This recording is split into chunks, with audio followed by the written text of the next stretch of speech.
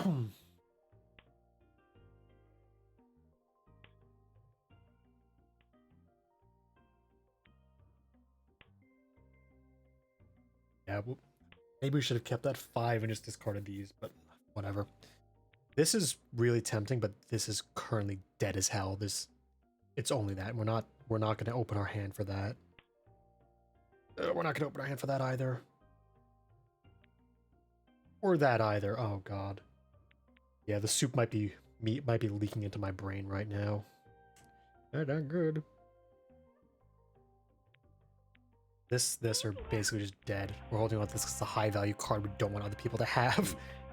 Oh my god. Yep. I'll just put an emote out, which doesn't look like anxious. This just looks pissed off, but they call it anxious, so we'll believe them. That's all you gotta do it sometimes. You gotta just believe what they say. Oh, he just drew it. Good for you.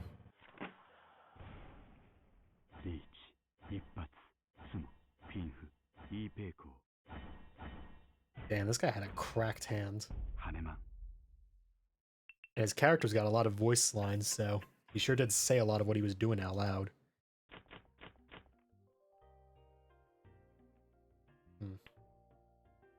This also looks like soup.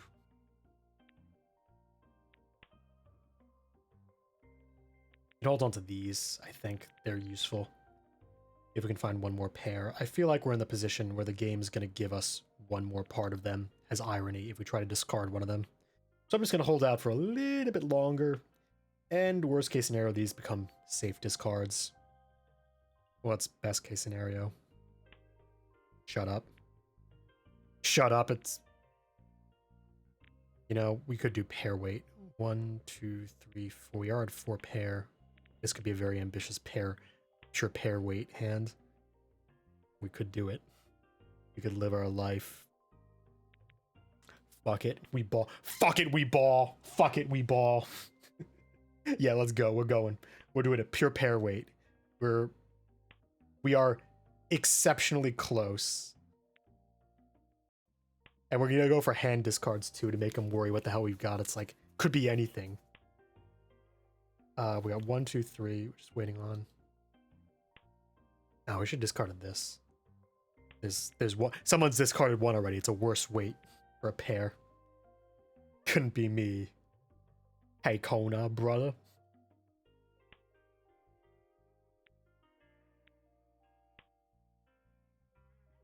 Highly erratic.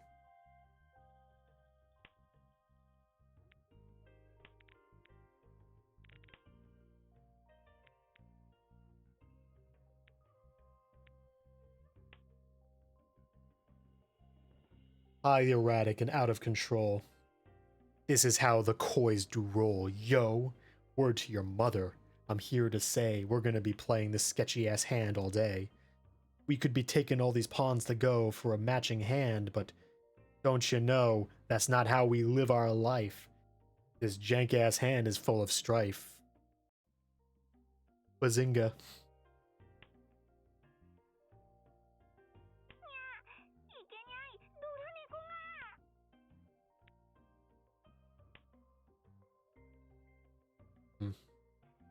This guy has dialogue because he's got the special edition. Oh, you've got Richie. That's not good for me. Yes. Could this be the part where our sketch-ass hand comes to bite us in the ass? Maybe. Possibly. Ooh, this is... We gotta bail on this. Literally can't find another one of those easily. Oh, and the East Wind's definitely a fucking weight, isn't it? So we're gonna hold on to that as our last discard.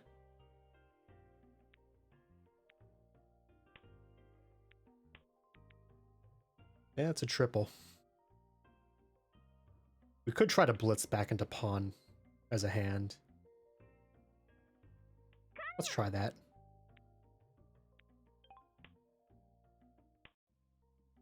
We'll just pitch these and clack these all off. I'm pretty sure these are all pretty open, so...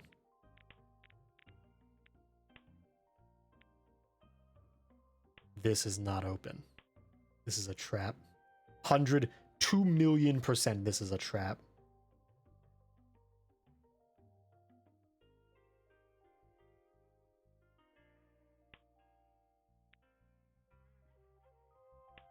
cannot drop this east. They might have might have to fold here. I really don't want to fold though. These feel like they're trapped too. These are probably safe. Oh my god, another one? Stop that. Stop doing that. Stop doing that.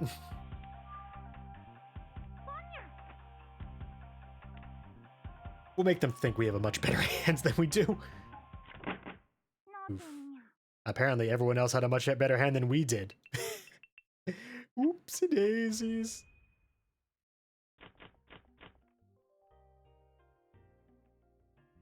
Death. Soup again. I'm tired of soup, Mom. Give me a real hand.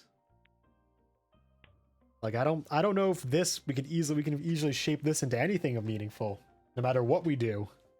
Like all our cards are very far apart in terms of number.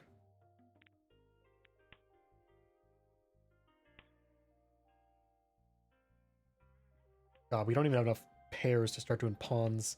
Go for the all pawn hand. Ugh. Man, this is gnarly. Ganar. And that does nothing too, because we bailed out of our one ball. We ain't got no balls left. We're ballless like a froth team. Because you know, froth has 0 balls. It's frisbees and golf. Frisbee golf. Why am I explaining what that is? Ugh. God, we have like nothing. I think we might have to actually just concede this hand. Ugh. We'll pitch the west wind. I don't think we're picking those up. Yeah, we can't pick them up. There's 2 of them already gone. Gonzo bean. Stop giving us these. Should we have taken these? We've been such a ballsy keep, but we're seeing so many. It's like, we shouldn't have taken them. They're not really good for us, are they? This is a dangerous discard because people want the bonus off of it, don't they? I know how you people who play Mahjong more than I have think. This is what, an 8-weight complete, and we're missing our 4th 3-card combo. What is it gonna be? Stop it! God, fucking hell, you damn bastards! Saying I should have kept those. You say I should have kept those, huh, game? I'm picking up that message, but you know, I can't read your fucking invisible RNG channel. Like, look, oh my god, we've just been so many good weights. Could have done repeating triplet. Stop that. We'll bail out of these. Use this as another pair weight. God, we've got to get rid of the 7 and the white, and we need to find something to do with either these or these. If this was our wind, we would be so much better. Hey, Sprockets, how's it going? We're playing a bit of Mahjong before I get back to the work I need to do on the animation thing. But until then, we're about to lose a bunch of points to this game because somebody's got a better hand than we do. Probably.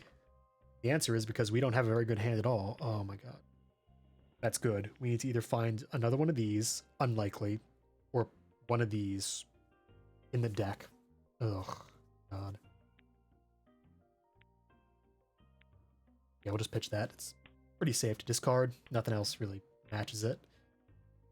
Hey, this is a miserable lurk. We got nothing else. These don't really pair off. Someone's definitely having 3 more of these. We can't discard that. Oh, never mind. I guess we'll be the guy waiting with 2 of these for the end of the world. And I know that the south wind's either in the wall or someone's safe holding it for the late game, so I guess we'll call here and just, you know, be in a concealed wait of random bullshit. It's anything. This is not a hand worth any amount of real points. It's just entirely soup, but... Oh, heck yeah, we'll take that. Cheap hand is good enough for me on a wait. Yeah, we're winning points. We're no longer in last place. We got 1 Dora tile, which is the green dragon, so 8k is not bad. We'll pull some of you guys out of position and move myself up. Dragging you into the underworld so I can at least secure a 2nd place finish, guaranteeing that I don't lose a ton of points. So this is 2 sequentials, 2 weight. This is garbage. These are sitting there. And we don't take that. And we'll pitch you, which is worth nothing. We can't get enough cards to move between a 2 and a 6 for any sort of bridge, so we just can take this and wait on a 7. Oof. Yeah, we're not the Northwind. We'll pitch that. Now we can just wait on another card here to possibly make this into something more. If not, we'll just discard it anyway. But now this part's flexible. If we get a 2 and a 6, or another 3 and a 6, we can turn these into several things. Oh my god, what are we doing? Are we on pair hand again? Like, come on, we're not the pair hands. We can't be the pair hand. That's miserable because we only got 3 pairs, like 8s, 4s, and 9s. This is a 7 weight. This is a weight on anything with chaff. We'll get rid of you. So this is 3, 4, 5, 3, 4. If we find a second 5, we're actually golden because that means we'll have a repeat of the same suit sequence, which is good. Is very good. And there's the wind that we should have kept because we always should keep them. Shouldn't we, game? You're trying to tell me that message, but I think it's a bad message. It disagrees with your target demo, and this is a weight we can basically just kind of sit our ass on because it's not going to go anywhere. It's just, I think we're going to discard out of this. Oh. We'll pitch that.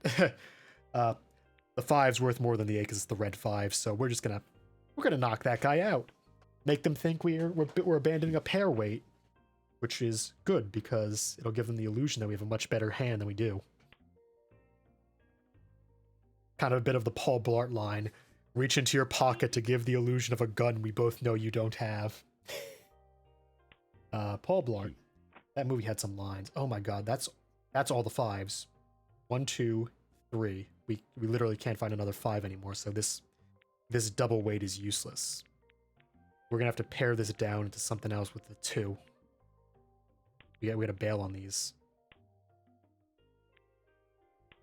Because we've seen enough information now that this is dead. 1, 2, 3. And this guy, I think, is going for pure bamboo.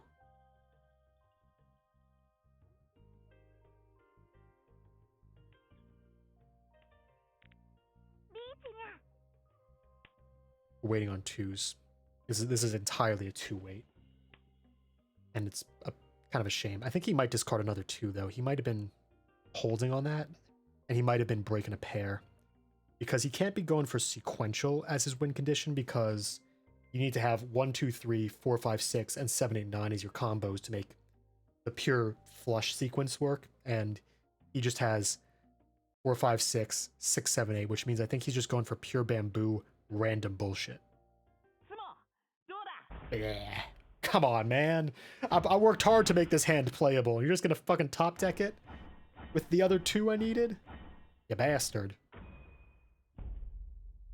You motherfucker. You son of a bitch. You're closing the gap on number 2 and me. How could you? God, we need to win this hand. Yeah. Ooh, yeah, it's not great. It's not great. 5, 6, 7, 8, 9. Oh, that's very tempting on a sequence. If we find the 4, 2, and 1, we can just do pure 1, 2, 3, 4, 5, 6, 7, 8, 9. But as it is, we're just waiting on the 4. Pitch that. Pair. That's our pair. If we find a 7 here, we can just dump this and wait and do a wait here. Nope. Okay. That's that is literally a pocket triple they don't know about. So now we're just waiting on a pair and then a 7. Like if we get the 7 here, your sequence, we might even be able to topple number 1. Like this is a very strong starting hand.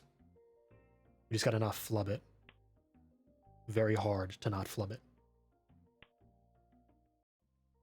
Please give me your energy game. I need the 7. Not that 7. I need the 7, not that one. And then we need either 4 or 5 here.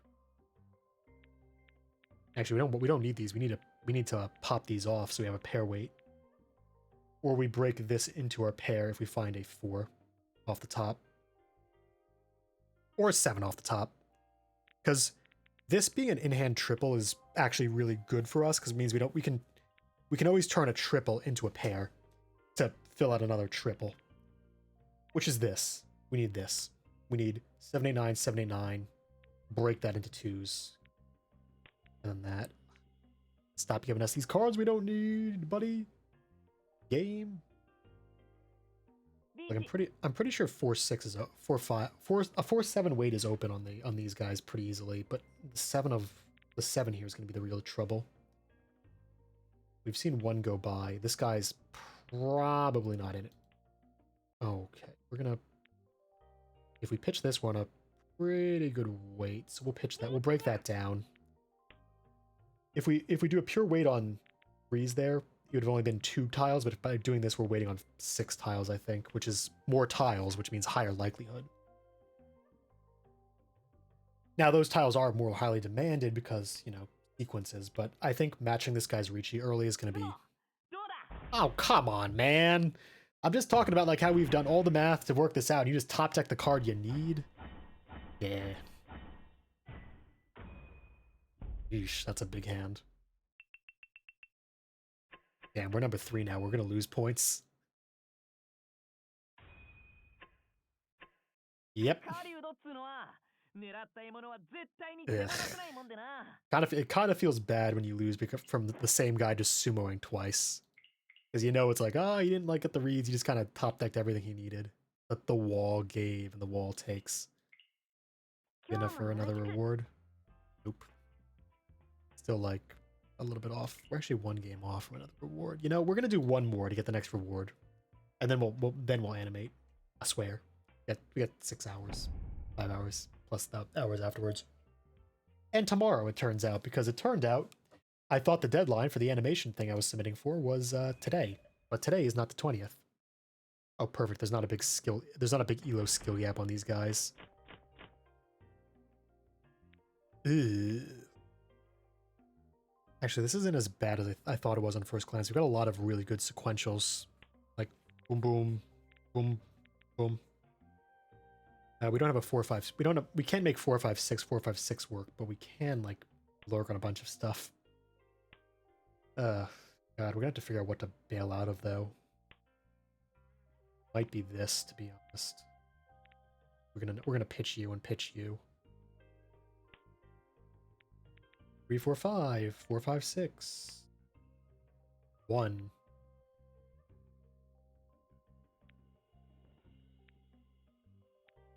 It's better than that. Objectively slightly better than something else. Plus if we're smoking the copium, we're 3 away from a pure triple, from a pure straight of 1, 2, 3, 4, 5, 6, 7, 8, 9. Yeesh. Let's keep smoking that cope. Copium! Yum yum yum. Copy yum yum yum. Yum yum yum yum yum. Yep. That. Get rid of you. That's a pair weight. Then we just need a 7 to make this work. Or something else. We pitch that out. Get something here. Pitch that out. We don't need it. So we're 1, 2, 3, 4. That's our weights. Or this is a weight. We'll use this as a triple. Yeesh.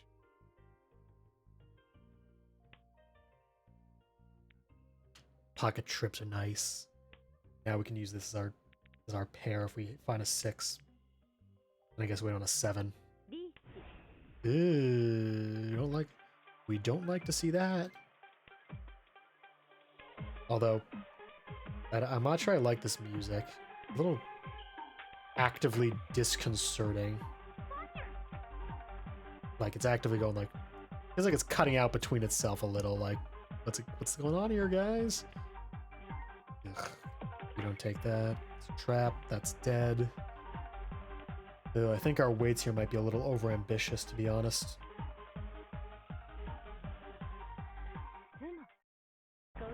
Oh, come on, you top another top deck. Ugh.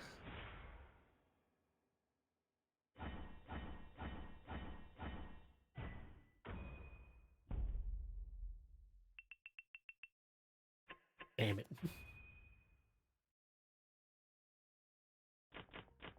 And now we're in last again. Lovely. Okay, these are easy tosses. This is actually very good. We can do a wait here on this. Just gotta find something to do with the rest of our hand. That's the soup section right now, which is this. If we find a 5 here, we can just pitch the 1, do a pair weight, 7 weight. We're not gonna pick that up because we don't have a pawn hand, so it doesn't really matter. You know what? I feel like the universe is about to hit me with irony. We're gonna hold on to a dragon. We'll grab the dragon tail. Worst case scenario, we just drop it in a minute, but I think right now we can afford. Ooh. Maybe. Maybe. Yeah, we'll take that. We'll make this hand a little cheaper than it is. So we're very close. Oh, this is not very close. That breaks up everything we have. 2, 3, 4. Actually, no, we'll break this. Actually, that's a good break, I feel. Trying to wait on a closed match is probably too far at this point. Plus, it gets rid of our pair, which is these. We can't use it as a pair anymore if we have this. Oh, okay. Guess we're just good at the game now. The game's saying we get to win. Thank you. Cheap hands, baby.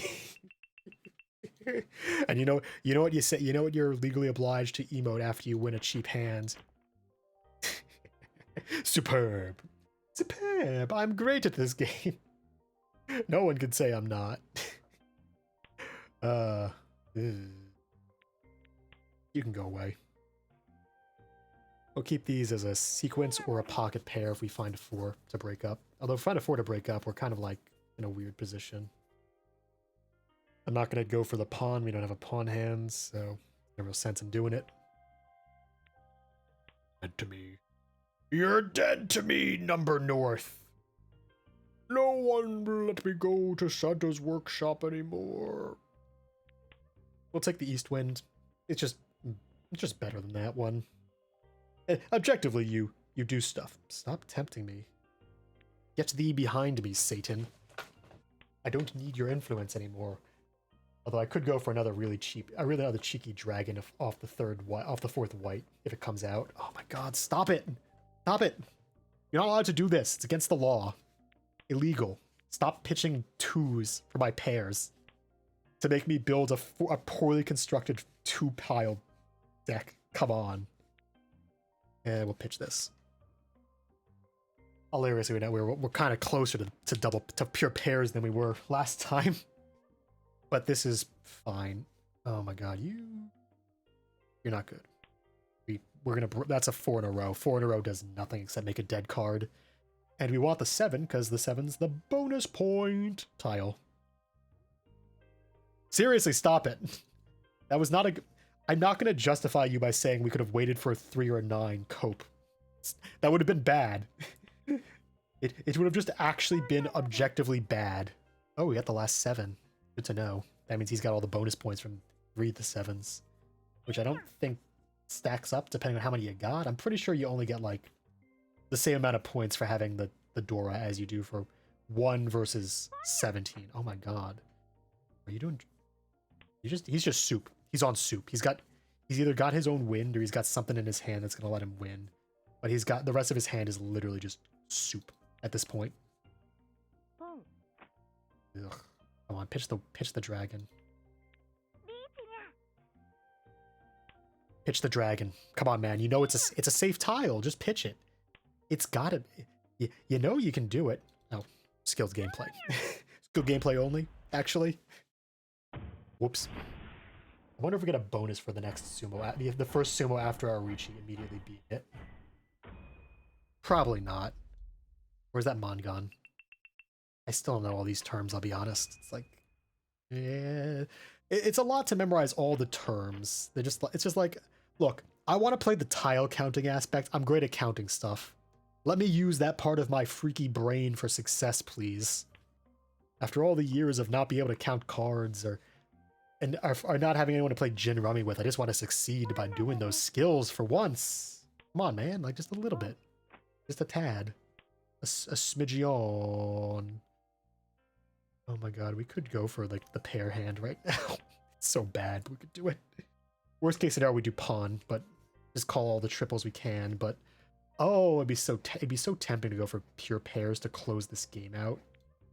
Like look at it. 1, 2, 3, 4, all in the beginning. We only need 7 pairs. We can just like start pairing these things off. And this is such a good pair weight hand too, because oh, there it is. Never mind this. There's sequential stuff. I guess we'll bail. Nice. I guess you're gonna be our pitch, and you're gonna go ways too. Nope. We're not gonna take you. You don't do anything. Yep. There's an argument to maybe we could have pitched the red there. Oh, never mind. He's just got something. I think that means I solidify my second place position, though.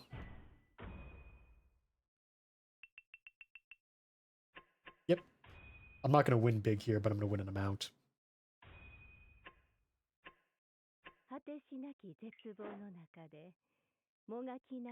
Oh, I'm real close to that gift, but as I said, I promised as soon as we got this next reward, that's all we need. Oh, we got a new daily. Nice. Claim all. Nice. Free gifts. Oh, and story review. Which we're going to skip because I'm pretty sure this just gives us... I don't know who these characters are. I'll be honest here. I do not understand the delicate plot of Mahjong Souls. The characters do stuff for anime reasons and beat each other up. Delicious cookies. Oh. You know what those cookies are worth to me? Money. Oh, actually, you know what? Hold on a second. We're very close. We can actually do a gotcha spin, guys. Let's do it.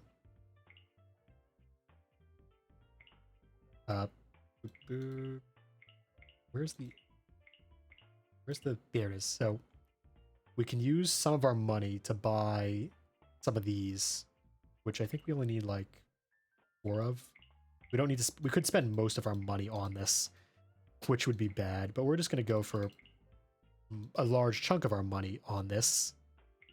We're down to 30k again, which means we can't do high-end gambling for a while, but we can do a gacha pull, and as a free-to-play gacha member, a man addicted to winning gacha for free without paying any real money to games, I fucking love this. This is what I live for. Please give me your energy, chat. I need it to make one more ticket. I just want a character. I just want a character, guys. I just need a character that looks like a dude. I don't want to be basic cat girl anymore. I want to be someone special. I want to live forever close to the sun. Let's pray. Pray.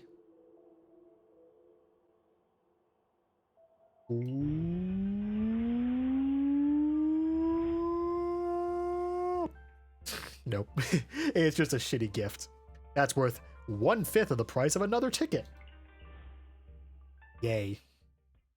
I sure do love how we're going to need to buy another 142 tickets to get a free pity character. Because all of the characters cost the same. Like, actually just cost the same. It is this game is incredibly shitty at gacha. The rates are actually just the worst. Look at this. 5. Thanks. Thanks. Great. I love it here, folks. Yeah. Yeah, like we're nowhere near the next like reward, which is like 2k plus away, or only 2k, a little less than 2k away, but we're not there. We ain't gonna get there. Oh, there's a free gacha pull if you get to like this point of the reward. That's cool. Oh, there's another free gacha pull. There's a lot of gacha pulls on this if you hit the high levels of grinding the events. And of course, these are just more ways of grinding event currency that we're not going to use right now. Because we're a good boy, and we did make a promise that we'd do art again. We're doing art.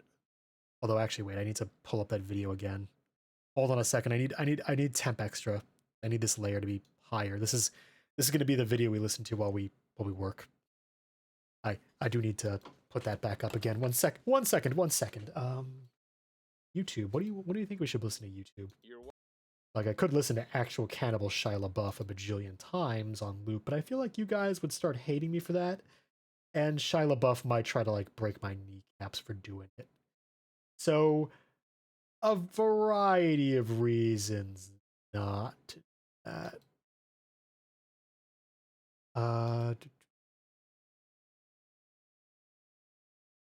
What if we do some Down the Rabbit Hole? I think that'll probably work out. We could listen to the EVE Online Down the Rabbit Hole again. Wouldn't that be amazing to do another 8-hour React stream to his 6-hour video? No, we're gonna do. Does he not have an archive for his Down the Rabbit Holes? Yeah, I think he does. Oh damn! I remember when his videos looked like this. It was the early days. We're gonna also make this small. Koi, we're gonna have to just cover you a bit. Sorry, Noodle Koi. I know you want to show off that you're the best boy on the land, but currently we just need a little bit of a thing above you to start working on this. And actually, we'll save Noodle Koi. Where are you? Come forth out of the darkness, Noodle Koi. Join the light again with me. Actually, you should probably be in front of me. Hey, there you are. Pat, pat, pat, pat, pat, pat, pat. Pat, pat. Where's my mouse? Where's my mouse? Pat, pat, pat, pat, pat, pat, pat, pat, pat. There you go, buddy. Hey. Anyway, though, it's time for some animation art. I need to fix up some frames, and I gotta fix them now, so it's time to go, go, go. Now that I pop this audio up. Let me know if the volume mixing is a little poor on this. I'm gonna also just step to the side of my room and grab myself my water real quick. I am thirsty.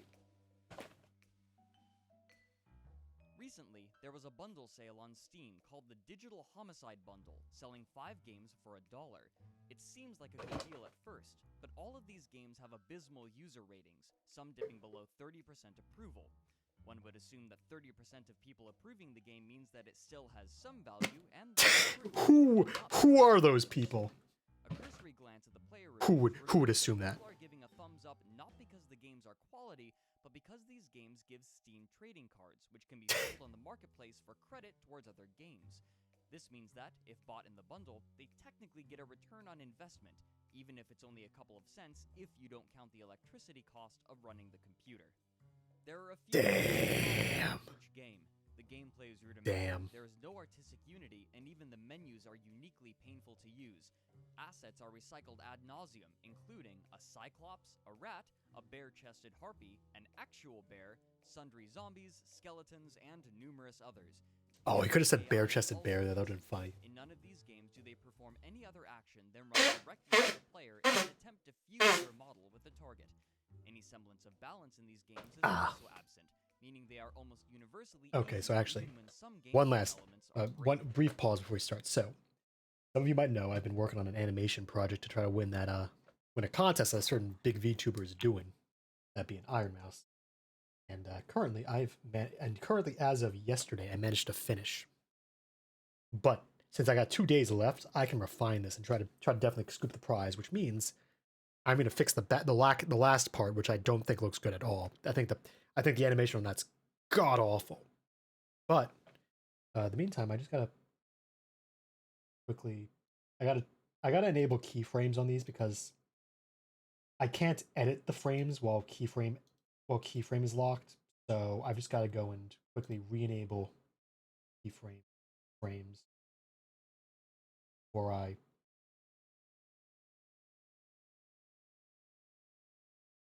There it is. Okay.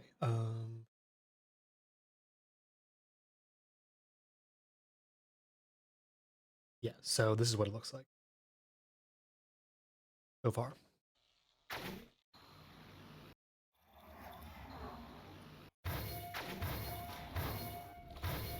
Dude, watching you play, like this from a week ago, it's like night and day. How do you get so good? Me? Yeah, you're like way cleaner with all your stuff. I practice. I should probably make that fire effect last a little longer. I think it's a little too quick. Ah, look at that look. Look at the little beetle dying. I think it's funny. The audio sync on this kind of sucked a little. But the big things here is that last part I do not like. I do not like how that turned out. I think I hit the wrong area between chibi and the wrong area between cartoon, simple, and anime aesthetic, and it just looks cheap. So this entire sequence, like this to this, and the final head, I think this does not look good. I need to redo this more carefully.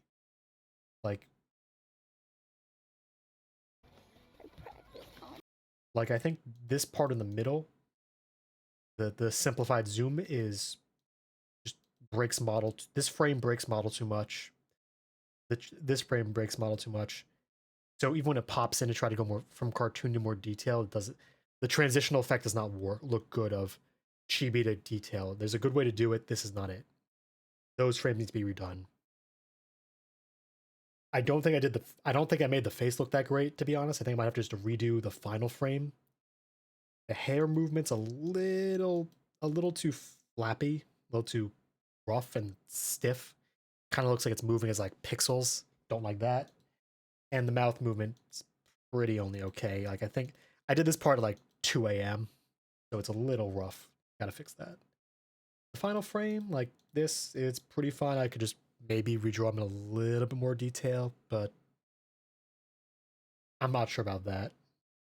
But we're gonna first off start with the easy part of redrawing this explosion. Which, to be honest, I'm really not satisfied with. Anyway, it's easy to fix, though, unlike everything else, because what I'm gonna do is just make heavy use of the cloud brush effect. So the goal for this frame was to make it look like Sentai, like Super Sentai, like a Super Sentai explosion, which is the classic Power Rangers smoke behind you. And I think I might have gotten a little too light with the light part and not dark enough. To fix that, I think I'm gonna go and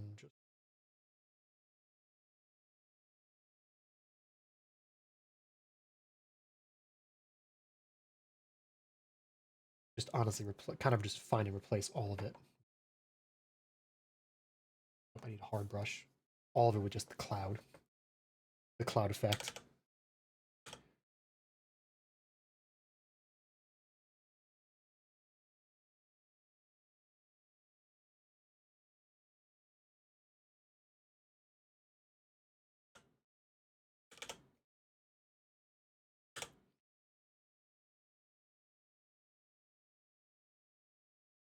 Which also means I think I might use the dark effect. I'm pretty sure these things are like actually a little bit more dark because they use just massive dye piles launched into the sky instead of like colored explosion.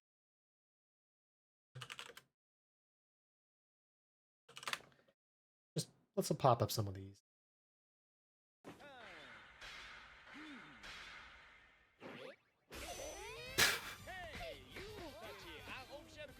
Oh my god. This is not what I thought it is. Fucking Akiba Rangers. The Power Rangers official, pseudo-official season where it's 3 weebs from Japan who become weeb-based Sentai, and then they encounter the American Power Rangers from America, who are like, you guys are knockoffs. We, the American knockoffs, say.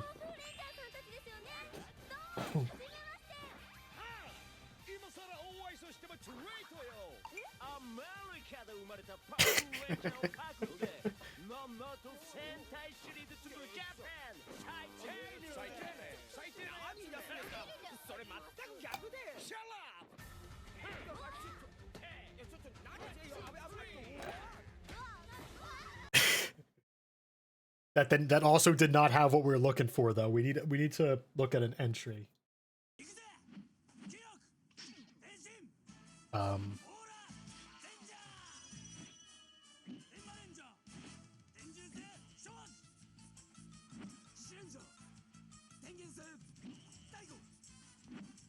this is also not what we're looking for. How hard is it to find a Sentai explosion?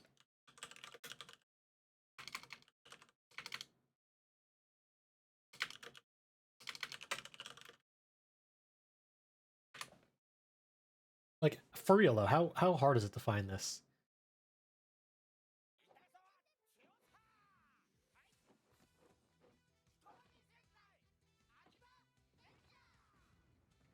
That's just a normal explosion. Where's the color? Okay, there's one.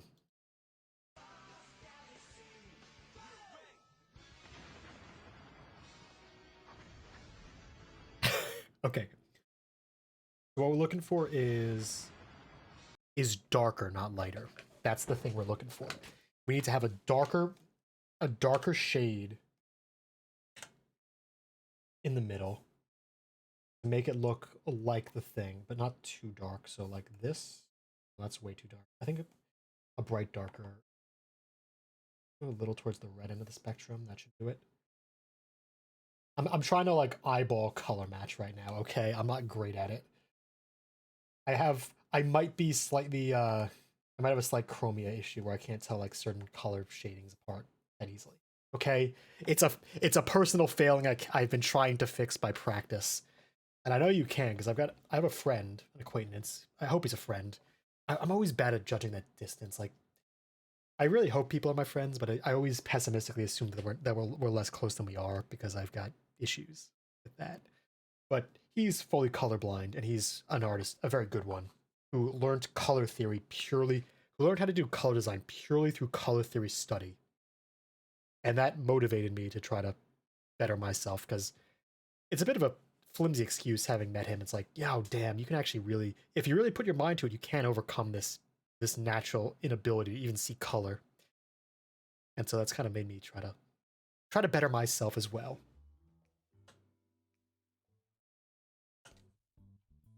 At first, it's easy to think that the name of the pack, Digital Homicide, is a catchy way to bundle multiple games together, but it actually refers to the single developer of all of these games, Digital Homicide Studios.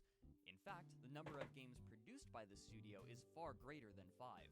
According to the official Digital Homicide group page on Steam, there are 18 associated games.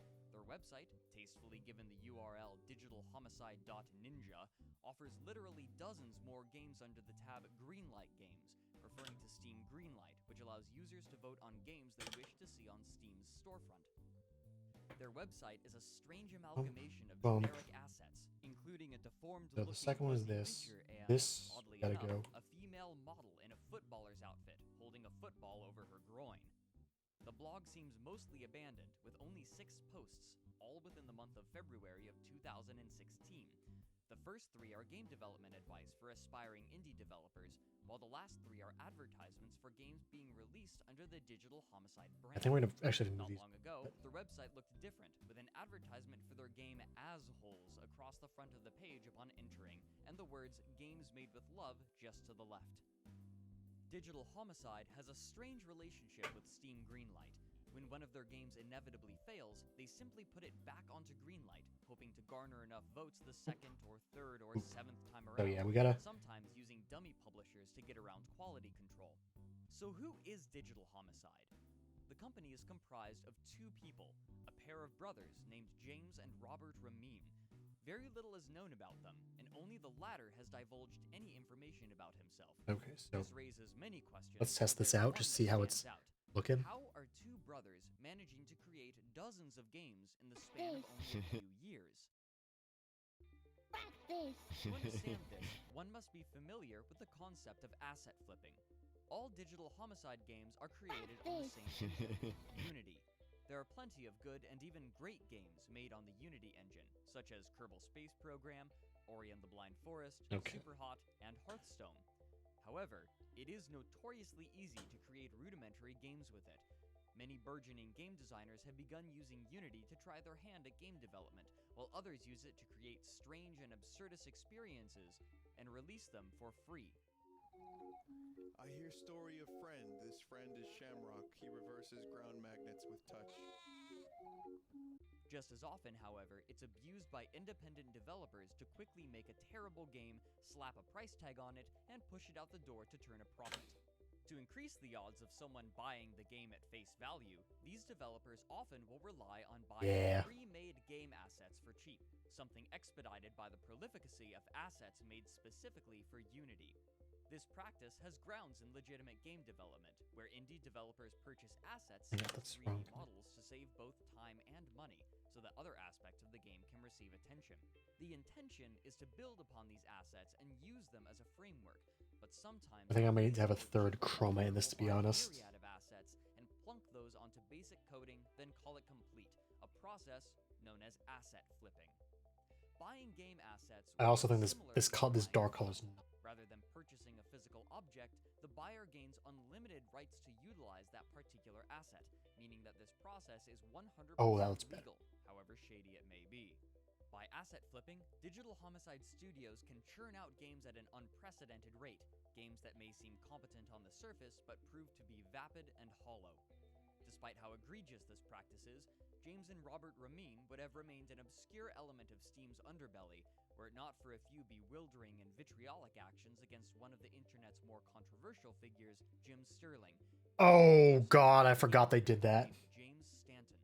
There's a significant subset of content creators on YouTube who enjoy making videos about terrible games, and Jim Sterling is one of them. Among the many topics he covers in gaming, he has a series called Squirty Plays, a gag based on the popular Let's Play videos. In these, he chooses games that, to him, seem obviously squirted onto Steam to make some quick cash on gamers who don't know any better, and plays them without researching them beforehand as a first impression.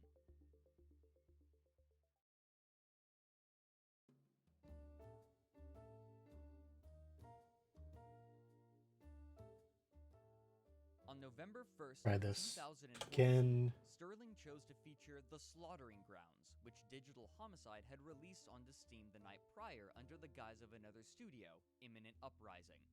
Predictably, the game was low quality, but Sterling seemed more confused than disgusted during the 10.5-minute long video as he scrambled about through the pre-purchased assets in an attempt to find ammunition for his poorly stocked weapons.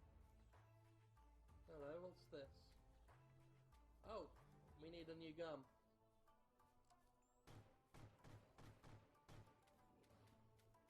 I got nothing. Enraged by the negative reception, James and Robert Ramin took to YouTube themselves in an attempt to strike back at this slight.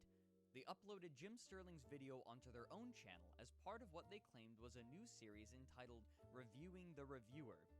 This video had text overlaid. Bro, why did they care? They literally make shovelware for a living, like. Quote, "Hello, this is Jim Sterling and I am a fucking idiot. Don't believe me? Well, just watch this piece of shit review I've made."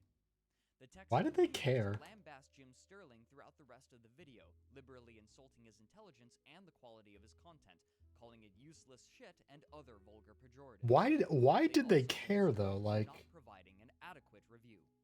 Jim Sterling possibly like they actively make shovelware. Like, why did they care about this? Brothers' re-upload, but instead replaced the original audio with unscripted reactions to the text. Here, he retorts that the Squirty Play series isn't a review. Actually, you know what I should probably do? I should probably do the explosion effect here. Actually, that'd probably make the last few frames look better. I'm Sterling, and I deliver accurate review. It's not a review. I told you I would tell you the bug of landmines work, and you can depend on me providing you with more useless shit reviews. In a fit of recursion that would make Christopher Nolan blush, the Ramin brothers uploaded a response to Sterling's response, though this time they did another one! They only used the audio from Sterling's response and overlaid white text on a black background, again riddled with poor grammar. In this slideshow of text, they claim that by purchasing pre-made assets, they are assisting with the production of further games and, thus, the cycle of game development. This misunderstanding of economics is forgivable, but their other claim is much bolder. In a strange confusion of fair use law, they ask, how is it okay to commit 60 frames of copyright infringement a second for 40 minutes and then get paid for it, referring to the use of game footage? They then accused Jim Sterling of contributing to the practice of, quote, unfair reviews, and thus affecting the livelihood of many people with low rates. Oh This god. video was followed with something. What is irony?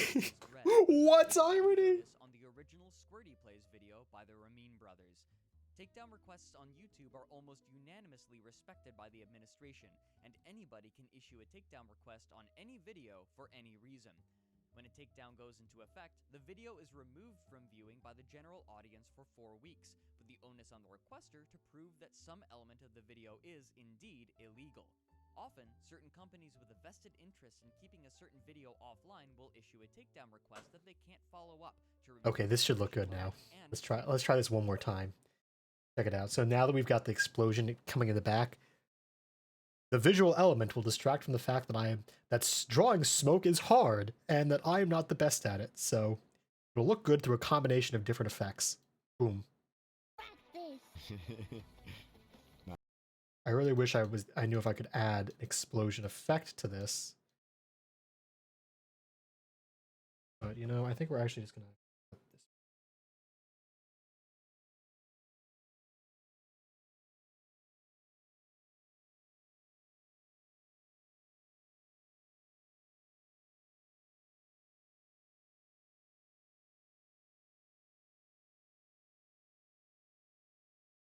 Order. Yeah.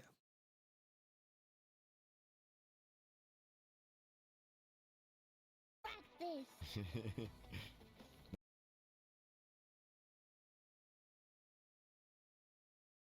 This one we are gonna have to fix though. The explosion's occurring a little too high. So we're gonna have to lower it a fraction. And then we should probably mushroom it out to make it look better. So we're just gonna redo this part here. Cut that bit, cut this bit in here. Bottom, nice wide, like a good old classic Power Ranger explosion effect. Boom. And this one we should try to mushroom it out, so we're gonna have to feather it all around. So, step one, it's gonna be pretty wide side.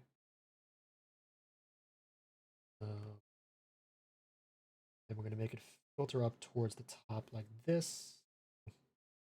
A lot of this in the middle, and we're gonna here make it cut in like this, because with an explosion like this, it's probably not gonna look like door like in the. It's not gonna be one. It's not gonna be 1, 2, 3 just sequential layers. It's gonna be nice and a nice bit of like cutting where the bright parts of the detonation elements kick in harder. So it's gonna be a little splotchy like this. Honestly, we might even put a little bit of the red in here.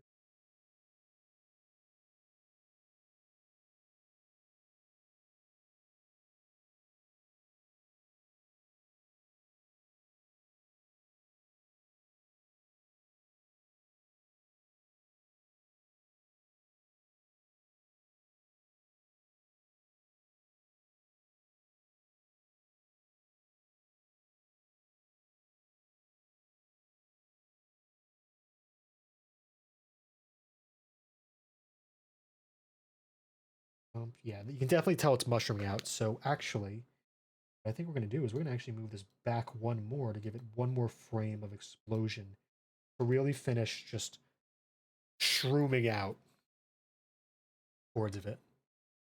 So now we go boom, boom, boom. So it's on the sides, orange. In the center, a bit more orange as the flames start dying in the middle. We'll have a little bit of a core like right here. Not too much more. Then we'll do this here, of course, to get of the flaring out to the sides. Not just a very small one.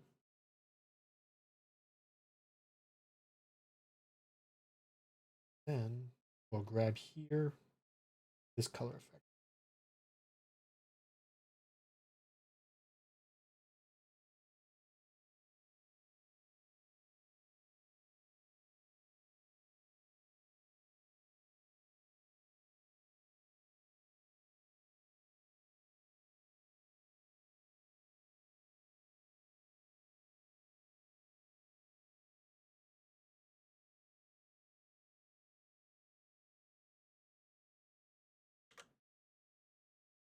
Okay, this part I think we're gonna have to curve a little. We're gonna a little bit more like a little bit more of a curve.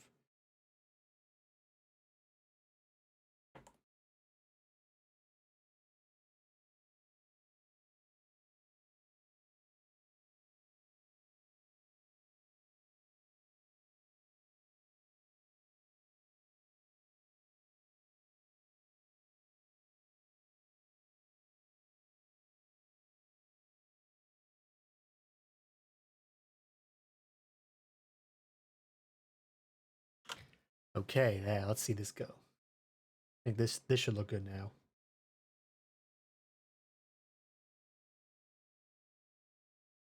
Practice.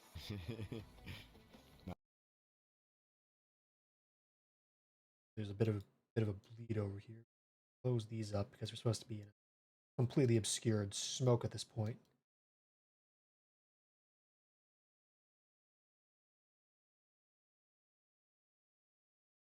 Honestly, you know, I think we could probably add one more color to this explosion to give it some real touch. The typical the dark red, the dark harsh red on the outside, which we saw in the explosion. Pull that back up for a minute to get that reference again. Yeah, let's see. Oh, you know what we're doing? We're inverting the colors. It should be darker on the inside, lighter on the outside. We're missing that nice dark red on the inside. Let's go for that.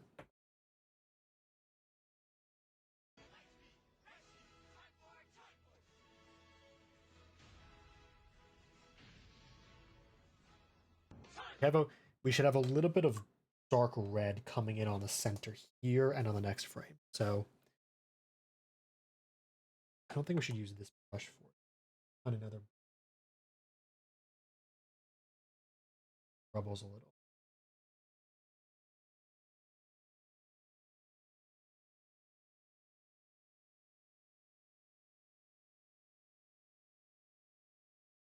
Nope.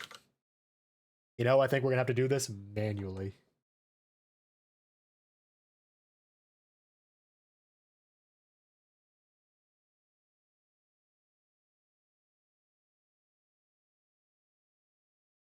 Which is hard because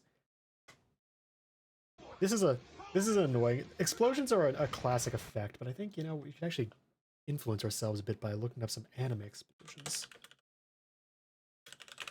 Because anime is always looking at other people's animations is always a very good source for it because they find all the neat tricks to how to best do it.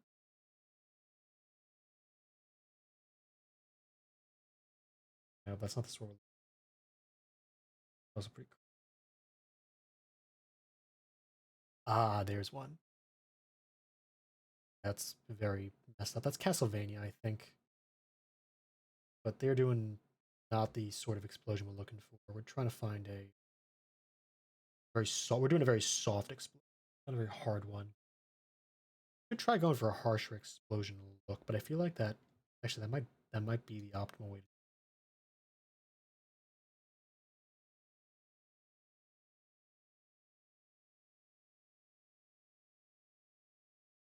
Now that's the big think here. Do we want to go hard? Do we want to go soft? Because the explosion we've had in the back for the smoke is very soft. It's very soft smoke effect. But we could go for a harder explosion to contrast that. That could look good. But at the same time, I kind of like the soft one going right. We just chip in a big red. I think we just chip in a nice dark red and make it work.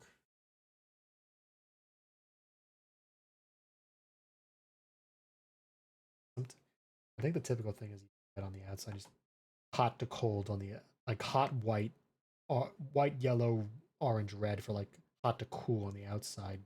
But oh, for the explosion we're trying to emulate, they're actually like they got just a lot of crap on the inside, don't they?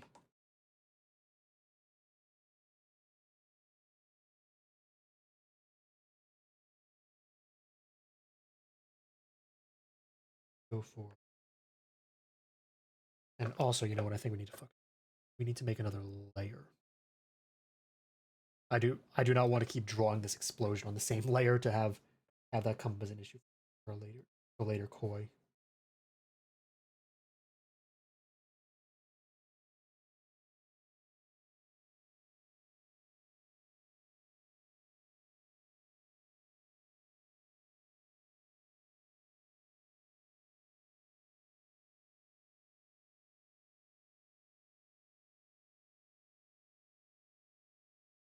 I do not like that. Ooh, we might have to do this explosion from scratch. Hmm. Hmm. And I said this would be the easy part of what would be reanimating.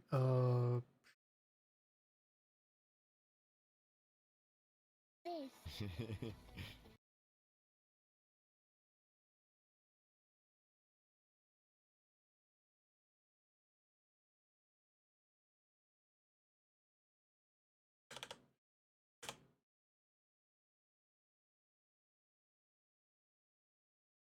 We'll do this. We'll redo this part easily because this part should be way more mushroomy shaped on the bottom because of how we know this effect looks, having looked it up.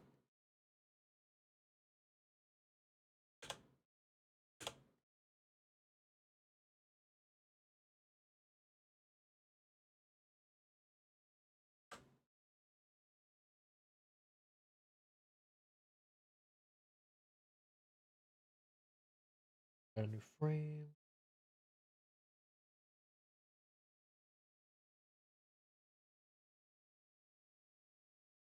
This. Practice. Nice, nice. I think that's passable. I practice. Nice, nice.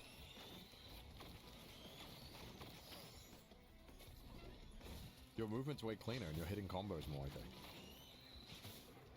I practice all my practice. Aw. And yeah, I think that last bit's what we definitely need to fix. So, back to hearing about digital homicide being a bunch of dipshit. And Punish the content then, creator by cutting again, their revenue. stuff. Digital Homicide, however, backed up Aha. its takedown request to the media. Oh my albeit God. With more poor grammar, stating that, quote, It's "There are so- countless negative review videos posted, Why was this the including point when they- Sterling videos, and only one Why was this the point where they video grew a the spine? That was ECA so filed weird. on it. The reason is we have a legitimate claim that we can prove a violation of our copyright, fair use is not blanket immunity, and damages. They went on to say that, "We believe the unbiased perspective of a court will agree there has been a violation of our copyright, and for this reason, we will be pursuing an attorney and proceeding with our complaint."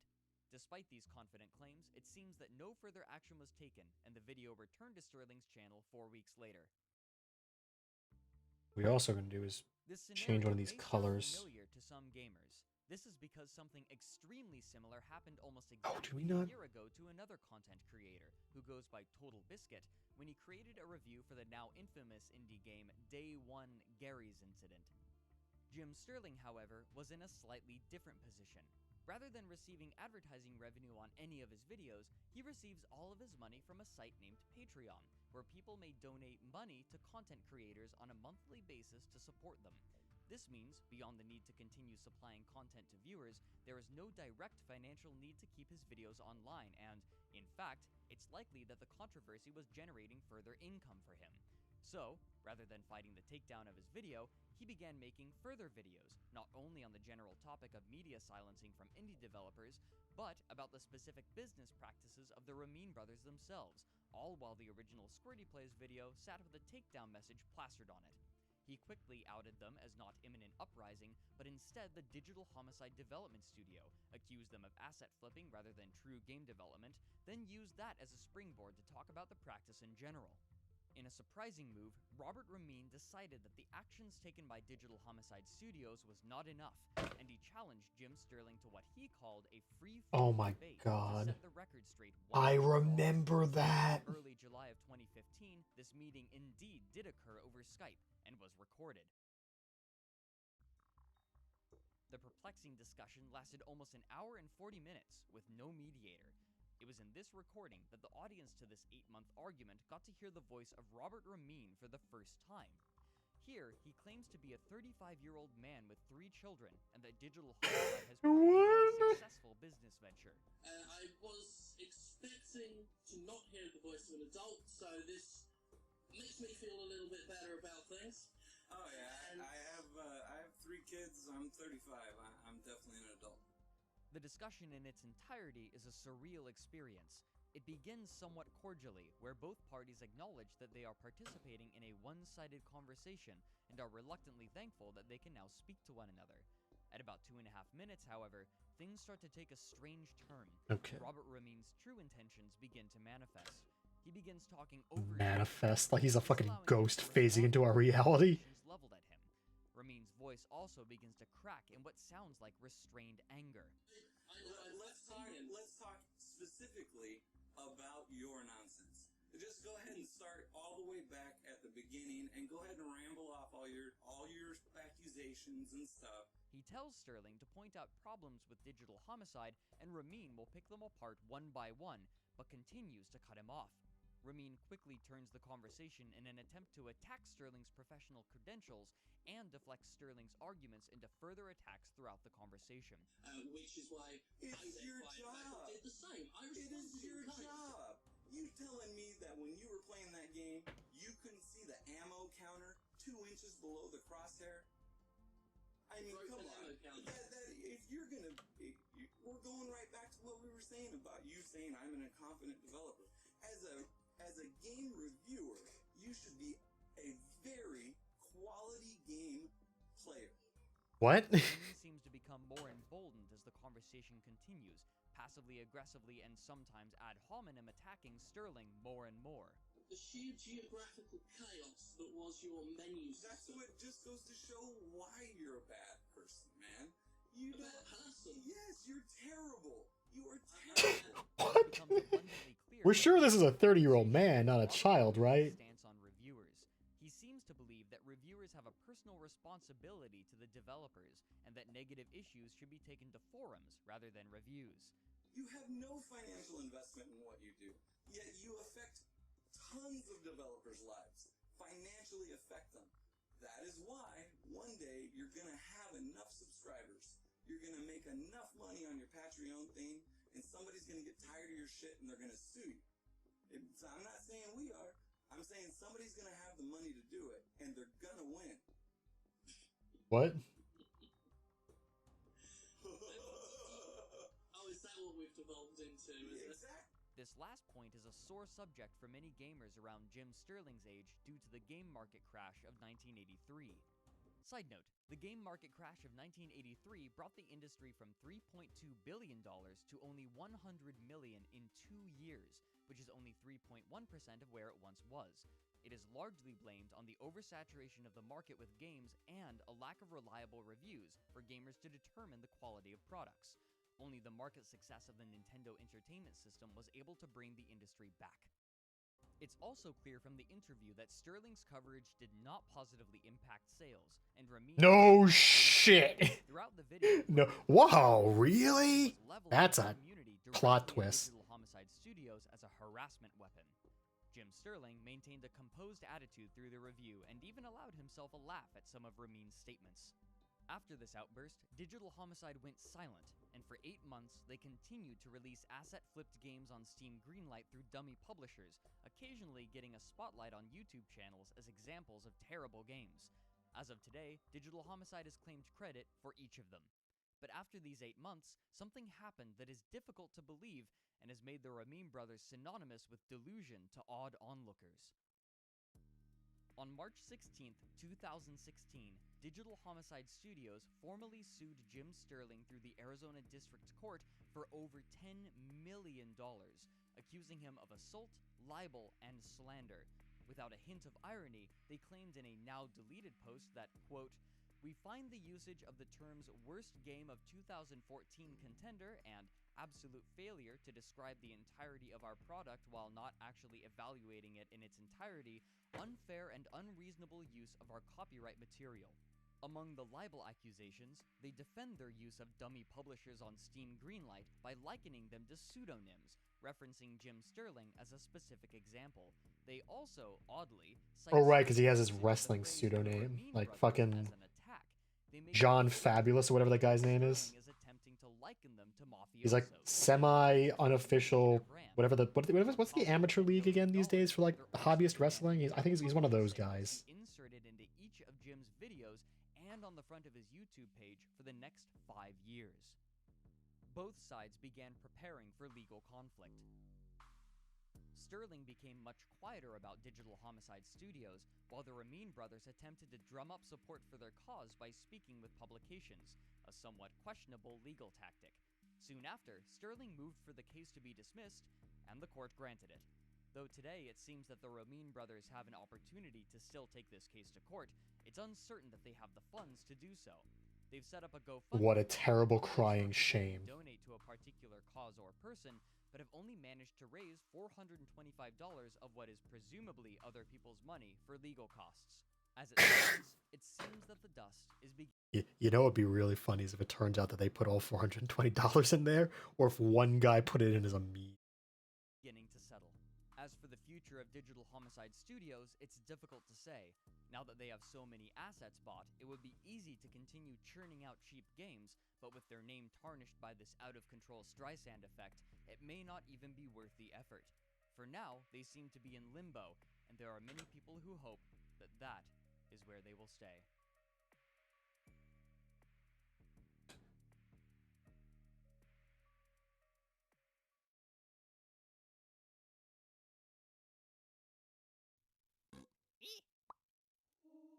Down the rabbit hole.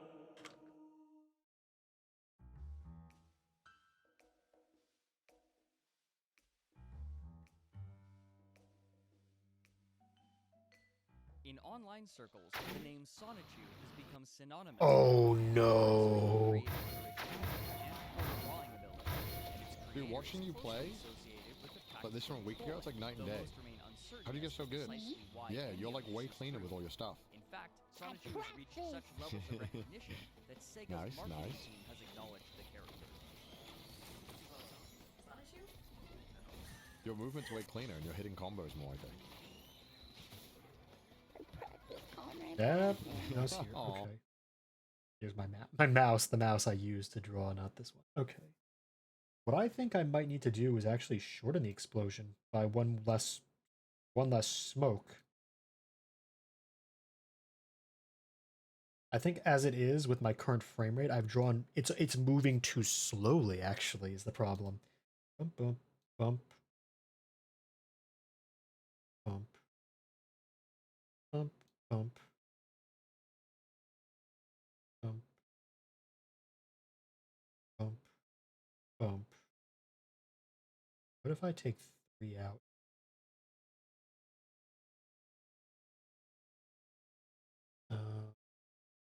I practice. I practice.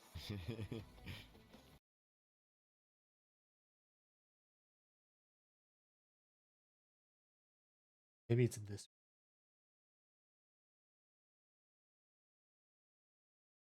Practice.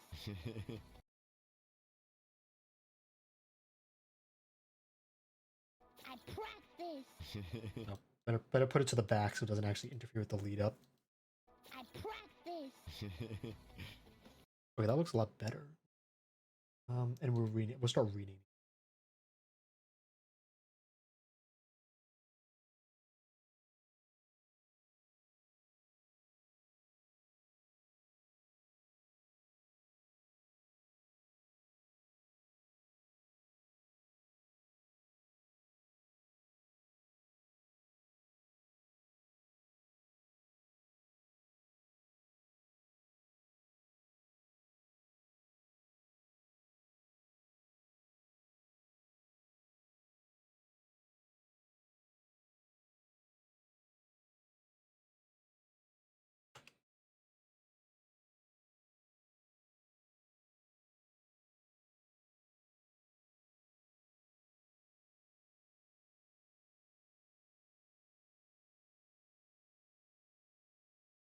I practice. Nice, nice.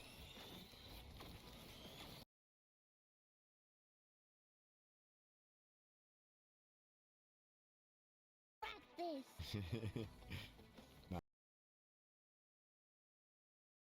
Make this one last one frame longer up here. Practice. Nice, nice. Okay, that should do it on that. Oh, neck crack. Oh, I'm out of water. Water pours, step 2. I'll let you Googaloo. Haha.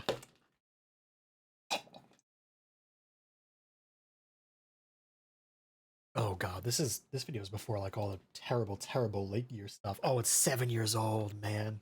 I wonder if he is gonna do a tag back in and be like, oh damn, this shit got fucked. At first, it's difficult to understand how the comics came to receive so much attention, especially when they are of such poor quality. It features artwork that looks like it was created by an elementary school child, and the panel structure Gotta do more shading on this one, to be honest. numbering the text blocks so that the reader can determine what text goes where. Even then, it's difficult to follow. No. Writing, which often takes up so much space that Alan Moore is put to shame, uses and misuses Bro, the Alan Moore dunk. within confusing grammar structures. The plot is nonsensical, the characters are shallow and one-dimensional, and the main protagonist is a self-insert of the author whom every other character loves and respects. Even the setting, Quickville, is named after his initials. So what about it garnered so much attention? What sets it apart from other terrible self-produced media, and how did it become such a popular social phenomenon? Right, with the answer oh has my to do with the god. comic itself and much more to it, Ugh. as well as the internet denizens who first discovered him. On the Something Awful online forums, there is a group of people who enjoy learning about and communally teasing strange and often mentally handicapped people from a distance, similar to the way that reality shows will gawk at people with strange, unique hobbies. In October of 2007, while discussing one person in particular, the topic was entirely derailed when a user offhandedly brought up someone else. They wrote their own real-life account of the person, stating, quote, "This guy used to leave business cards at my school's library where he would hang out for hours looking for a boyfriend-free girl. This is how I first learned of him. From here, I developed something of an obsession, culminating last summer when I made a special trip to a gaming store and local hangout where he had posted he would be. He was every bit as Aspergic as I had imagined. I present to you, Sonichu." You can't say that anymore. This was followed by a link to a website hosted on Tripod. So, Though the 9 frames of lead up, this website is several mostly frames of filled with talk. broken JPEG Let's do images it. and seems largely lost, the posts from some of the forum members paint a bleak picture. One comments, "Well, I think that link gave my computer HIV. Don't visit it if you value your sanity." Another states, "His page reminds me of a grand mal seizure," likely referring to dazzling and mismatched colors common to personal websites of the time. This website was filled with hand-drawn Sonichu branding, as well as the first 7 issues of the Sonichu comic. It was here also that the interested parties discovered the name of the man behind the creation, Christian Weston Chandler. In fact, it was difficult to miss. His name and his Okay, I think that initials, I think the were body plastered here all over the is website in as many probably places close as he enough to could fit it. find. But I think I should probably Forumites redo were that quick too. to notice his embarrassing We'll entry redo into the body after we do the PlayStation head. Parappa the Rapper contest, which he had ungraciously lost, calling out the winner as stupid and no good while parading a website of his own creation, declaring himself the winner. Kick, punch, it's all in the mind. If you want to let test me, I'm sure you'll find that you all things that I teach you. A couple of the members gave their own personal accounts of him as well, discussing how he got kicked out of a college one of them attended and that he wears a Sonichu necklace everywhere he goes. Some of the members, however, seemed unconvinced of Christian's authenticity. One states that, quote, "I'm pretty sure this is a relatively elaborate joke." This disbelieving attitude continued even when Oh, if only it was. public MySpace. Oh, if only it was random civilian man of 8 to 10 years ago. Oh, if we'd only been so lucky. Oh god, if we don't be so lucky.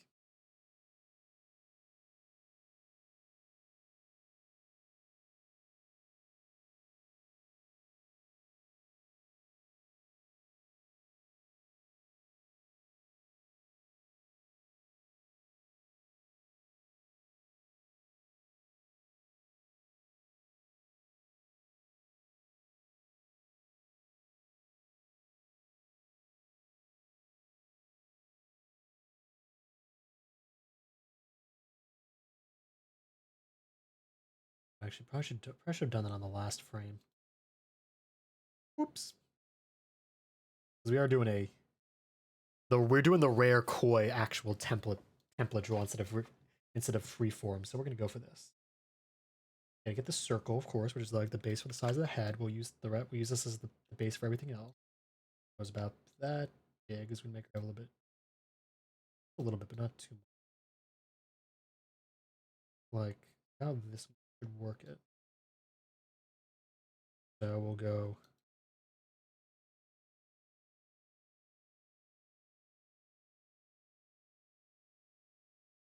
We'll call it ball, by the way.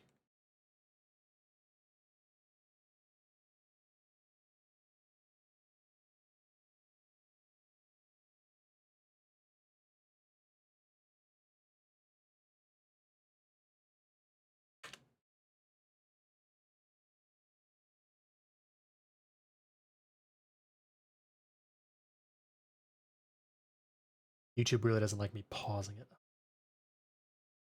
Just lock it into 720, I think. Actually, you know, it's real small. You guys can't see it anyway. It's 480. Make it easier. Relatively elaborate joke. This disbelieving attitude continued even when information was pulled from his completely public MySpace page, where it was learned that 2 years beforehand, he had been kicked out of Target for loitering. He describes this activity as, quote, hoping to find an 18 to 23-year-old boyfriend-free girl like I usually do. His demands for an eligible bachelorette were also on his MySpace page. They included that they be white, under 230 pounds, between the ages of 18 and 24, and oh right, he used to have like that. Things he could not tolerate in a partner included the person being a smoker, an alcoholic, real ugly, low functionally mentally handicapped, seriously physically deformed, medium or dark chocolate, and autistic. Despite the dubious ethical nature of this list, the incredibly dubious nature of the list. Being autistic.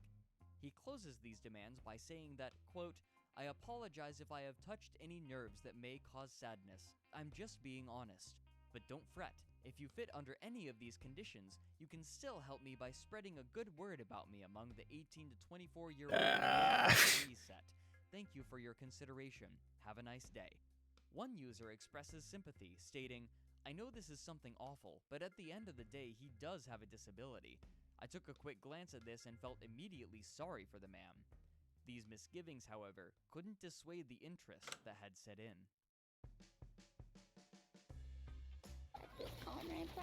Inevitably, Christian was discovered by a different forum, 4chan, which had been popularized due to the way that all the users remain outwardly anonymous when posting. They began researching Christian on their own and pored over his comics. It didn't take long for them to discover that these comics served as less of a creative outlet for Christian and more of a fantasy fulfillment.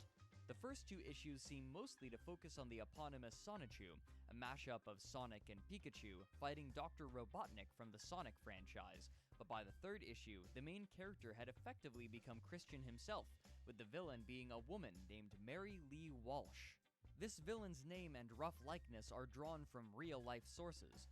While Christian was in community college, he had posted signs around the main campus building about his quote, love quest, which included his stringent demands for a romantic partner. When Christian refused to stop posting these signs, as well as holding a similar sign while loitering in public, Walsh attempted to talk him down in her office, but this only resulted in Christian mailing a threatening drawing to Walsh's house. He was then banned from the campus for a year and required to take anger management classes as well as receive psychiatric help before being readmitted. Christian internalized this by demonizing her in his comics as a stereotypical Saturday morning cartoon-style villain with the same name. due to frequently being thrown out of malls and stores for loitering with his quote, attraction sign. Offending security guards and store managers are similarly demonized in the comics as villains for Christian to defeat, calling them jerkops and mana jerks in a childish portmanteau involving the word jerk. Playing off of Christian's hatred for homosexuals, members of 4chan began crafting crude, lewd drawings of the characters from his comics engaging in homoerotic situations. Along with this, which sure was ironic given what happened later in the arcs, as they call them.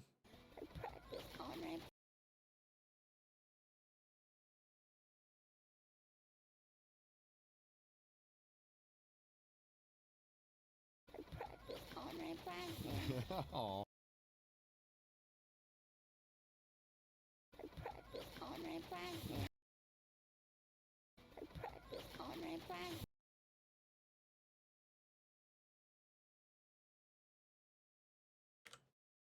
We'll lock in that with a save, and now it's time to start doing the body work. Mostly the neck here is the key part. Figuring out where we're gonna put the neck is gonna be big because we gotta figure out the body alignment. a few candid photos of Christian were revealed from his favorite hangout, a game store called The Game Place. On November 3rd, only 7 days after the original thread on Something Awful was written, a page about him was created on a website called Encyclopedia Dramatica. It's difficult to describe the site itself.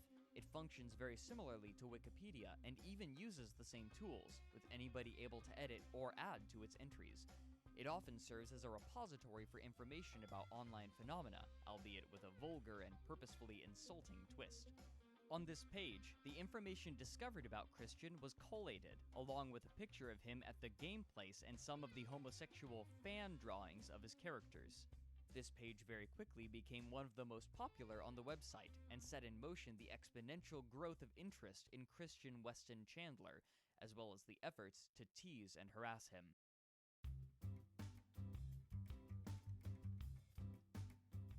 It wasn't long until Christian was alerted to the page made for him on Encyclopedia Dramatica. He initially seemed to misconstrue the attention, taking it to mean that his comics had increased in popularity. He also seemed to think that those talking ill of him on the Encyclopedia page were not malicious, merely misinformed.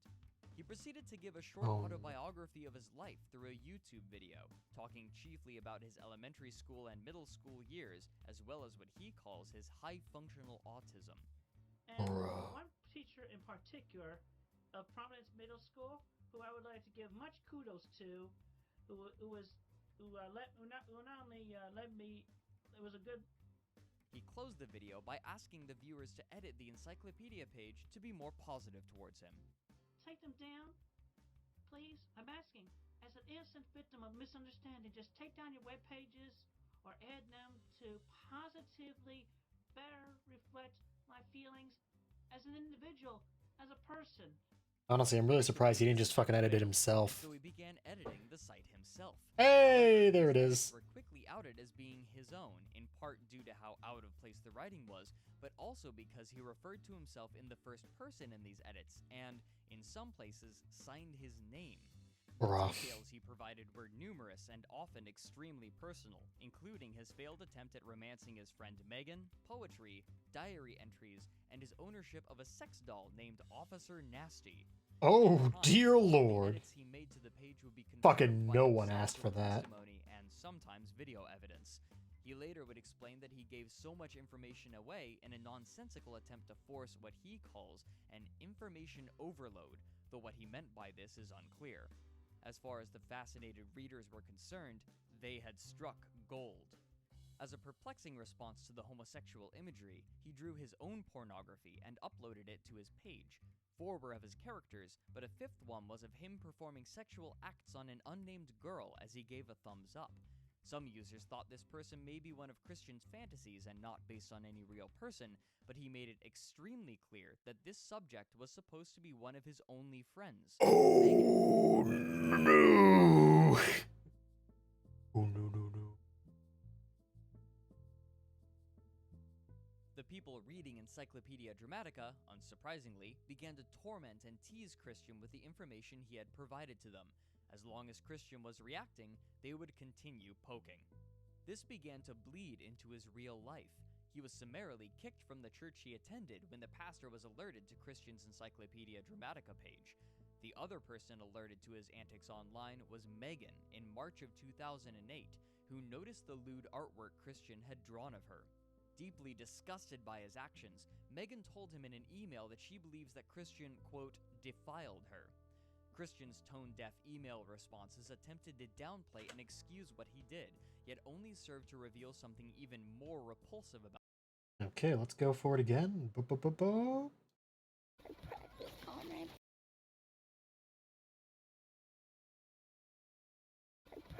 Online practice. Online practice. Online practice. Online practice.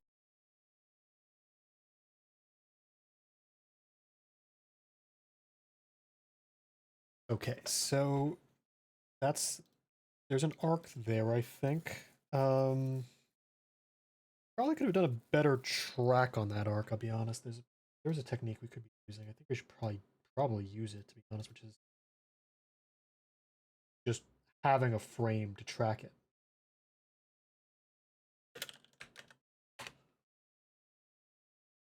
This might be where being fast and loose is biting us in the ass.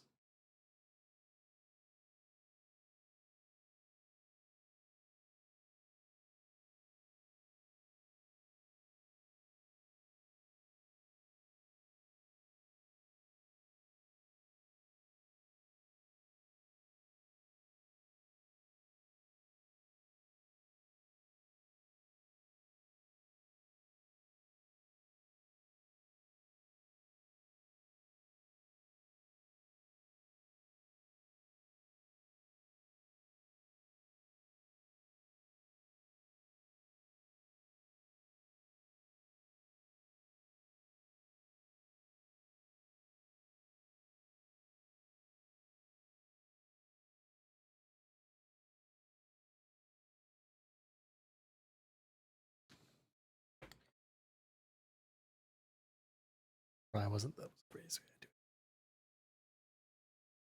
Ugh. Yeesh. Yeah, that's not great. Hmm.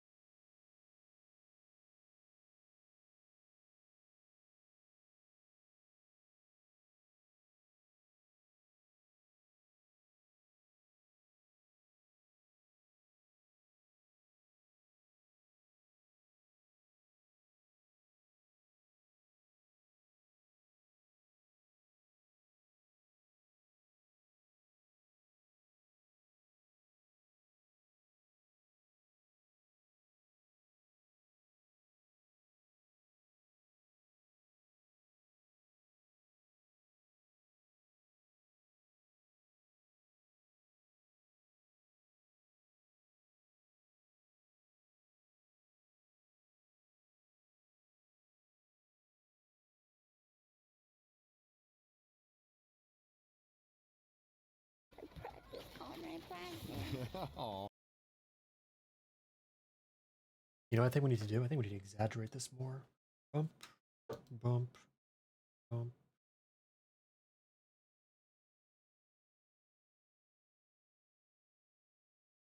Bump, bump. That's the slow lead in. This gotta or move it a bit further back. Like twist.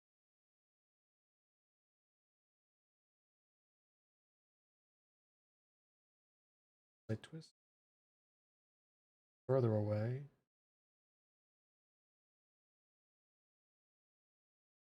We gotta give a chance for the body to move back, I think, which is because the body's gonna be hunched over in the first position and all the way back in the next one.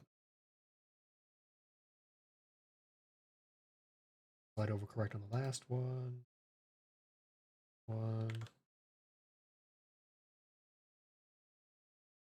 Fast.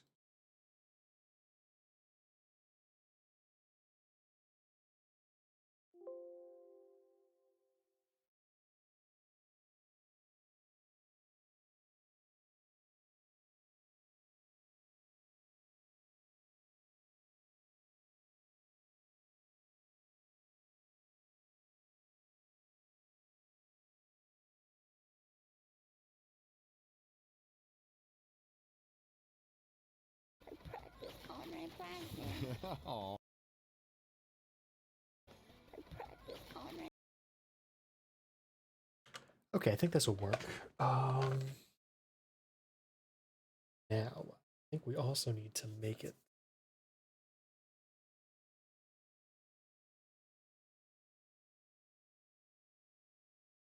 And a few more. About himself. Probably without the He audio. We wrote, don't need the audio "Megan, sync. I am sorry for uploading the drawing, and I really wish I could go back in time and stop myself from making the mistake. Yet I do not regret drawing the drawing, because if I hadn't released my Lord. frustrations in the creative sense, I might have actually done something really dumb and stupid." Yeah. Asking, "What does that mean? Abducting me and raping me?" Chris also attempted to make her feel guilty for writing, "The emotional feeling of long distance between you and me. I feel sad, lonely, and rejected when you don't allow me to be socially close to you, or even when you won't talk to me." Yeah. Of April, Wonder Megan why. decided to cut all ties. Shortly after losing Megan, Christian was banned from his last bastion of socialization, the game place, for shouting at a child and numerous other offenses. With the game place barred from him, Christian was left with very few ways of interacting with others. Meanwhile, people online began harassing Christian in strange and novel ways in order to elicit reactions from him, as well as to obtain more embarrassing information. I live in Philadelphia. I also have Griffin.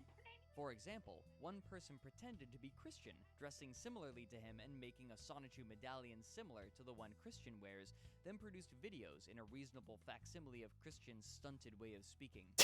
Many others went along with this, giving Christian the impression that this doppelganger was succeeding. In response, he began making videos himself, giving out personal information as proof that he was the real one, including his phone number and home address. I am indeed the real Christian Weston Chandler, and that I am not that damn fucking imposter in brown. The most prevalent method to retrieve information, and arguably the most successful, was to pretend to be a woman interested in dating Christian. Lord. After easily winning Christian's trust, they would leak the conversations and pictures they received onto forums to grow the ever-mounting horde of data on him. These conversations often had swaths of personal information freely given and often unbidden. Sexual information, photographs, and videos were often the most prized because of how ubiquitously embarrassing they were.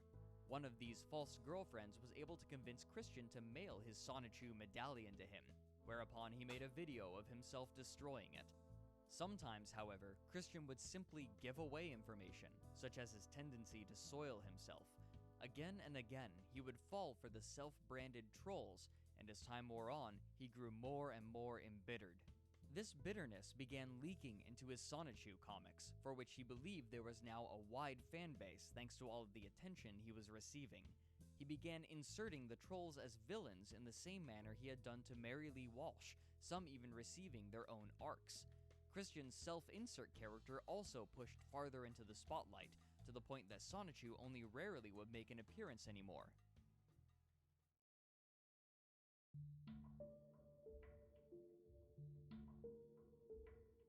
The more information that was learned of Christian, the crisper the image of the man became. Christian's existence was very childlike, with his parents, Bob and Barbara, caring for almost all of his needs and providing little incentive for him to be independent while he whiled away his days creating things out of Legos and playing video games. Though he went to public school, he still seems to be socially maladjusted, likely due in part to his autism. Christian's grasp on reality was tenuous, and he seemed to believe, at least in part, that the fictitious town of Quickville was real, and that he had the power to curse people. He lived in squalor. His parents were hoarders, with junk of all kinds piled up to the ceiling, eventually spilling out onto the front lawn. The Christmas tree stood in the same corner of the living room at all times of year due to the amount of trash in the way, and video that Christian took of the shower showed it covered with bacteria and mold. One person remarked that he smelled of rotten watermelon, while others said he smelled like, quote, body odor masked with gallons of Axe. His psychiatry papers from 2004 note that, quote, he has been on antidepressants for many years. The psychologist went on to say that he may benefit from therapy, though it seems unlikely that he received it. The more these online bullies probed and teased, the more paranoid Christian became. He and his parents began to see everyone as a potential troll, and they seemed to sequester themselves off further and further from the outside world. I will hunt you down, you damn dirty trolls. This is war. Despite his paranoia, he continued to fall for ill-conceived pranks while jumping from one false girlfriend to another for years. The more information he gave, the more persistent the pranksters became, which only fed the paranoia. When his father passed of a heart attack, Christian obliquely blamed it on the trolls and the stress they caused. Christian's comics grew increasingly more vindictive. Death became a far more common theme as time wore on, and his fantasies turned from power to excessive violence. This grew worse and worse until issue 10, where his most hated trolls are placed in a kangaroo court where they are immediately found guilty for somehow slighting Christian. Each of them is individually given their own torture scene. One is delivered an excruciatingly drawn-out death by electric chair, one is hung against the wall and shot by 3 different people, one is telekinetically twisted and deformed before his heart is exploded, and one has holes drilled into him by 2 other characters, one of whom is an extremely young child. The cycle of harassment came to a head on the 28th of October 2011, when he and his mother, Barbara, assaulted Michael Snyder, the owner of the game place, where Christian had been banned 3 years prior. Over the years, the Chandlers had come to believe that Michael Snyder was somehow behind the trolling attacks. Mike that threw him out. Mike's been persecuting him for years, and I don't like Mike. I'd like to speak to the owner of the place. I think lives up here, up the road from me, in Madison or somewhere. This whole thing was a setup in the very beginning with my son. Now, I didn't like it then, and I still don't like it. Now, what Though happened? the details are unclear, what is certain is that Christian and Barbara drove to the store and began taking photos of the interior and its owner, who was outside the building when the photos were taken. The 2 hit Snyder with their van and then began driving away. They were quickly stopped by According to police some outside sources, the they hit the guy and then they drove back, hit him, changed drivers, hit him again, and then drove off. Which, if is true, is actually just kind of insane. And assault, likely against Snyder. Each of them were put on probation and required to perform community service, along with paying Snyder's medical bills. After this, Christian curbed his online presence, and focus on him dwindled. Over the next 3 years, Christian's mental state continued to wither away, while both he and his mother grew more sedentary. Junk continued to pile higher and higher, while their physical health declined and their funds began to run dry, much of it frittered away by Christian's compulsive credit card spending.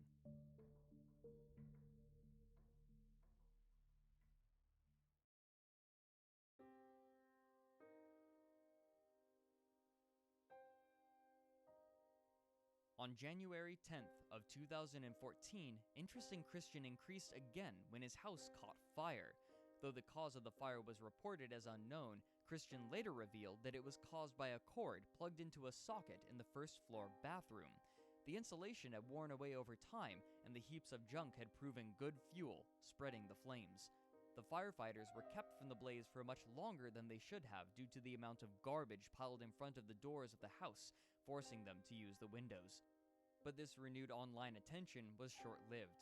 Even when he returned later that year to come out as a lesbian-identified male, intersex, and cross-dressing tranny who still detested homosexual men, Oh the my consensus god. seemed mostly to be mild amusement rather than enraptured interest as it once had been.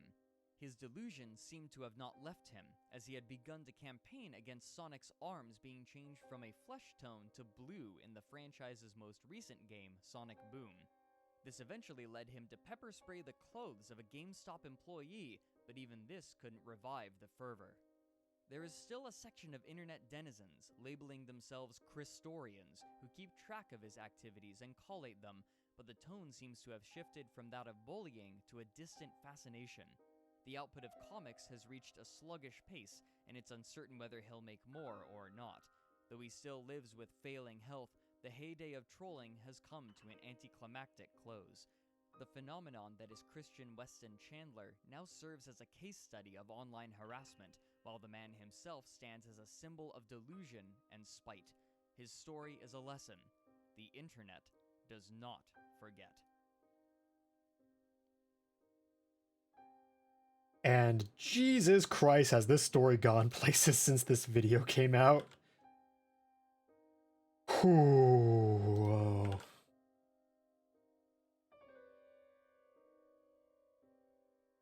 If he only knew. What do you think he still would have made this?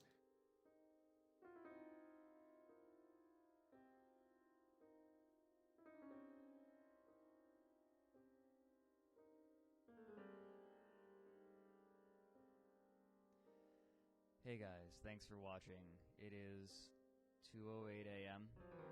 And he's so young in this video. Part of the last... Hey! Boop. Down the rabbit hole.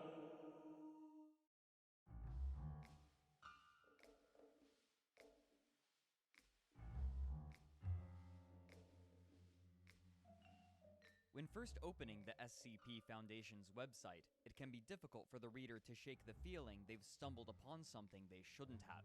In the top left is a strange-looking seal, beside which is the motto, Secure, Contain, Protect. In the center of the page are the words, Warning, the Foundation database is classified. Access by unauthorized personnel is strictly prohibited. Perpetrators will be tracked, located, and detained. Though there are many places to go from here, most readers quickly find the SCPs for which the Foundation is named. Thousands of articles are collated into a massive list, each with their own strange names, such as Telepathy Virus, Charity Worms, and the Hateful Star. Clicking on any of these takes the reader to a formal report, which gives an item number, an object class, special containment procedures, and a description of the object or phenomenon itself. Sometimes, these formal reports will have an attached image and addenda as well, and in the top right, a rating is provided. Most of these reports are remarkably disturbing or strange, a feeling aided by how some of the information is censored with black bars, and sometimes simply removed with the words redacted or data expunged. Closer inspection reveals that the entirety of the SCP collection is licensed under Creative Commons, meaning that anyone can share or adapt it for any purpose, even commercially. So how exactly did this strange website come to be, and who is behind it?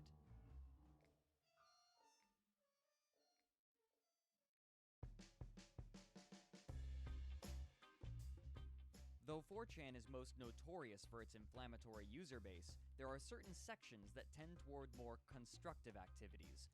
One of these is the Paranormal Board, also known as X.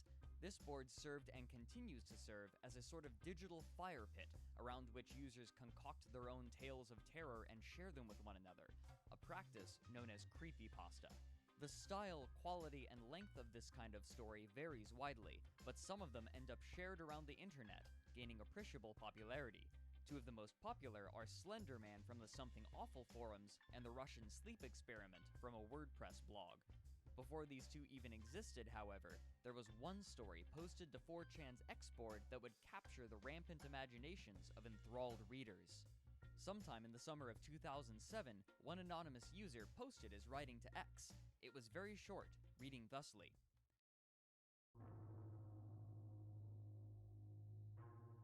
Security Clearance Document Number SCP-173. Object Class, Euclid. Special Containment Procedures. Item SCP-173 is to be kept in a locked container at all times. When personnel must enter SCP-173's container, no fewer than 3 may enter at any time, and the door is to be re-locked behind them. At all times, 2 persons must maintain direct eye contact with SCP-173 until all personnel have vacated and re-locked the container. Description: moved to Site 19, 1993. Origin is as of yet unknown. It is constructed from concrete and rebar with traces of Krylon brand spray paint. SCP-173 is animate and extremely hostile. The object cannot move while within a direct line of sight. Line of sight must not be broken at any time with SCP-173. Personnel assigned to enter container are instructed to alert one another before blinking. Object is reported to attack by snapping the neck at the base of the skull or by strangulation. In the event of an attack, personnel are to observe Class 4 hazardous object containment procedures.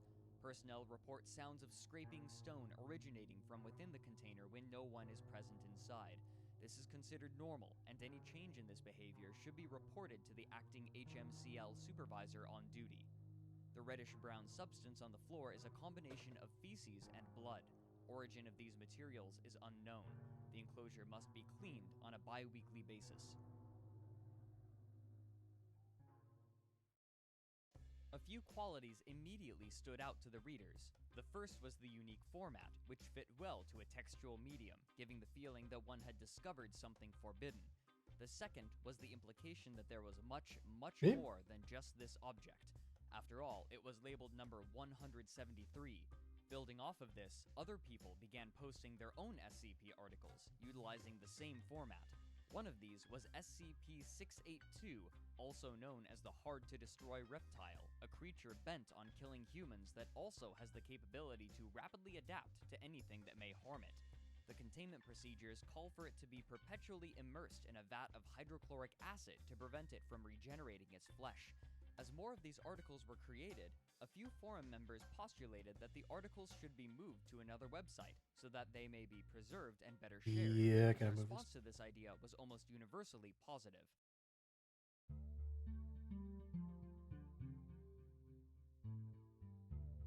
On January 19th of 2008, a few users set up a wiki using the website Edit This, where they collected the many dozens of threads that had been created on 4chan and collated them into an unwieldy list. This day marked the first website devoted specifically to the SCP Foundation setting. Certain authors began to make themselves known when the transition was made, most notably a person who worked under the pseudonym Dr. Gears. As more SCPs were written, the style became more concrete, as did certain elements of the fiction. The O5 Leadership Council was cemented as the highest leadership authority, and the practice of utilizing disposable individuals for dangerous tasks became a common theme, eventually taking on the name D-Class. Despite the hundreds of entries that were written over time, the community remained fairly small, partially because of how difficult it was for them to communicate with one another. Though they managed to maintain relative decorum despite this, there was one issue that couldn't be avoided: the pressure of limited space.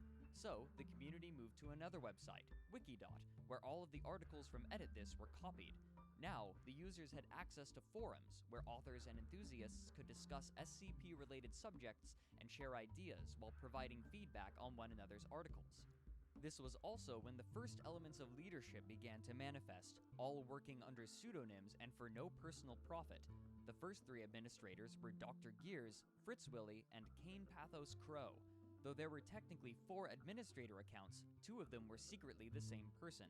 Fritz Willy had anonymously created the new Wikidot site under the name The Administrator before creating his own personal account due to the fear that the creator of the site would receive favoritism.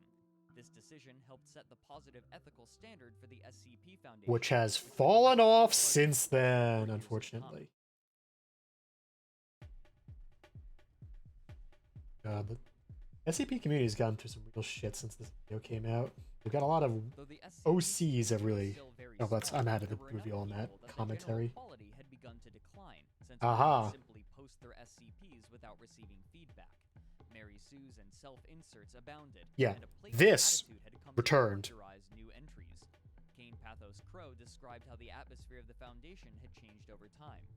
The Foundation itself is no longer this great shadow that looms over the horizon, too huge and far-reaching to truly see. It has become a pet, something that allows itself to be tamed and groomed. Dr. Gears diagnosed the issue with dramatic flair. As we add, we destroy. With every entry, it peels away the horror more and more. Some entries add and even enhance the feel of the first entry. However, many more tear it down. Along with this diagnosis, he offered a threefold treatment. 1. Massive deletions. We have a ton of SCP items and we could trim over 1/4 of them with no issue. No decommission, no please edit pleading, just gone. Free the number for someone else. 2. Stricter edits. If people ask you again and again to edit your work and you do nothing, be prepared to lose your article. If you don't want to be productive, we have other people who are. If your only response is, okay, you fix it then be prepared to lose your article to the editor. If you make a steaming pile of crap and someone edited it into solid gold, then they should get the credit, not you. 3. Banning. If you are consistently a jerk slash uncooperative slash stupid slash horrible at writing, we do not want you. If your SCP keeps getting downvoted or deleted, maybe you should be doing something else. Instead of constantly cleaning up after bad users, remove the source of the issue. He concluded by stating, "In short, we need to start acting more like the Foundation, a soulless, shadowy Which bureaucratic also with sort of zero stopped tolerance for happening, from what I mistakes, understand. incompetence, or insubordination, one whose actions are carried out swiftly and without apology or explanation." This plan, however, could only be enacted to a certain degree due to how few administrators and moderators there were, and the body of people to promote was small compared to the amount of work flooding into the wiki. Stories of wild fancy and wonder proliferated during this time, and many more fiction tales were created. Most notable of these was the Wanderlust series, written by a figure under the name The Fishmonger, who would eventually become one of the most divisive members of the community. Not everybody was happy with this lighter direction, and a majority of the members pined for a return to the more Lovecraftian rhetoric that had originally characterized the Foundation, couched in plausible science. Dissent entered into the administration of the Foundation wiki. Members began manipulating the rating system in order to protest certain actions rather than police the quality of articles, and one moderator in particular, under the name Dr. Kondraki, began acting out by abusing his moderator privileges. Many of the higher-tier writers who had enjoyed the atmosphere left the site, further reducing the average quality of articles. The timing for this schism could hardly have been worse, as the one person with ultimate power over the site, Fritzwilly, aka the administrator, had been missing for some time. If the SCP Foundation was to survive, severe and swift action would have to be taken.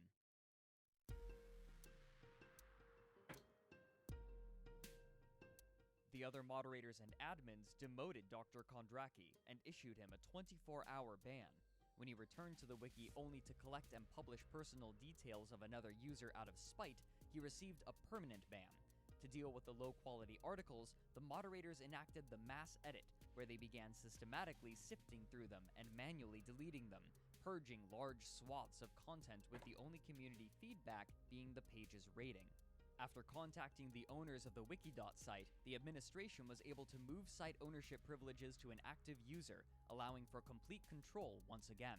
Though a small contingent of users were frustrated about their articles being deleted despite technically having a positive rating, the actions were received well by the community. But none of these actions could compare with the difficulty of the decision they had to make only 2 months after the mass edit. The Fishmonger had been one of the most popular writers for the Foundation for some time, excelling in stories that fit with the older, more carefree tone of the Foundation, and he had become one of its centerpieces. After the mass edit in February of 2010, the Fishmonger published a story on the website, which was downvoted by one of the other senior staffers, Poor Yorick. He included the comment, "I just find the idea of a Keter-class SCP becoming something intentionally cute within canon anathemic to my view of the site." Side note, in the fiction, Keter-class SCPs are the most dangerous kind commonly found. Ooh, yeah, this works. The Foundation is actively attempting to destroy them or contain them Okay. due to the threat they pose to humanity. Now, Beneath we that, move this to the bottom, we which means start the object or fucking phenomenon revising is all these actively ones. harmful and dangerous. The lowest class is safe, meaning that as long as the object sees no interaction, it is of no harm. Incensed by this criticism, the Fishmonger replied by saying, quote, "Yorick, your girlfriend told you to vote this down and you're not going to pull any horseshit over on me, so just come out and say it already." He went on to say that, "You don't like it? Fine, vote however you like, but I don't want to hear any more goddamn, 'Hey Fish, when are you going to finish X?' because the answer is immediately after you get done kissing my ass." He also called Poor Yorick a little goddamn pussy-whipped bitch, and that he, quote, "made an enemy today." Ooh. Fishmonger's rude attitude before, but for many, this was crossing a line. A thread was created about disciplining the Fishmonger, where they began to discuss their next course of action. Snorlison writes, quote, "Fishmonger has often gotten a pass on behavior because of his contributions as an author. The fact that he brought this up in the inflammatory actions indicates he is aware of this special status, and this is most definitely not the first time he has actively used it." Dr. Gears put it more poetically. "Fish is a foul-mouthed, wretched, petty man who breathes cruelty and shits suffering. That being said, he is one of the best writers we have, and therefore we have dealt with this rubbish continuously for some time. Much like an atomic scientist who insists on having hookers for assistance, we have complied with his eccentricities due to the demand for his work. After some indecision, they decided to issue him a temporary ban, and when he returned, they informed him that a close eye would be taken to his actions. He responded with dramatic fervor. He said, "You'll find I respond poorly to threats." At this point, the subject of a permanent ban was raised, and the idea was seen favorably. Dr. Clef said, "I'm a site admin and I have this authority, I am damn well using it." The fishmonger, with characteristic flair, responded with an ultimatum. "Since the decision has been made that having my writing is not worth putting up with my dramatics, then you shall have neither. Effective immediately, I formally request that all original material I have submitted to the SCP Foundation Wiki be permanently removed. If this material is not removed within 2 weeks, I will not contact you further. Legal summons will be sent via my lawyer, Donald B. Spear, to Wikidot and their hosting server, GoDaddy, pursuant to Section 512 to Title 19 of the United States Code." Though all writing on the Foundation website is published under Creative Commons and therefore has little legal ground for removal, it was and continues to be site policy to remove content when the author requests it. Thus, the moderators made the call to have his work expunged from the site, even though it meant gouging out a sizable hole in the canon of the Foundation. The fishmonger seemed to believe that there would be a massive outcry, and many of the moderators thought similarly. Some wondered if the site would then begin to peter out.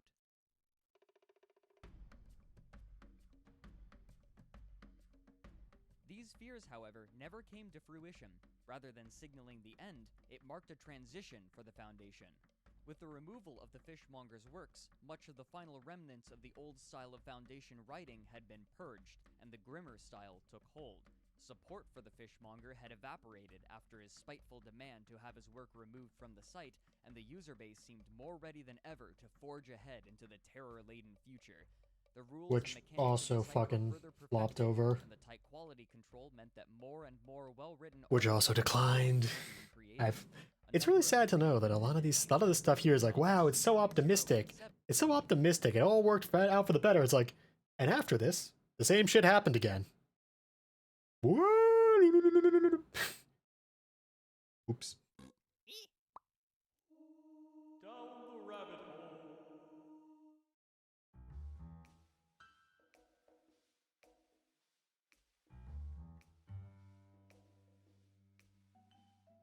I better mark this layer as in red so I know it's a template. A temp one. Though most have forgotten from where the name originates. Its fire department uses the term Collier's Mansion Syndrome in reference to residences besieged by clutter, and a pocket park bears their name in Harlem, attached to the end of a row of brownstone apartments. Parents will still sometimes admonish their children by comparing their rooms to the Collier's. Despite the fact that crowds of thousands would once congregate outside of their home, their name was almost lost to obscurity. However, archives of newspapers and magazine articles chronicling their strange and alien lifestyle have been preserved on the internet, and in recent years they have squirmed their way back into public consciousness. But who exactly were these brothers, and how did they manage to capture the interest of a whole generation of New Yorkers?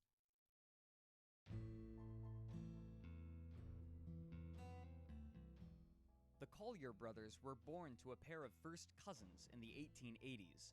Their father, Herman Collier, was a wealthy and eccentric gynecologist. We're also going to be backtracking this. Susie Frost was an opera singer. Little is recorded about the two of them, and falsehoods seem to shroud them. For example, Herman is quoted as saying, "Our family is one of the oldest in New York. The first Collier came from England on the Speedwell, which was really better than the Mayflower." These claims are dubious, however, for two reasons. First, the Colliers were descended from the Livingstons, who arrived 52 years after the first colonists. Second, the Speedwell never made it to the east coast of America because the ship was found to be taking on water. Those that were planned to make the trip aboard the Speedwell simply loaded onto the Mayflower instead. Herman worked at Bellevue Hospital before its infamous psychiatric ward was founded, where he is said to have paddled a canoe there and back each day. Susie, on the other hand, sang at the 14th Street Academy of Music and was generally lauded for her gorgeous voice. After the two met, they moved into what's known as a cold water flat, so called because of the lack of hot running water. While they were there, they gave birth to 3 children, though the first died when she was only 4 months old due to unrecorded causes.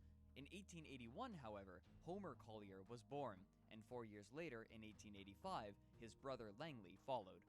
Homer was a prodigy, entering college in New York at the age of 14 and receiving his bachelor's degree when he was 20. Damn. He went on to receive his graduate degree from Columbia University. That's pretty studying impressive. Admiralty law, in which he pursued a successful career.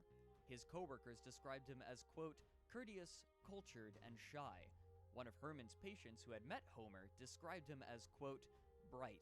Too bright. Ay. Langley's educational background, on the other hand, is a bit more dubious. Though he claims to have received his degree from Columbia University in engineering, the college claims that there are no records stating he ever attended. He pursued a career as a concert pianist, styling himself with long hair and eventually playing at Carnegie Hall. After some time, however, he eschewed his piano playing for piano selling. In 1909, the Collier family moved into a brownstone apartment in Harlem. At this point in time, Harlem was quickly becoming home to the wealthier white families of New York, and the family lived there quietly for some time, attending church and going about their business. In 1919, however, Herman moved into a new home, leaving the rest of the family behind in the brownstone. According to Herman's nephew, Susie stayed in the brownstone with the 2 brothers, though Herman still saw his family daily. 4 years later, in 1923, Herman died, leaving everything he owned to his children, which was a sizable amount. One of his patients bought his house and found the basement full of what she labeled as junk, including an entire Ford Model T. The brothers, rather than selling or discarding it, moved the vast array of objects into the Harlem brownstone, including the Model T, which they disassembled to fit inside. The mother passed 6 years later, and she Not like left all of fixed her it, huh? possessions to the brothers as well, all of which was moved into the brownstone. For some time, the brothers lived outwardly normal lives, continuing in their professions and even teaching Sunday school at their local church while they lived together in their parents' apartment. But this normalcy would not last.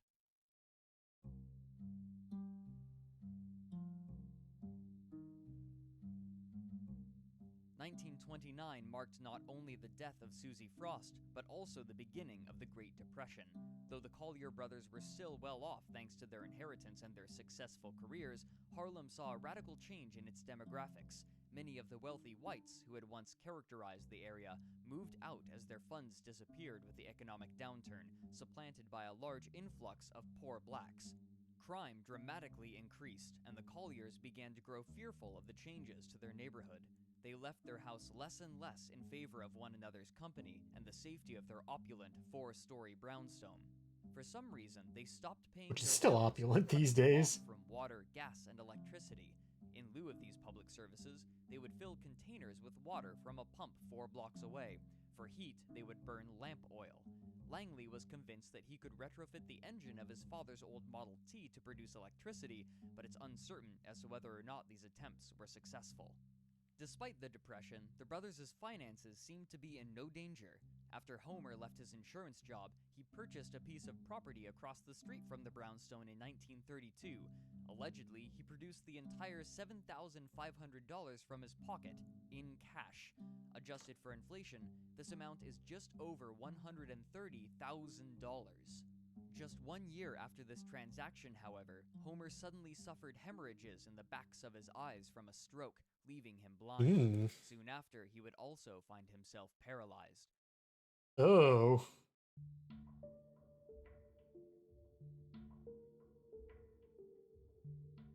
Cushioned by the money the family had saved and inherited, Langley quit his job to take care of his older brother full-time, caring for all of his needs. After this, the brothers almost never left their brownstone, cutting themselves off from the outside world almost entirely. The apartment continued to degrade around them as they languished inside, surrounded by piles of junk in the darkness. Rumors began to spread, fueled by tabloids and newspapers, that there were vast riches hidden away somewhere in their apartment. This, combined with their strange antisocial behavior, made them the target of both ire and fascination within the Harlem community, though the brothers mostly experienced the former themselves. Children took to calling them spooks and throwing rocks through their windows. In response, Langley barred the first-story windows and bolted the front door shut.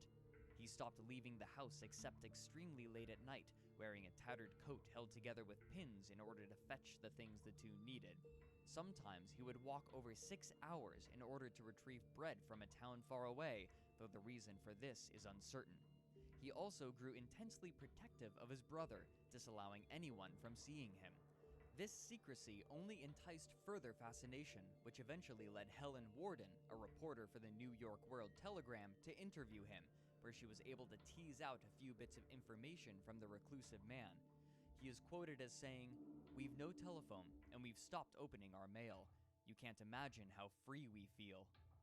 The years wore on, and the years became a decade, and still there was silence from the brownstone. An account by Helen Warden grimly described the decaying building. Its storm doors were shut, and a portion of the front steps missing. A gaping hole marked the location of what had once been a doorbell.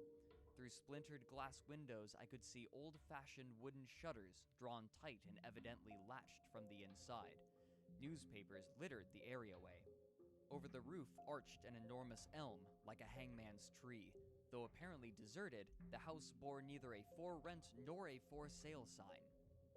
The affairs of the Collier brothers began to erode as well. In 1939, workers were sent to the brownstone to retrieve the gas meters that had been left unused for 11 years. With all entrances blocked off from the first story, the workers were forced to climb to the second story and shimmy their way along the wall. Allegedly, thousands of people gathered to watch the spectacle, entranced by the possibility of learning about the forbidden interior of the Colliers' apartment. 3 years later, in 1942, a reporter was able to catch up with Langley and interviewed him, spinning his speech as a story of brotherly love.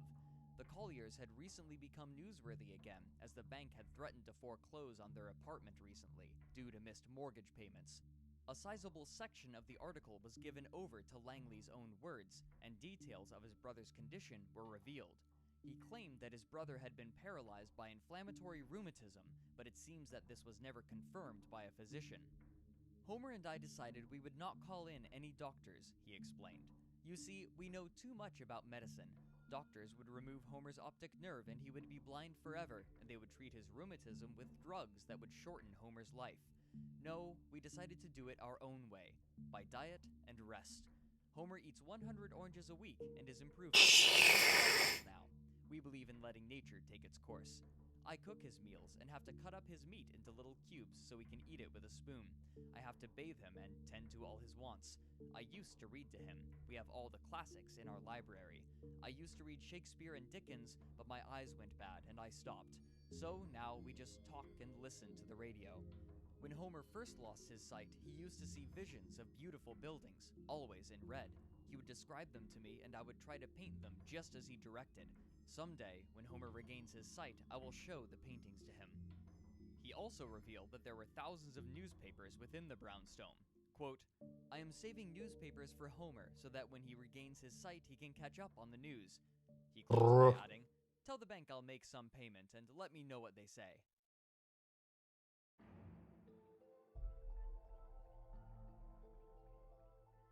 But apparently, no payment was ever sent, and the Bowery Savings Bank sent a crew to the apartment to have the interior gutted and cleaned.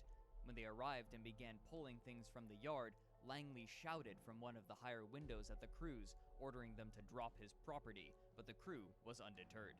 When they were done with the yard, the police slammed the front door down, and what they found was beyond the imaginations of any of the onlookers. Refuse had been piled in front of the door, boxes laden with unknown, likely useless objects, and mounds of collected garbage almost as tall as the men themselves reached all the way to the back wall. The police climbed over the heaps and made their way to Langley, who sat defiantly within a small clearing like a nest. When they confronted him, he wordlessly wrote a check for $6,700, equivalent to nearly $100,000 today, and barked at them again to leave. After this incident, Langley would not speak to any more reporters, even after the property Homer had bought across the street was repossessed for failure to pay taxes. Anonymous reports to the police would occur frequently after this incident, occasionally to report that one of the Collier brothers had died. On one of these instances, Langley allowed the officer into his apartment, perhaps out of frustration. This was the first time that anyone was allowed to lay witness to the true extent of the colliers' hoarding. The amount of junk collected was difficult to comprehend. There was so much that Langley had created maze-like passageways and tunnels through the entirety of the brownstone. Oh, that's a along the miserable stairs. way to die. Traps had been laid for would-be intruders, some designed to alert the brothers, some designed to crush and kill underneath heaps of waste.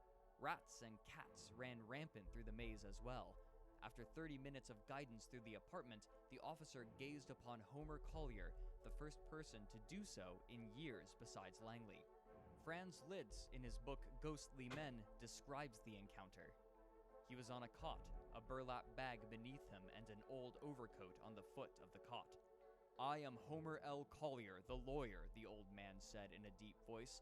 "I want your name and shield number." "I am not dead."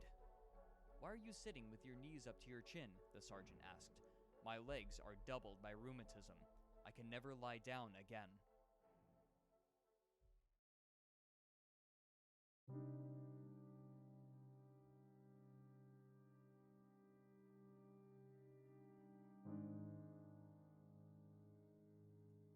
On March 21st, 1947, another caller informed police that someone had died within the brothers' apartment and that a miasma was beginning to seep from the building. These calls had become common, and when the police received these calls, the routine was to knock upon the door and Langley would answer to assuage the concern. When the police arrived this time, however, there was no answer. They subsequently began searching for another method inside, but with every entrance blocked or barricaded in some way, they were forced to start pulling away junk. The front door proved fruitless. Removing the utterly massive amount of refuse would take far too long, as the first floor had been completely filled by Langley since the last time the police broke in. On the second story, however, police were able to pull away enough of the barricade to get inside after breaking one of the windows. They spent 2 hours navigating the hordes of junk and avoiding the numerous traps laid by Langley, but eventually they came upon Homer Collier sitting in a chair. His legs, as before, were tucked to his chest, but this time his head was resting on his knees. He wore nothing but a blue and white bathrobe over his emaciated body. He was dead. Okay, yeah. The official cause of death was attributed to a combination of starvation and heart trouble. According to an autopsy, he had had nothing to eat or drink for more than 3 days and had been dead for 10 hours. Immediately after Homer's discovery, the police began searching for Langley. At first, they suspected that Langley was the one who put in the tip, and they posted a policeman outside the front door to wait for his return. They also put out a request for information on his location, and reports of sightings flooded in. Though the search took them over 9 states, Langley could not be found. The police expected that he would return within 3 days, but when he never showed up, they accepted the likely possibility that Langley had died within the brownstone, and that his body was still somewhere amidst the heaps of garbage. And so, the police began pursuing both possibilities. For nearly 3 weeks, workers tore through the massive hoard while onlookers filled the streets to watch as objects were thrown to the sidewalk below, and a crane was employed to lift some of the things from the upper floors. The curious array of objects included both the mundane and the disturbing. The brothers had amassed a sizable art collection, including sculptures and paintings, and their library numbered more than 25,000 books, around 15,000 of which were Herman's old medical reference books. 14 disheveled pianos stood proudly on the first floor, 10 of which were grand pianos, and all of which were left over from Langley's abandoned piano-selling business. The remains of the old Yeah, that's a way to get were those. still present as well. More strangely, there was a full human skeleton, along with the body of a 2-headed infant and various human organs, all preserved and floating in jars. It's likely that they had once belonged to their father, Herman. Furniture, guns, bicycles, baby carriages, bowling balls, a sawhorse, and a massive list of other objects were pulled as well, things that had, at one point, caught the eye of the younger Collier. The final total was estimated to be around 120 tons. Those items that could still be sold were auctioned off, totaling less than $2,000, or a little over $21,000 when adjusted for inflation.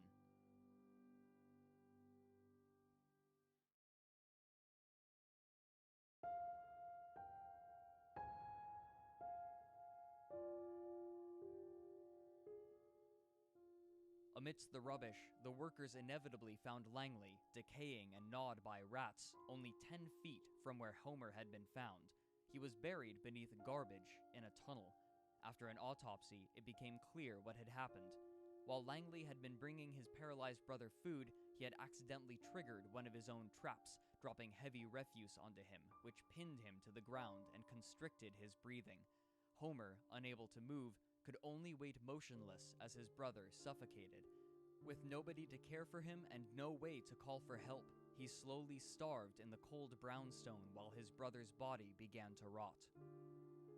The apartment itself was in such a state of disrepair that it had to be demolished off of the building, while their estate was split amongst dozens of distant relatives. After the area was cleared, a non-profit purchased the land and turned it into a pocket park where, ironically, people could come and sit at their leisure.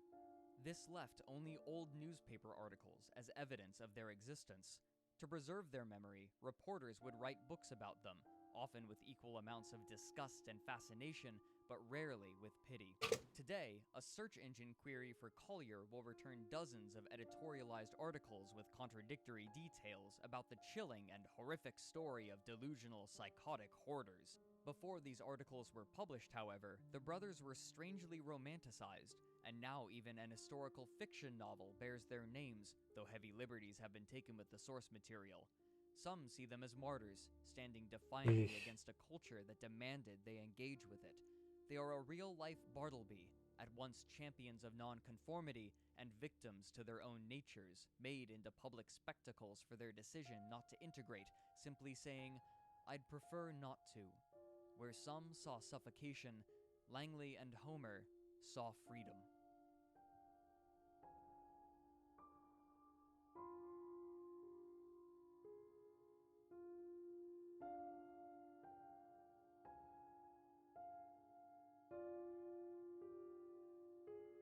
That's a very depressing story. Where's the funny ones? Down the rabbit hole.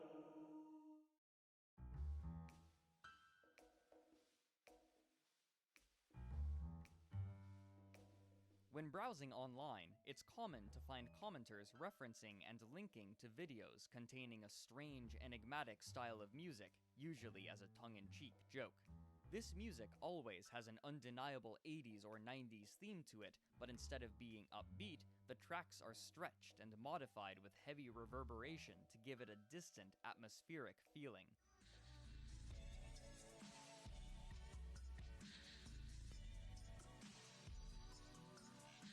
The music is often paired with imagery depicting retro-style 3D computer graphics with VHS post-processing effects. New listeners will often note how pleasant yet eerie it is, and frequently solicit more.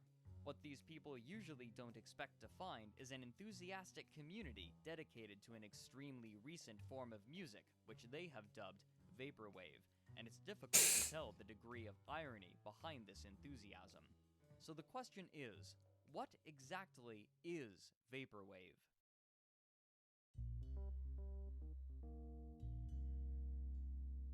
The man popularly credited with starting the vaporwave genre is an American named Daniel Lopatin, an electronic music artist with a focus on the noise subgenre. Noise music, as its name suggests, is an anti-art style that recontextualizes any sort of sound as music, usually without a beat or melodic structure. Lopatin spent the early 2000s creating noise music that was much more pleasant to listen to compared to his contemporaries' creations. The Village Voice described his music as, quote, serenity tinged with desolation.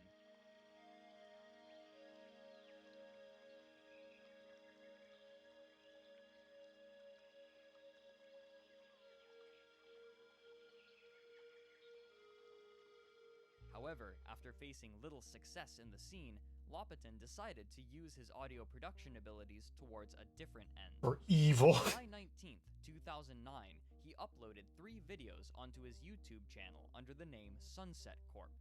One of these videos, called Nobody Here in all undercase letters, managed to find minor success. In this video, he combined a heavily modified version of the song Lady in Red by Chris de Burgh with an old, cheap computer-generated animation.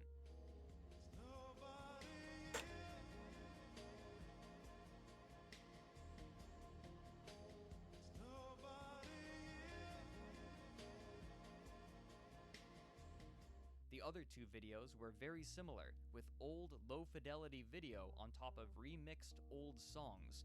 Most who found these videos reacted positively, citing how relaxing yet unsettling it felt. The next year, Lopatin released an album under the pseudonym Chuck Person entitled Chuck Person's Echo Jams Volume 1. The 3 songs that had appeared on his Sunset Corp YouTube channel were included, along with 12 other tracks sampling a wide variety of popular 80s and 90s artists, including Phil Collins, Janet and Michael Jackson, Toto, and Fleetwood Mac. The album, curiously, was only released on cassette tapes, but this didn't stop people from ripping the cassettes onto the internet. Yeah, it also didn't stop people from probably playing it, because people after it in the obscure music genre who want obscure music, they'll fucking get their obscure As a music. reference to the old Sega Mega Drive game Echo the Dolphin, and the album artwork is a collage of the game's cover art, including some of the typeface from the title. Lopatin's music relied heavily on genre awareness, drawing attention to itself by altering the audio to give it a retro quality, as well as making it skip, as though there was some error in playback.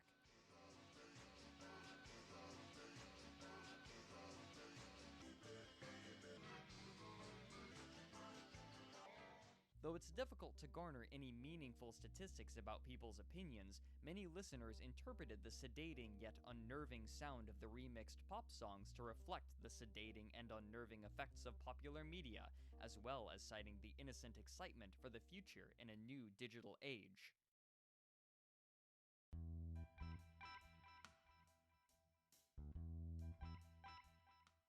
The community that built around this music was quiet for over a year, but this changed with the release of 2 albums heavily inspired by the derivative works of Daniel Lopatin. On October 25th, 2011, James Ferraro released the album Far Side Virtual. Building upon the self-aware method of Lopatin, he heavily utilized MIDI files that attempted to imitate real instruments but dip deep into the uncanny valley, making music that makes no attempt to hide its electronic origins. To add to this effect, he created the entire album in GarageBand, a generic audio editor built into Apple computers. God.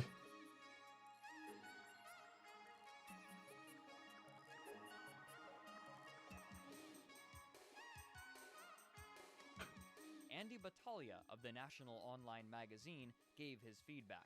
Quote, "The concept for the album, inasmuch as a concept seems to exist, stems from Second Life and SimCity, virtual online worlds that play like fantasy video games while focusing on such mundane matters as the accumulation of status and goods." Ferraro intended the album to act as a reflection of the modern life. He said that, quote, "If you really want to understand Far Side, first off, listen to Debussy, and secondly, afterwards, go into an Apple store and just fool around, hang out in there.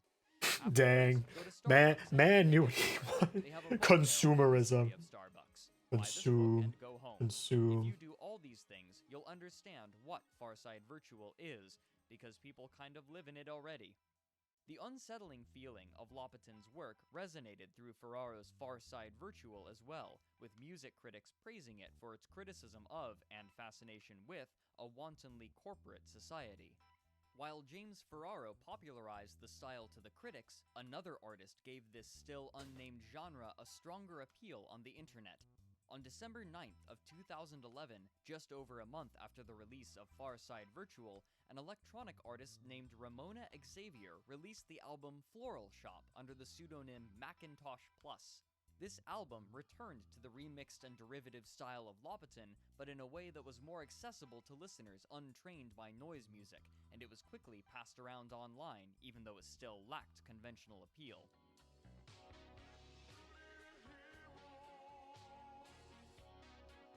Okay.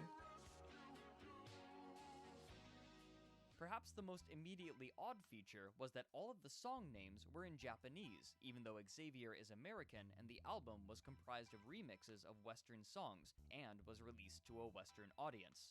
However, when translated, one of Xavier's songs reads, "Chill Diving with Echo," a nod to Lopatin's 2010 release.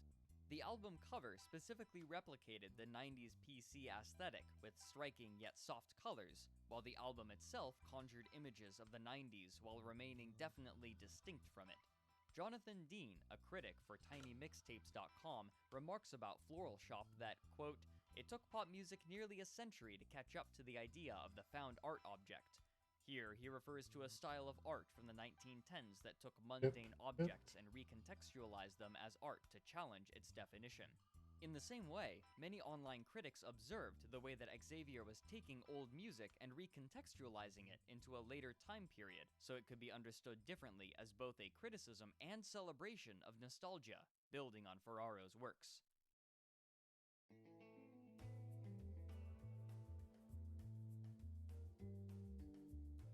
Inspired by the online success of Floral Shop, amateur producers began creating their own derivative music, mimicking the style of Lobaton and Xavier by taking tracks from the 80s and 90s, slowing them down, and adding effects to create a sense of space. The barrier to entry was low, and a large rush of work was released onto the internet, chiefly on the website Bandcamp.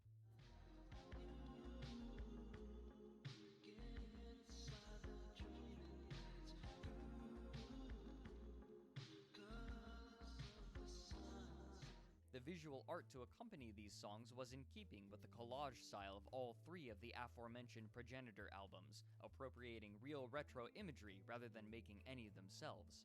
As songs were posted, the artists struggled to fit a name to the genre, and most simply invented something that sounded right. Though many names were dreamt up, there was one that eventually found general use: Vaporwave. This name is very close to the word vaporware, a term used in the electronics industry to describe hardware or software that is announced but never released. For many, it conjured images of empty 90s computer-generated landscapes. It was perfect. Artists began playing with the genre, making it difficult to pin a specific set of definitions to it. In general, however, the visual aesthetic stayed the same, and Macintosh Plus's use of the Japanese language to help obscure the songs became a trend. These artists would mostly attempt to remain anonymous as well, perhaps in part due to fear of litigation for sampling the music. For whatever reason, this anonymity became a central part of the theme of Vaporwave, and most artists worked under pseudonyms, which were often references to 90s computer culture. Vaporwave artist Wolfenstein OSX expressed his view and vision of Vaporwave in one of his videos, saying, quote, "It literally was a glorification of stealing other people's art and marketing it under something else with foreign languages." Another artist, under the name VHS Tape Rewinda, or VHS Tape Rewind, explained that, quote, "Overall, I think the artists want to maintain a mystique and an anonymity that makes it more about the music and what you are presenting than about the person behind it." Though this counterculture ideal was certainly an element of the appeal, it also drew in some who were exhausted with the modern world and the brutal way it disseminates its media. Artist Eco-Virtual is quoted as saying, "The whole appeal of Vaporwave is its use of remaining unknown, that in a world where nothing is private, it is refreshing to find something that feels like it was found in the dumpster of a thrift shop, where it does not matter where it came from or who made it, only that it takes you elsewhere, somewhere distant from reality." As more music and visuals were created, however, Vaporwave would go from a small curiosity to a wide internet phenomenon. As more people discovered the Vaporwave genre, new artists began making their own Vaporwave songs, many of them missing the irony that characterized the genre and simply copying the aesthetic and sound. This was Yeah, that's what always assisted by the happens. rising popularity of one of the songs from Floral Shop, called Lisa Franku 420/Gendai no Konpyu, which most people shortened to Lisa Frank 420.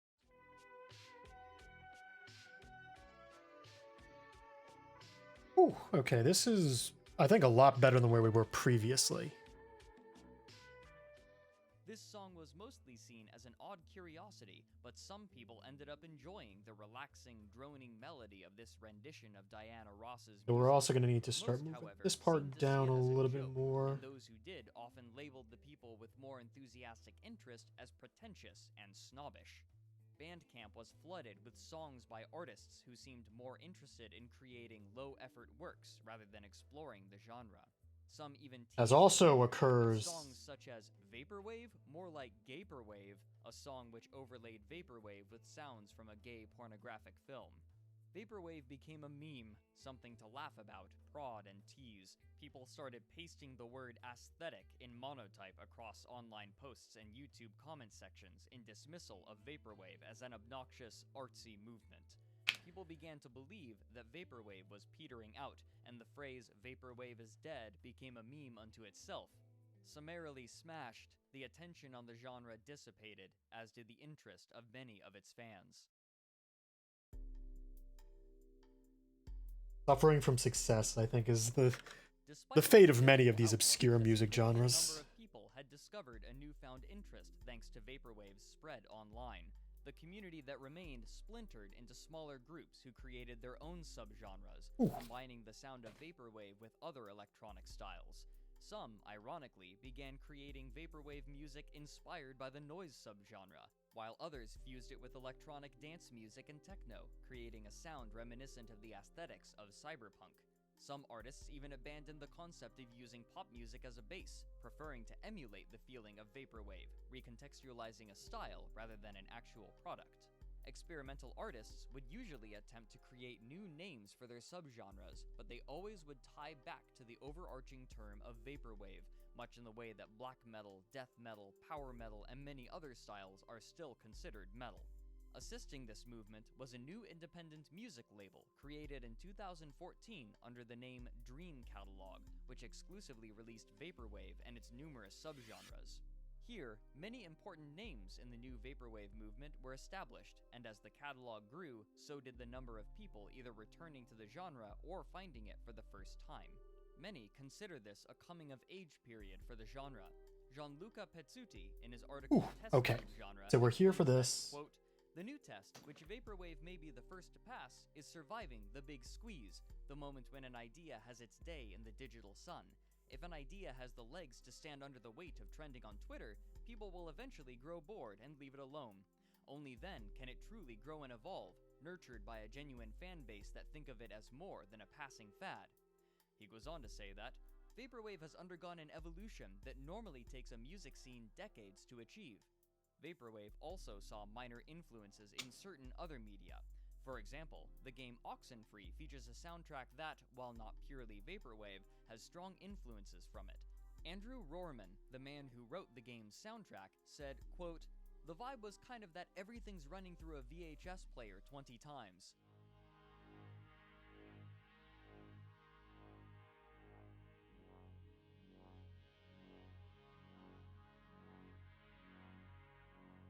Unseen by most of the world, Vaporwave grew and evolved, but at the time Pezzuti's article was written, there was no way for him to know that a second wave of sudden popularity would threaten the genre again."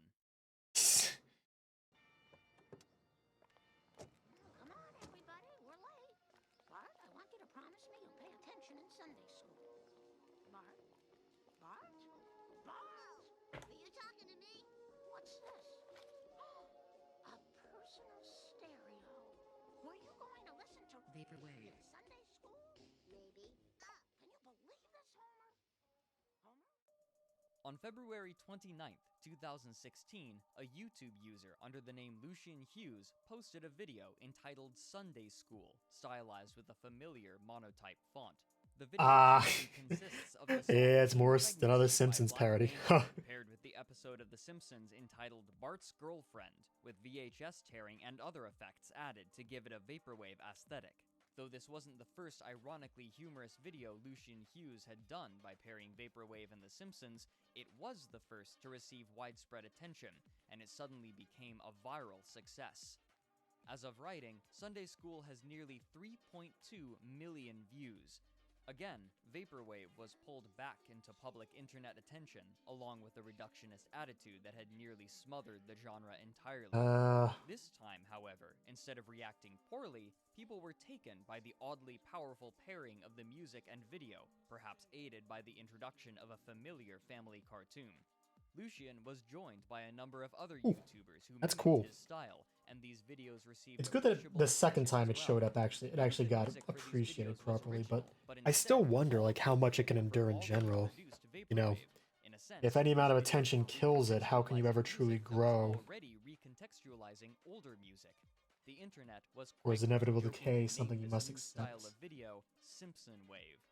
Although people teased the videos and the people who made them, there was a significant portion that defended them and their artistic significance.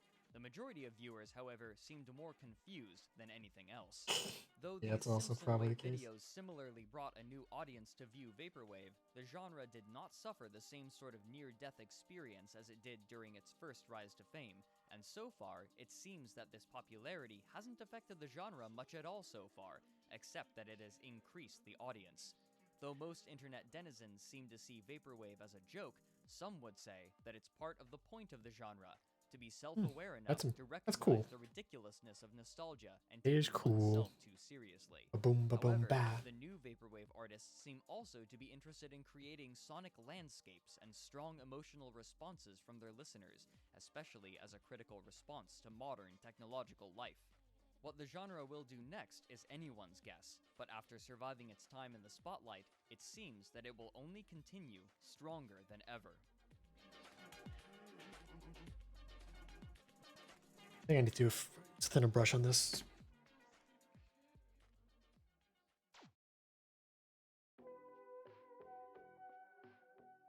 Hey everyone, thanks for watching. If you want to help support this series and get your name in the credits, you can go to my Patreon page. I'll leave a link in the description.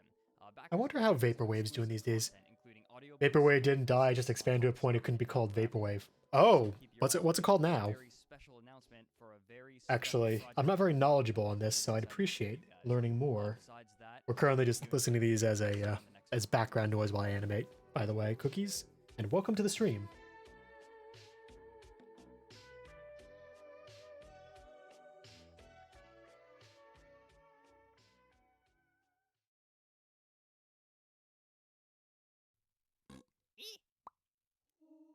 Down the rabbit hole.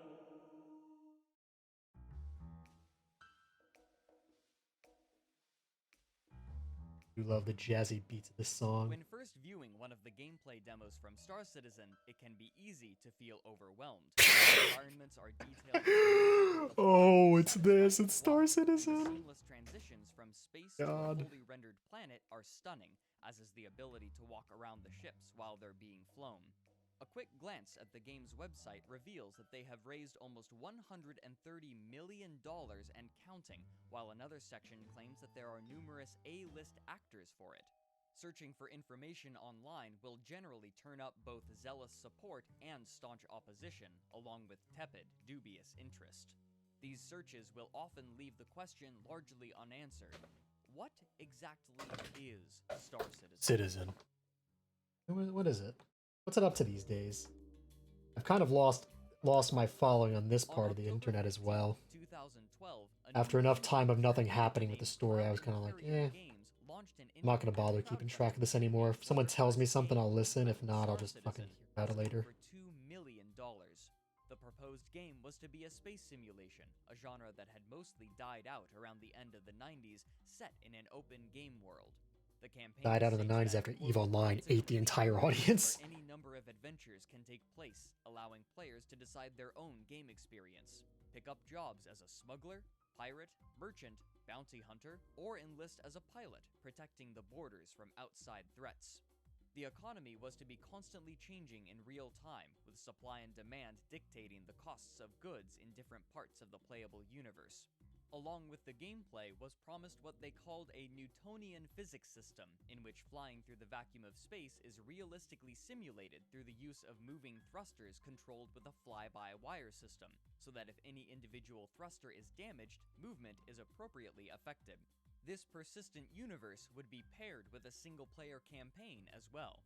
Many of these features were shown in videos of the self-funded prototype build, presenting stunning visuals, animations, and high polygon count models, all presented by the game's producer, Chris Roberts, aided by cheesy green screen effects.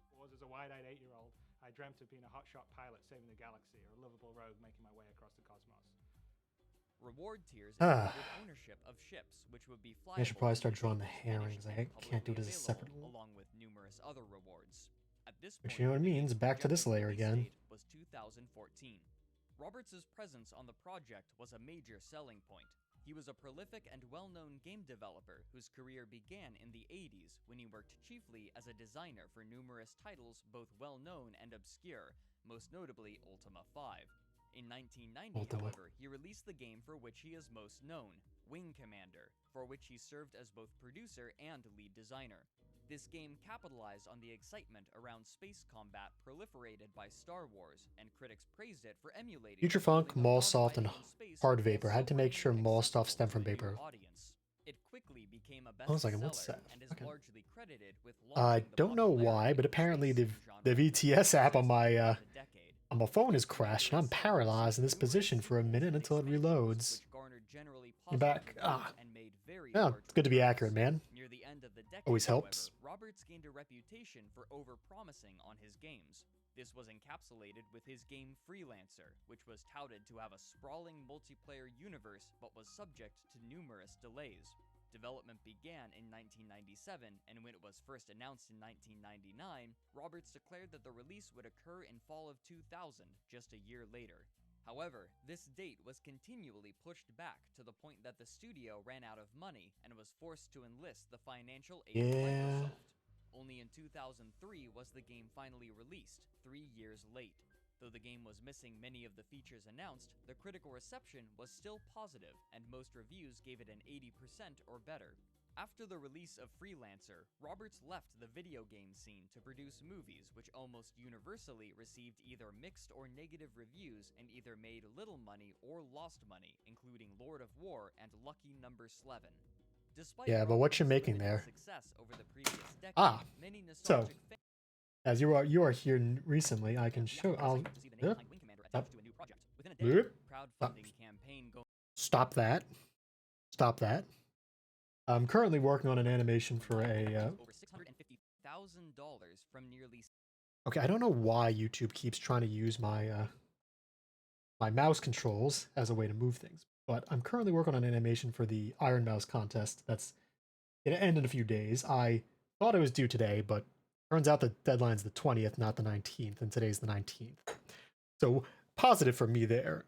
But currently, I've got this much done, and I'm basically trying to wrap up the final frame, and then I'm going to probably do some tuning up tomorrow, or the day, tomorrow, or later tonight. But currently what I got is about this much. And I'm redrawing one of the frames. By the way, it's because I just didn't feel satisfied with the previous version. Yeah, I heard about this. Check this out. Turn the audio on, which is good. Make sure this is big and not small so you can actually see it in detail.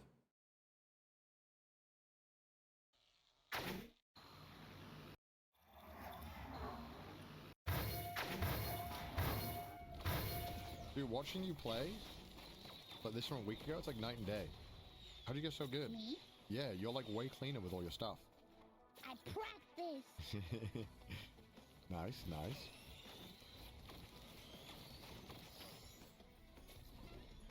Your movement's way cleaner and you're hitting combos more, I think.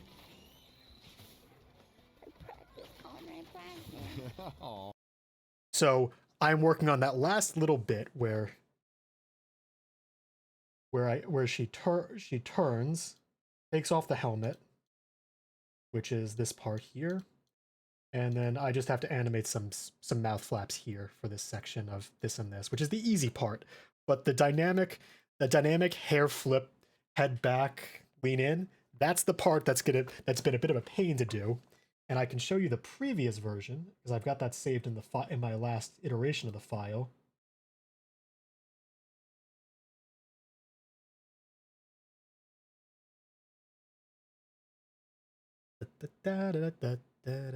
File loading. These do be pretty large files because it's got a lot of frames. I've been managing to crank out like 260. I just wasn't satisfied with how this turned out because it's look like this. Play. So I wasn't satisfied with how this turned out. The face looks a little off for one thing. But I think that some of my middle frames are just way too skewed on trying to simplify for the blur.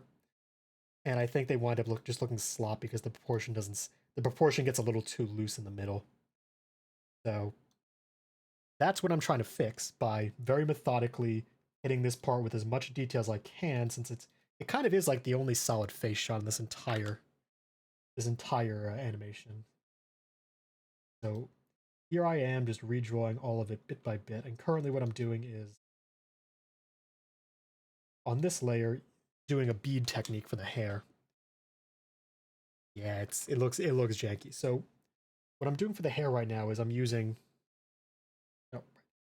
I've set the layers to use the vector because some of these layers move with vectors, but I can't edit while they're in vector mode. So I just changed that. But I'm using a bead tracks technique for the hair, where prior to drawing the hair, instead of just eyeballing it, I track it on the movements of as if it was several beads, like this.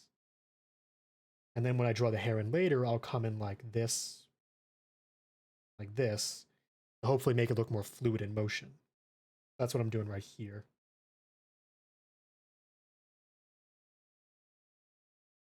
It is still a little eyeballed, but it's less eyeballed than it was pre. It'll definitely be better, I think. Probably this part. Further.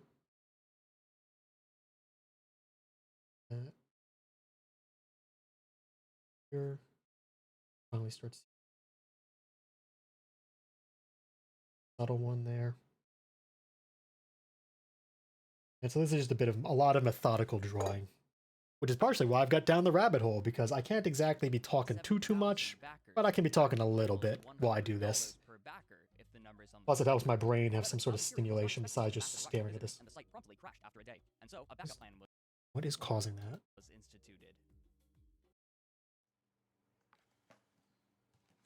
I think this is a little harder than I first thought.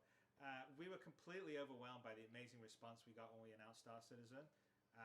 But unfortunately, our servers were even more overwhelmed than we were and went down for a few days. So we're just at the tail end of getting it all back into order. But in the meantime, the kind folks at Kickstarter have offered to help out, and we'll be launching a Star Citizen Kickstarter page. On the Kickstarter page, they added a number of reward tiers. To receive a copy of the game, the backer only had to commit $30, but some of the tiers were exorbitant. I'm gonna have to use something as a physical reference here, which is just a bit of string I've got.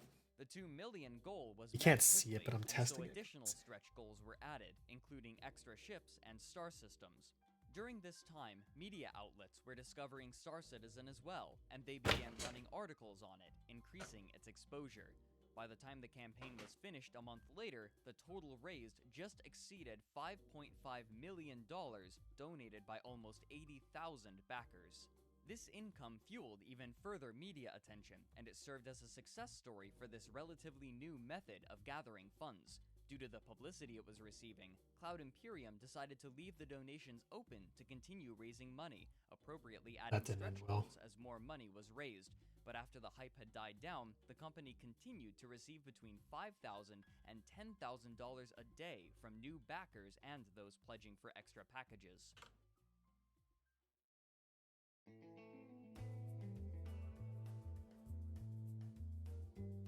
During this time, Cloud Imperium expanded production, working out of 2 different offices in 2 different locations, both in America.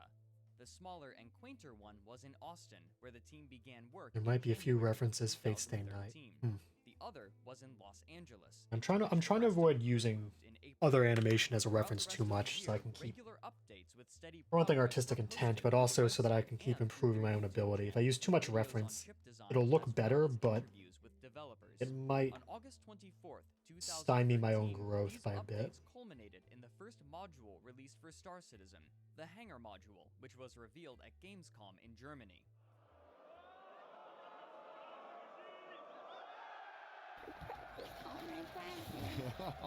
Dang, I lost the loop section. I gotta move this back.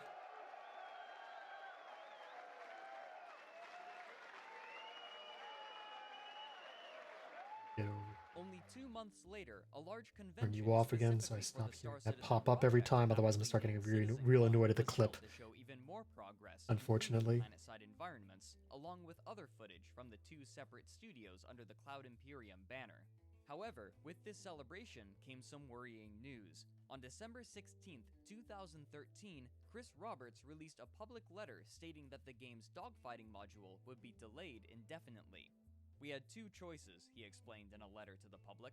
"Either fork development and spend time building something that would involve throwing away work in order to meet the December deadline and deliver something that wouldn't have the level of polish I'm happy with, or stay on course to build something that would lead directly into the finished game." Though funding had already been steadily increasing over the course of 2013, the release of the Hangar module would catapult the funding past $35 million by the end of the year, with the company having grown to a total of 48 employees, with another 91 contracted from other companies. Turbulent was hired to help design web tools such as the Star Map, and Ilphonic was hired to create the first-person shooter module entitled Star Marine.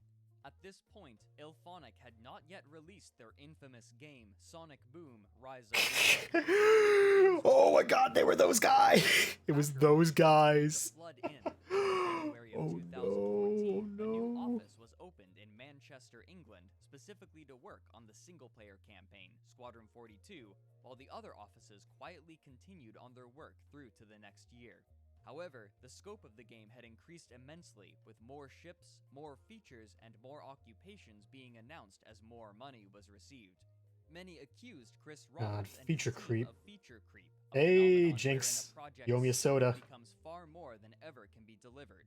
The difference here, however, was the project's budget was continually fluctuating, and as it grew, the ever-ambitious Roberts saw the possibility to create something even bigger and better, but it was taking time to build his team.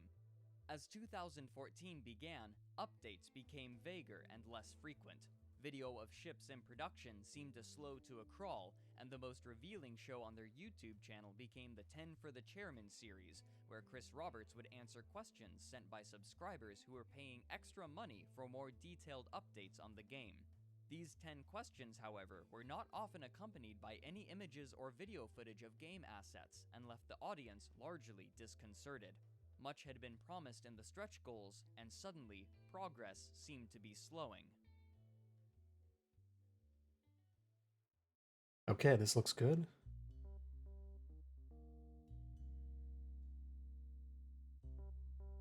On June 3rd, I'll have to resoften these when I do the next layer of this, but that's the whole point of multiple passes for this sort of stuff. You tune a little every time you do it. But the performance with other players on Cloud Imperium's servers would chug even with low graphical settings, leaving most players feeling unsatisfied and frustrated. After the release of the dogfighting module, Cloud Imperium again went mostly silent. Small incremental updates were released for Arena Commander, including a racing mode, and more ships were added over time. During the next Gamescom in August, there was even more disappointment. The multi-crew ships were buggy with low frame rates, and the game crashed near the end of the presentation. CitizenCon was similarly disappointing. Even the announcement and a demonstration of the first-person shooter module, Star Marine, did little to assuage the concerns of onlookers. A large number of fans remained hopeful, but critics began slamming the game. Some saw the delays as a way to make the best game possible, but others began to see the game as a scam. Vaporware again. The word that keeps cropping up in today's videos. The closest that any article came to positivity was neutrality. The communities quickly began to split, with fans of the game in some sections and detractors in others, occasionally butting heads in the comment sections of videos and articles in discussions that almost always spiraled into brutal arguments. Despite the enthusiasm from the former party, much of the community's interest and faith now hinged on Star Marine's launch, slated for April of the following year.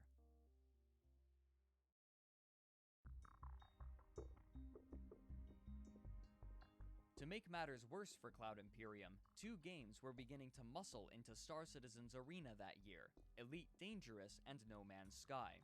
The former had launched its crowdfunding campaign during Star Citizens, with a similar feature list, and though it was also receiving delays, this project seemed to be far more on track. The latter, a space game focused on exploration, had just been announced the previous year and received massive amounts of positive attention at the 2013 VGX Awards for its vibrant color palette and scope of its gameplay, as well as the ability to land on massive, lush, procedurally generated planets. And we do know now how that video worked, courtesy video game worked out courtesy of Internet Historian, which was corporate oversight, but they salvaged it. Good for them. Successfully crowdfunded almost $570,000 for their game, Yog Ventures, to be released in December of that year. However, after numerous delays, they announced the project cancelled in July of 2014, with no recourse for the backers who had lost their money. This occurred to Code Hero as well, a campaign in 2012, a release... I'll be honest though, I think a lot of people should have realized that video games take a lot of time to develop, even if you think you've got all the money. Manpower and all the logistics are no joke. Clickbait lists were being written about them, and it seemed that Star Citizen would inevitably follow the same route. However, some believe that it had the hype to continue receiving money so that it would remain in development hell indefinitely. David Heiner of 10 Is that better or worse? In an opinion column that, quote, "It's so hilariously transparent that this isn't about making a game anymore, but more so about exploiting a community of zealous fans who will spend as much money as humanly possible to make sure that they're right." He goes on to postulate that what's going to happen is the game is going to drag along as humanly possible, and they're going to delay that point where you can get a full and accurate feel of the various spaceships and the actual combat. Despite these misgivings, attacks, bad omens, and lack of updates, That has happened though, right? I feel like that did wind up shaking out exactly the way the guy just described it. Cloud Imperium Games began holding what they called concept sales, with detailed descriptions and concept drawings of ships so that backers could pledge money to receive them upon release of the game. Despite Star Citizen's tarnished reputation, the total amount of money raised had nearly doubled from $35 million to over $68 million, while the number of full-time employees had grown from 48 to over 161, not including Jeez, that's a big number. Was not the worst press that Star Citizen would receive. As Star Citizen's funding grew, their public opinion worsened. Predictably, Star Marine was not launched in April of 2015, but unlike the dogfighting module, Star Marine as it was made by IllFonic Studios would never make it into the game. Cloud Imperium had decided early on to use the Cry engine as a base, but would heavily modify it.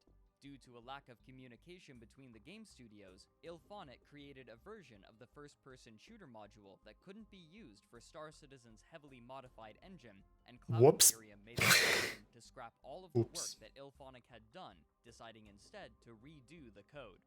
The map assets that IllFonic designed had to be scrapped as well, because they had been built to the wrong scale, another casualty. Oh my god, how little did they communicate? Myriad other issues caused a mutual antagonistic split, and Cloud Imperium Games chose instead to create the first-person shooter module themselves, from scratch.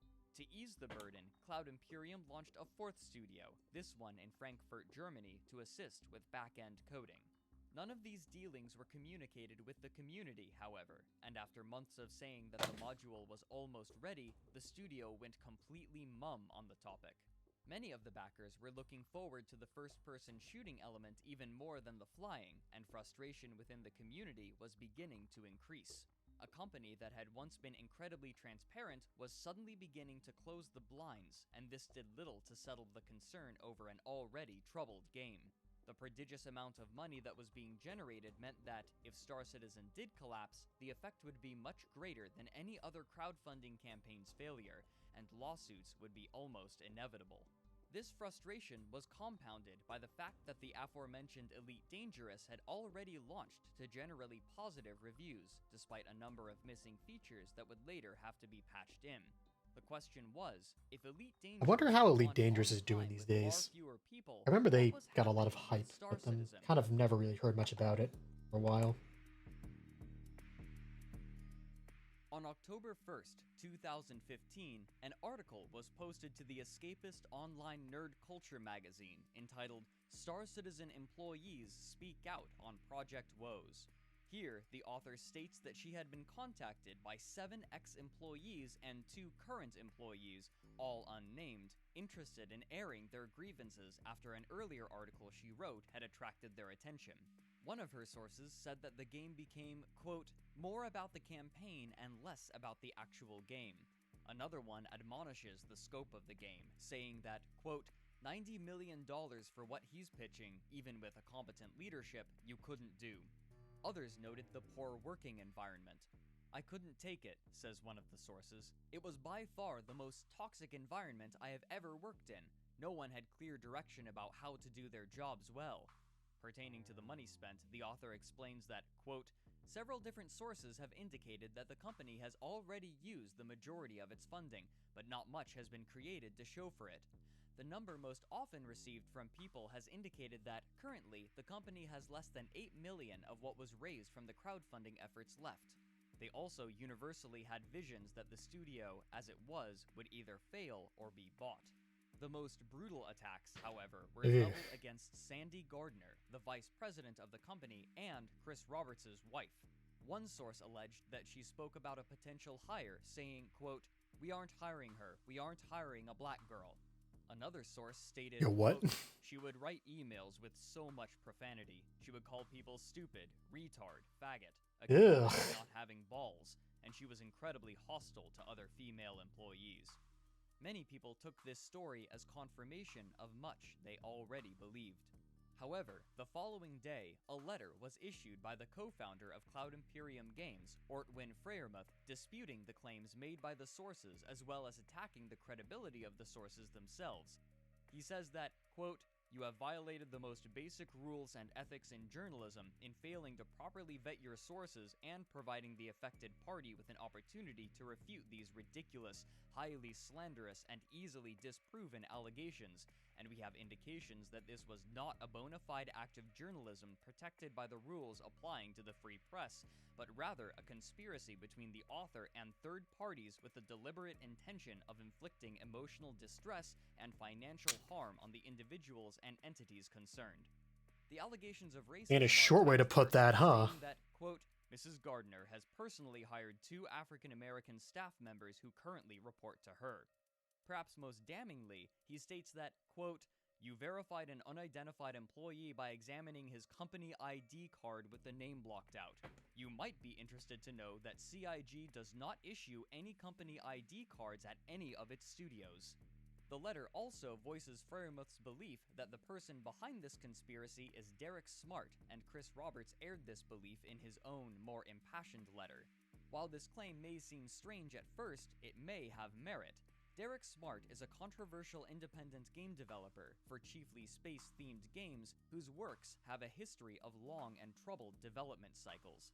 He is most famous for attacking people on forums who criticize his games, similar to Digital Homicide Studios. Only 2 months prior, Smart had issued Cloud Imperium a letter from his lawyers with an ultimatum demanding they release their finances and refund all backers who ask for it. Cloud Imperium responded with their tongue in their cheek. They dismissed him with a letter in response and refunded him his money, banning him from any further participation in Star Citizen. Smart's social media quickly became a forum he used to attack Star Citizen while he promoted his own early access game. Almost every day, he would post tweets about Star Citizen, coupled with long, rambling blog posts, and it seemed to develop into an obsession. In the face of this, The Escapist updated their article with Chris Roberts' rebuttals, but they said that they, quote, stand by our coverage of Star Citizen and intend to continue to investigate the developing story. Despite the strong rhetoric, it appears that no further articles were written, and The Escapists seem to have halted their investigation. Still, the damage had been done, and it seemed that frustration with the game was reaching a fever pitch as Cloud Imperium Games continued their silence. But this silence would break less than 2 weeks after the original Escapist article was published. What happened?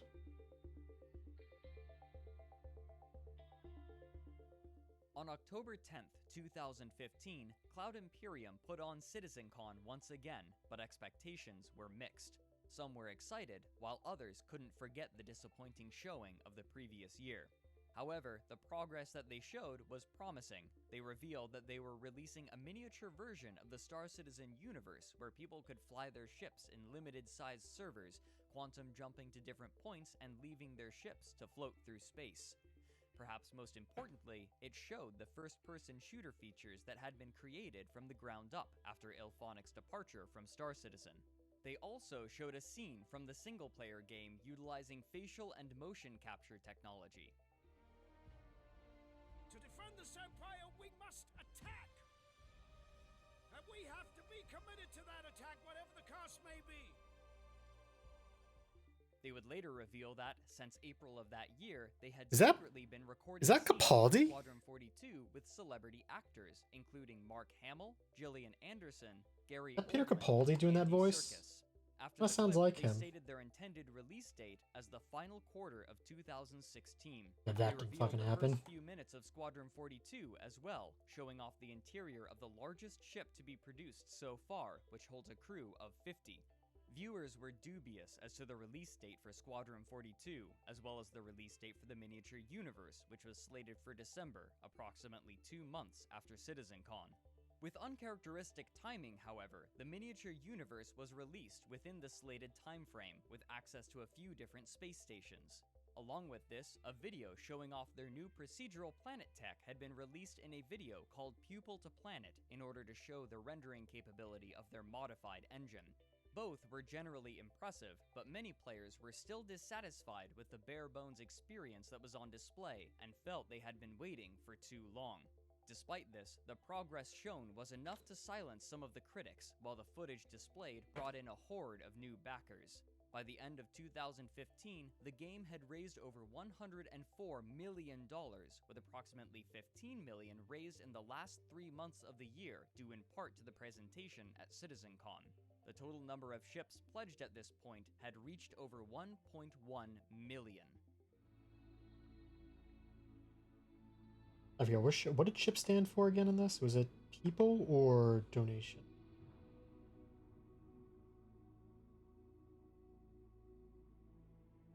Cloud Imperium began iterating on the miniature universe, releasing patches irregularly to add features and flyable ships. Again, progress seemed slow, mostly due to blockers in the back-end technology. By the end of 2015, however, the permanent staff had ballooned to over 250 people, and so progress was beginning to pick up speed. More and more ships were announced as some of the earlier concept sale ships were being completed and made flyable. Perhaps most notably was the Starfarer, a massive tanker in which players would regularly become lost while exploring. In the miniature universe, players marveled at the ability to walk around the ships while others flew and fought, all in spite of large bugs and low frame rates. It was still a far cry, however, from the experience Star Citizen promised in a single massive universe. As 2016 wore on, even more was shown, and it seemed that the progress made on the game was increasing exponentially. Patch 2.5 released in August added persistence so that players could earn in-game cash for performing missions which would remain between play sessions. The largest takeaway that the media was receiving, it seemed, was that Star Citizen was indeed progressing. The game also was receiving positive press in comparison to its two largest competitors, Elite Dangerous and No Man's Sky. Elite Dangerous had recently come under attack due to the aggressive posture of its monetization. The development team revealed that some of the content promised in the Kickstarter would have to be purchased as expansions and add-ons, with higher total prices for some of those who had bought the game earlier. Oh yeah, and this is when Nomad's Sky was actively choking and dying. Stating that though there were many planets, As you know, stars, and space EA stations, issues. they all were extremely similar, with shallow gameplay and relatively low replayability. No Man's Sky, on the other hand, had exploded into a full-blown controversy. Very little information had been released to the public by the development team, while an embargo was placed on review copies towards its release. The developers claimed that this was to maintain the mystique of the game, but when it was launched, it seemed clear that the embargo was because a wide swath of the content promised by the small independent development team was missing. The beautiful environmental effects and complicated wildlife interaction from the gameplay trailers seemed to be entirely absent, and the interstellar trading was nowhere to be found, much like the massive space conflicts and dynamic loyalty systems. In short, the trailers masquerading as gameplay footage were entirely constructed cutscenes rather than generated by the game itself. The majority of the game's audience felt that the studio had lied about massive portions of their game. Literally did. An absurdly long post on Reddit was circulated, cheekily entitled No Man's Lie, with a list of promised features missing from the release. The limited content made it difficult to And they did justify kind of the deserve that, to be $60 honest. price tag. The game has mostly negative user review scores on Steam with 31% approval, while the recent reviews place it as overwhelmingly negative at 9%. After this dismal reception, the game studio went entirely silent, and little has been heard since. In the face of the disconcerting and disastrous responses, respectively, the gaming publications and avid space game fans turned their hopeful gaze to Star Citizen. The timing could not have been better for Cloud Imperium, as they were about to perform two of their biggest reviews. It's kind of wild to look at this with the blessing of Future Sight, knowing that No Man's Sky's radio silence was actually because they were trying their damnedest to salvage the entire project. Space is a void of money. It really is. Even when we get to real space, it's going to cost millions to get there. No human being that isn't a corporation is going to be able to go into space and do anything. On August 19th, Ships just cost too much. Legit. Stop doing that. For over 50 minutes, showcasing numerous features. Stop doing that. I don't know why you're doing that, but you keep doing that. Systems and user interface. Just like their other presentations, a man on the side of the stage was playing the game, going through rehearsed motions. This time, however, it seemed almost to be mocking No Man's Sky. Perhaps most importantly, however, it showed the planetary technology that had been developed. The early parts of the video features a ship entering the atmosphere of a planet and landing. Do you happen to know if this game ever came out, Cookie? Because I'm kind of curious if this game is still in dev hell, because I'm mostly certain it is. Because I haven't heard about it, but it's like, I feel like this one's kind of crashed since this incredibly optimistic take. CitizenCon, which was happening in just a few weeks with a potential reveal of Squadron 42. The studio worked fervently to produce these demos in the short amount of time they had left, and when October 9th arrived, both fans and the media were watching intently. Partway through the CitizenCon presentation, however, it was revealed that the gameplay from Squadron 42 was not ready and that it would not be making an appearance. Gasp! Another delay! Squadron 42 mission, and we're not quite there yet. So we got very close. The team worked really hard, but we don't want to show it. This is what it's going to be like in the final game. Oops. With all the polish. What they were able to show off, however, was just how far their procedural planetary technology had come. Another vertical slice was presented, showing a planet with multiple biomes, oceans, and flora, not to mention fauna in the form of a massive sandworm. Oh my god. So I've done a Google search. Is Star Citizen out? And what stage is it in? A news article from November 12th, 2023. It's currently still in the alpha stage. Let's go, baby! I guess, when did this thing come out? 7 years ago. So, I guess in 7 years we've learned one thing. No Man's Sky and Elite Dangerous salvaged their games, and this one didn't. This kind of optimistic story was a bit misleading on what actually happened and how things shook out. Sorry, down the rabbit hole guy. It looks like you got this wrong. It was made clear exactly what they meant when they said they were making procedural planet technology. Rather than having a key generate an entire planet like its competitors had done, Star Citizen's technology was a tool for designers to craft planets. They showed this off by allowing one of their designers to construct an entire landing environment, complete with a landing pad, surrounding rocks, foliage, and fauna in less than 5 minutes. The dream of Star Citizen's persistent universe was beginning to crystallize in the minds of fans. Today, Star Citizen's development is continuing, and the first game in the Squadron 42 trilogy has, unsurprisingly, been delayed beyond 2016 so that more systems may be completed. It's still being done, but it's delayed again. Of progress shown Many of the concerns of Star Citizen's status as vaporware appear to have been assuaged, though most Still continue to look vaporware. for skepticism. It actually is still just vaporware though. While more transparent videos reminiscent of the early days of development show the game's progress. What Squadron 42 and Star Citizen will look like upon final release is uncertain, but right now, the hopes of the community could not be higher. Well, I'd hate to be part of that community. If you enjoy this series and want to help support it, you can do so through my Patreon. Everyone who pledges $1 or more gets their name. But there are a couple of higher. Have you ever heard of the sunk cost fallacy cookie?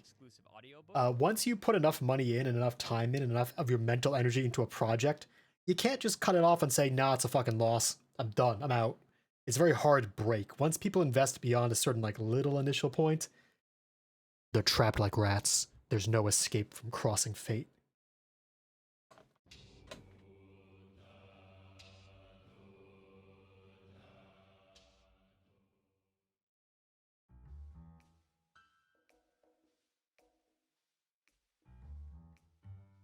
Invariably, the plague doctors conjure images of death, disease, and decay. Their visage is unmistakable. From head to toe, they are covered in black robes, and over their faces is a mask with a cruel, hooked beak. Okay, we're not watching this one. It's not very interesting.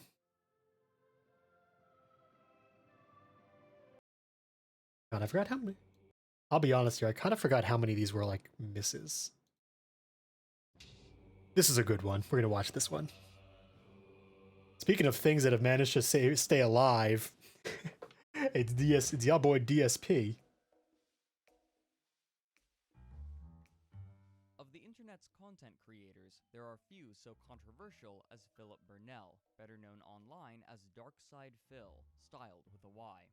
He sports a respectable number of subscribers, over 180,000, but the more notable figure is his number of uploads and their frequency. Since 2008, he has uploaded tens of thousands of videos, usually 10 to 20 minutes long, and he still uploads more than a dozen daily. This is in addition to another channel where he uploads video logs, or vlogs, where he talks about himself and what he's doing, typically for over an hour at a time.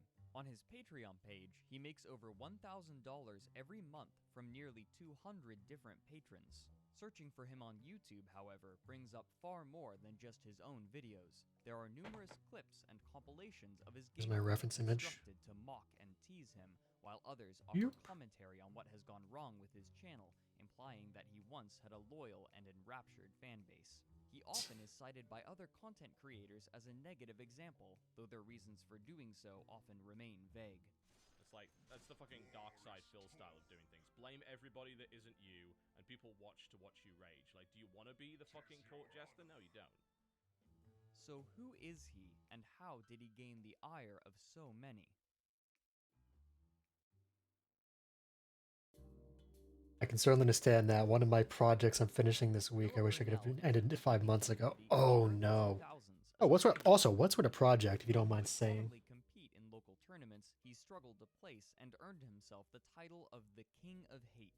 Philip himself claims that this nickname was earned due to the unpopular opinions he touts and because he uses the hatred against him as a motivator, but other tournament goers tell a different tale. They claim that he received this nickname because of his bouts of rage, argumentative disposition, and poor conduct. And possibly using the hard R. No one gives a shit. Play. You can't hold up a tournament. One man from DSP to report this match are disqualified. Where am I playing? You still haven't told me. Jesus Christ, man. Treat you like you're a rookie. Want me to run the fucking tournament for you? According to himself, he had poured all of his available time and funds during this period into practicing and competing in a game called Super Street Fighter 2 Turbo, traveling all across the East Coast to attend tournaments. In 2005... Oh right, he trained for like a weird variant of Street Fighter 2. Turbo never got big. Series, better known as EVO, an event where numerous tournaments for different fighting games would take place. By far, it is the So yeah, in the last 6 years, Evo got really big. So this kind of funny he's doing the Evo explanation. It's like, yeah, Evo is this obscure thing. Big as fuck now. largest of its kind. There, he would enter the tournament for Super Street Fighter 2 Turbo, where he would take 4th place underneath 3 Japanese players. Latching onto this accomplishment, he quickly proclaimed himself the best Super Street Fighter 2 Turbo player in America, since no other American players had placed above him.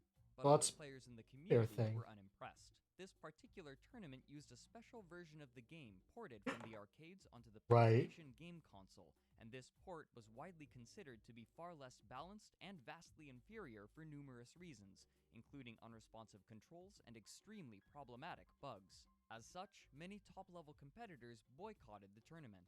One other competitor, Alex Valle, had declared that he was going to enter the tournament not out of a competitive spirit, but to gatekeep other competitors whom he felt didn't deserve the prize money or prestige, but he was forced to cancel at the last minute due to work obligations. Despite the criticism toward the game, We call that a the event dipshit itself move, by the way. was It's a music video commish that kind of went overboard. I made the mistake of going down a certain style route that added a lot more time to it. The classic technique of biting off more than you can chew. Kind of like me when I thought, yeah, I can do this in a week. It's going to definitely not affect my sleep schedule and sanity. And it's unacceptable. For 2 more years, he would compete in tournaments, but he never found success like he had at the 2005 EVO event. It did. Most other high-level A little bit. competitors saw his Not too much. second-place I'm victory definitely due sane now, to the version of guys. the game being Sane. played and the lack of other high-level competition, and his tournament results after EVO were seen to reflect his true level of skill. You got some idiot named DSP who's a total piece of shit, by the way. I like to get that on YouTube, but this guy thought he was hot shit because he beat me and Choi in a game that was like, it's like fucking Neo Geo conversion of Street Fighter or some crap, dude. and he was so proud that he put under his signature, he's the #1 US ranked Super Turbo player that year. But I mean, look at him now. I mean, he's just. Hey, thanks for the follow. He too faded from the Welcome to the koi pond, cookies.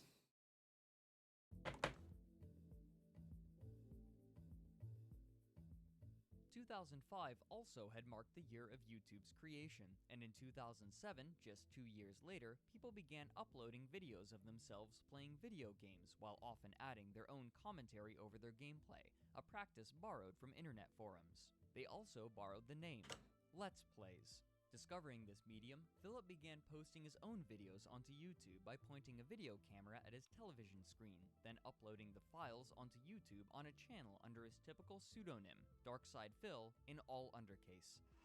Alright. Obviously he's a pretty bad driver, but apparently they're all drunk. Because no one's shooting at... Side note, during this time, there were 2 acceptable practices for recording gameplay footage for a Let's Play. The first was to use what's called a capture card, a device that allows video and audio to be recorded directly onto a computer from a video game console. A similar process could be done with a camcorder. The second was to simply point a camera at the screen and use the built-in microphone to capture voice and gameplay. Of these options, the former was far preferable, but viewing choices at the time were limited, and so some Let's Players used the latter method and found some success. Philip originally began creating videos for fun, but he found inordinate popularity. Though he was admittedly terrible at many of the games he played, he often would play this off in a way that his viewers enjoyed, with off-color humor and a cocky personality. These viewers would often cite his authentic reactions as a reason for enjoying his content. Many others, however, considered his laugh grating and his humor obscene and dull. Oh yeah, he kind of was. Oh, come on! You die so fucking quickly. Despite this, some of his videos would receive tens of thousands of views, a very high number especially during that time, and he would regularly appear on the front page of YouTube with footage of new games. On September 9th, 2009, he also created a blog channel, which he called The King of Hate HD in all capital letters. This channel also began collecting considerable views on a small number of his frequent videos. Philip's pattern for video production was mostly consistent. He would play games in blocks of several hours, recording his playing session by placing a camera on a coffee table near the screen. Once he was finished playing, he would chop up the videos into approximately 10-minute segments and upload each of those segments onto his gaming channel individually. I don't miss 10-minute YouTube content. Philip began to experience the first signs of trouble.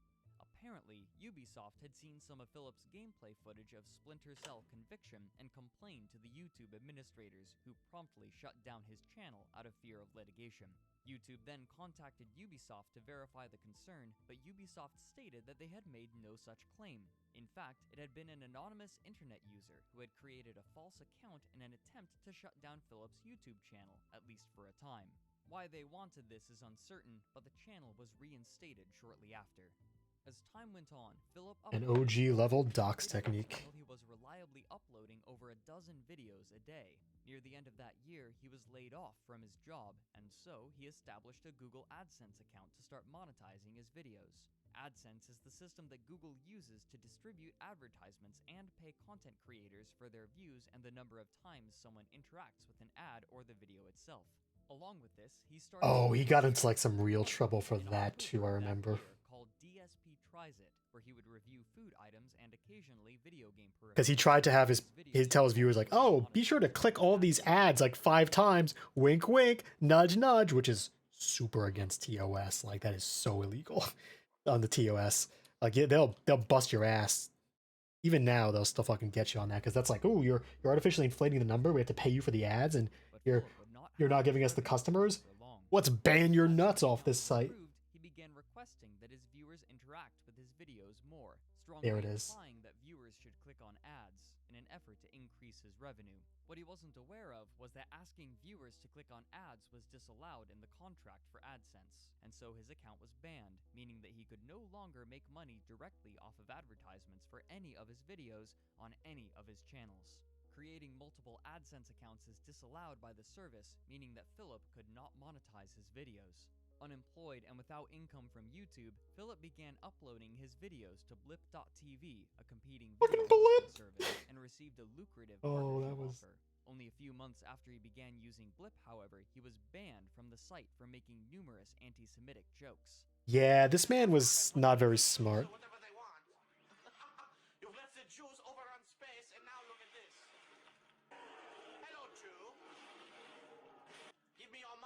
Oh god. You've hoarded it for far too long. Why are you carrying your balls next to you? You stupid moron. You big-nosed freak. Yeah, he's not exactly the smartest fucking cookie. From Blip and AdSense, and with limited employment opportunities, Philip was suddenly in deep financial trouble going into 2011. In March, however, Philip I'll be honest, even in the different times, that shit was still not cool. And also, he still does that shit. To place advertisements on his videos under their AdSense account rather than his, he could continue making money through videos on YouTube as a full-time career. Okay, so I created 2 new channels on YouTube. The first channel is called DSP Gaming. This is my active channel for video game playthroughs. On the other side, if you're a really big fan of fighting games and competitively playing these games, you're going to want to head over to my channel DSP Street Fighter. It's actually looking like this is... I remember at one point somebody used DSP as like a comparison point to roast a low-tier god, who's another incredibly notorious internet dipshit. And the roast was, yo, I'd call you the black DSP, but that'd be an insult to DSP. And that was like, shit, man, that's a roast. You just turned that man to charcoal right there on the street. He ain't coming back from it. Older fans would begin to sour towards him. By this point, many other Let's Players had joined the scene, uploading their own gameplay with capture cards and screen capture applications. Compared to Philip's camera method, these other recording styles provided far higher quality of both video and audio. Yeah. It took him an insanely long amount of time to transition to a capture card because he was like, I just don't trust the technology and I can't afford it. But he kept buying new cameras. I was like, bruh, you just bought a capture card for the price of that camera. I'm just saying. It would have worked. Rather than himself an inordinate amount. When competing with others in online games, he would always degrade his opponent. If he won, he would profess his opponent's lack of skill, and if he lost, he would accuse the opponent of illegitimate tactics, or he would complain of faulty controls. That's called cheating, and that's what everyone does online, which is why you shouldn't fucking play online. You keep asking for me to do it, so I gotta do what my fans want, so hope you enjoyed this real shit-fest session I had tonight. This last complaint may have merit, as his temper would often manifest as abuse of his equipment. This is fucking bullshit! I wonder... Become belligerent on his social media. Yeah. I mean, like I'll be honest. When I was still going to the GOG, we used to make a lot of jokes about that, like that. But that was different because we were them. But the other big issue though is that like, this man's just real racist to this day. Like I'm pretty sure he's dropped the hard R more than once. But I'm just wondering, was this video made? Well, is this video old enough to have new enough that it covers the JO incident? Because that was something. For example, when game reviewer Mitch Dyer posted a review for IGN with which he disagreed, he attacked Dyer for not providing an objective review. And after the argument, Philip posted a vlog onto his King of Hate HD YouTube channel attacking him further. And he just got all offended that, like, I told him that I work full-time on YouTube. Like, okay, jealous much? That's what I should have said. Jealous much? But anyway... He also would attack other YouTubers, notably PewDiePie, iJustine, and Tobuscus, each for different reasons. Does While Tobuscus his still former fans exist? claimed that this was a changing character, Philip's detractors would point to these things as already existing issues becoming more evident.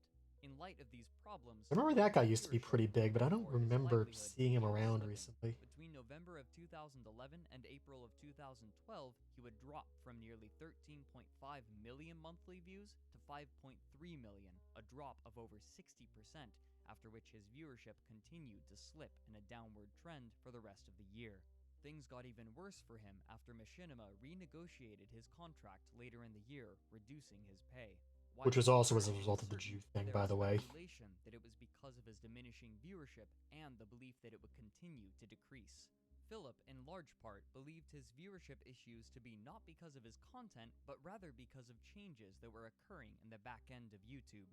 He argued that YouTube was changing to accommodate viral content while simultaneously hurting who he called the little guys, whose content was being deprioritized, and it was this deprioritization that was to blame for his decreasing viewership. Many of his fans and all of his detractors, however, were unconvinced that this was the only problem, if it even was one. Many indicted him for his inflexibility, an argument bolstered by his adamant refusal to alter his content production or release methods. Sometime over the course of 2011, Philip had started dating a woman named Liana Hongen, known as a pseudonym. Oh, that was... Philip's fan base seemed generally happy that he was now in a relationship. There was a subset who weren't so enthused. Many were shocked to learn that Liana was 11 years Philip's junior, and that they had started dating just after she had turned 18, but most were more concerned about Liana's aggressive tone during co-op. I'll be honest, that was kind of fucking sus, man. That was like, wow, man, you're doing the 28-year-old, the 29-year-old man dating a high schooler. Yikes! That was a yikes. That was a yikes, my guy. Like, massive yikes. Operative gameplay. Everyone press start. No more talking. Press the start before I kill you all. Jesus, press it. Press a button. I don't know. What the fuck's that? Probably a better gamer than half of you. You probably can't even ready up. Are we level 2? 2011 also marked other strange behaviors from Philip. For example, for his DSP Tries It series, he took video of himself showering with an Axe body scrubber. I use the detail inside to wash off. Oh my god. Oh. You don't want to use the detail inside to wash your balls. Oh. But even compared to all of this, his worst trouble was yet to come. Trouble that would arise from an unexpected place. His Himself. fan base. Nope, it's not the JO incident. In 2012, If they don't talk about that incident, I gotta explain it. It's fucking wild. 2010 was blocked from commenting on Philip's videos when he mentioned his belief that Pandoli was the cause of Philip's change of attitude and, therefore, loss of viewers. Incensed by his banning, Evil AJ published a montage of Philip's gameplay footage of Metal Gear Solid 2 Sons of Liberty in early 2013, entitling it, "This is how you don't play MGS2. Throughout the nearly hour-long montage, he peppered in comments from viewers frustrated with how poorly Philip was playing, especially noting how he was ignoring important mechanics as a direct response to Philip's claim that viewers were extremely positive to the playthrough. This video showcased some of the worst of his play, where he would often blame the controls or game design for his poor performance. When exactly this video went online and its precise viewership have been lost, but some sources claim that it quickly garnered over 1 million views. One of Philip's tweets, apparently criticizing the video for stealing his footage, predates the upload that currently exists. These imply Oh, it got taken down a bunch. somehow taken down, possibly by Philip, and then later re-uploaded by Evil AJ on February 15th, 2013. Whatever the exact case may be, this video quickly sparked a series of similar montages, each with the title prefix "This is how you don't play," showcasing Philip's work. They still make those, by the way. These videos would range in length from 10 minutes to over 2 hours. In short order, these montages would overtake Philip's own video content when searching for his channel due to their popularity, pushing his own content farther down the search results. Philip, enraged by this, set about attempting to remove these videos from YouTube. In a misunderstanding of fair use law, he claimed that these videos were violating his copyright, and argued that, while his videos were transformative since he was playing a game, these other videos were stealing his content by using his video footage. And so, he went about systematically flagging the videos for YouTube's review. Despite his efforts, these videos would stay online and continue to multiply as the months dragged on. Along with this, another series parodying the DSP Tries It videos would gain popularity, criticizing different aspects of his failures or his character, especially his ego. For example, one user criticized Philip's belief that his Let's Play videos were works of art, and that the game and his commentary are his ingredients to create it. They're $60. I paid them their fee to utilize the ingredients to make my work of art. God.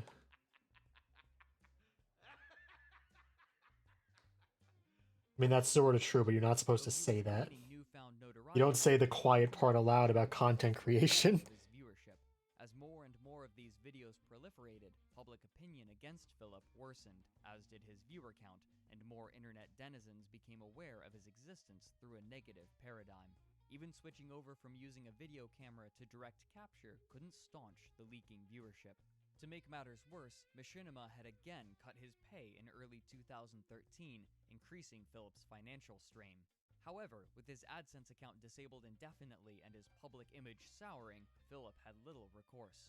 To supplement his income, he began streaming on a new platform called Twitch, which offered an online venue. Hey, that platform never went anywhere, did it? Fans live, but even here he couldn't escape trouble. He became known for banning and censoring people with negative comments, as well as berating and insulting his viewers. Some people just aren't as intelligent. I don't even know what else to say, because if you're in my stream right now and you're whining and stomping your feet like a 5-year-old brat, you're just making yourself look bad. And it's funny. Most egregious to his fan base was when his girlfriend Leanna derided the game Kingdom Hearts 2 in the Oh, right, yeah. Didn't he get married to somebody else, like Kate, named Kate or something? Philip locked the chat so that only subscribers could talk. The bad reputation from Philip had suddenly spilled over onto Leanna, too. So, fuck all of you who are acting immature. This is what you get now. We're putting it into sub-only mode. Fucking idiots. I'm here trying to play a fucking game. It's hard to concentrate when a bunch of little immature Philip continued to quietly make videos and stream through 2013 as his viewership hemorrhaged and his detractors uploaded more and more "This is how you don't play" and parody DSP Tries It videos.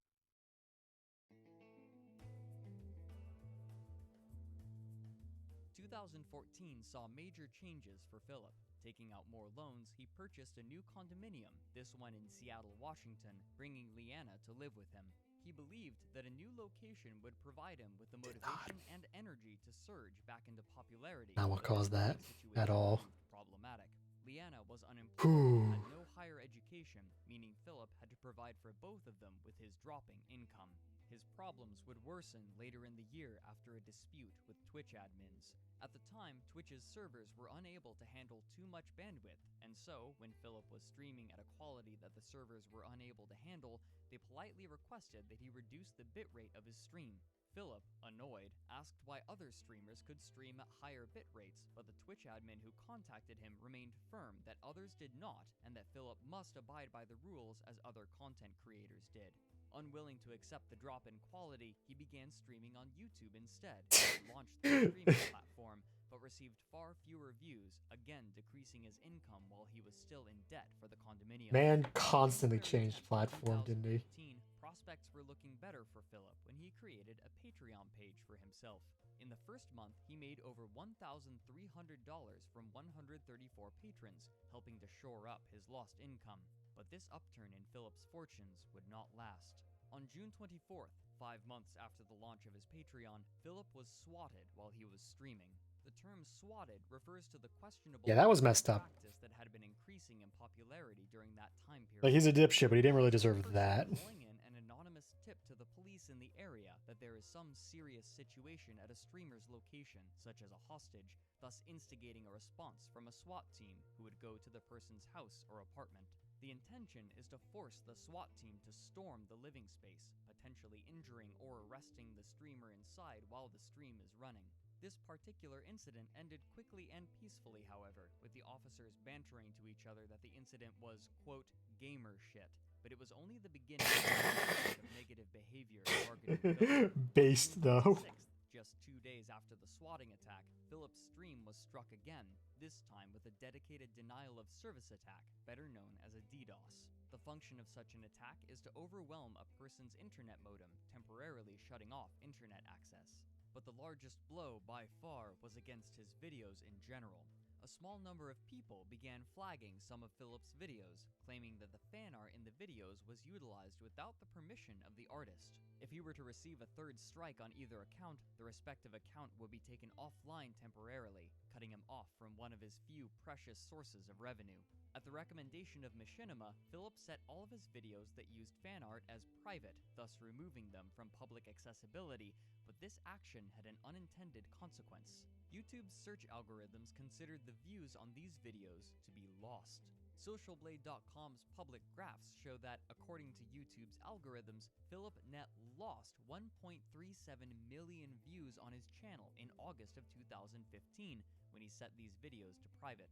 In doing so, his videos were deprioritized by YouTube's search and recommendation functions, further reducing the visibility of his channel. Between July and September That is rough, though. 2015, Philip lost approximately 500,000 monthly views, which constituted 15% of his remaining viewership, a sharp downtick in his already dwindling revenue.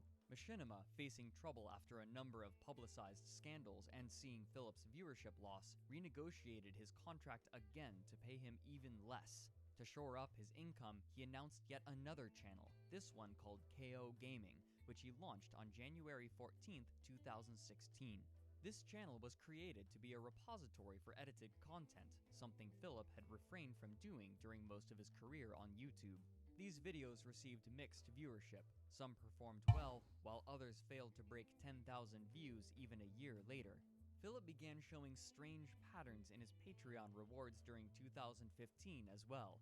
Most notably, he had asked for a significant amount of money to produce a reboot of an old, cheaply produced show he had created with some friends about 4 years prior called Project 7. However, after collecting that one, that was another scam. the show indefinitely to That was another scam from him. content. He also made promises for other videos with high monetary goals on Patreon. For example, his patrons voted for him to make a best and worst moments montage of his playthrough of Alan Wake, which was to be released that September. However, after the first part received weak viewership, he decided against fulfilling that obligation. He also made a goal for 4 extra Minecraft sessions, but he neglected that obligation as well, only playing one more session for similar reasons of low viewership. Though these failures attracted considerable negative attention, Imagine bailing on things because they're not getting good views. For real, for real. Couldn't be me.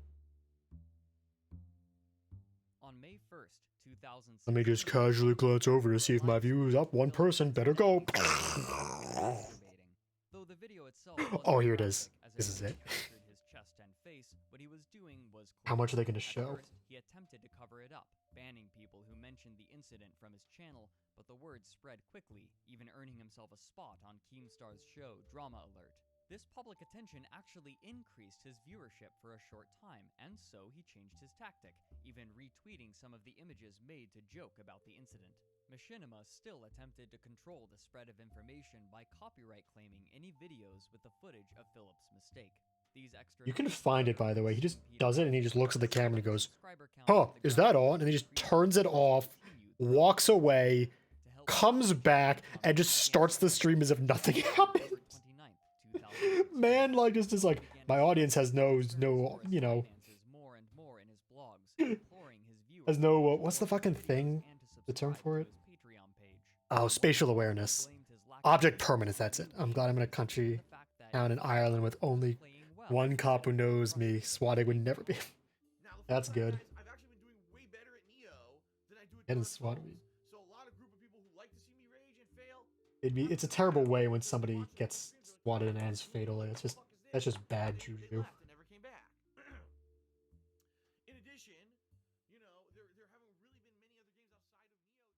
He wound up dropping Neo too, I believe, because he also started losing it and it was like, God, this game's stupid, it's fucking lame, I'm gonna get out of it. On March 2nd of 2017, Machinima removed Philip from their managed partnership program.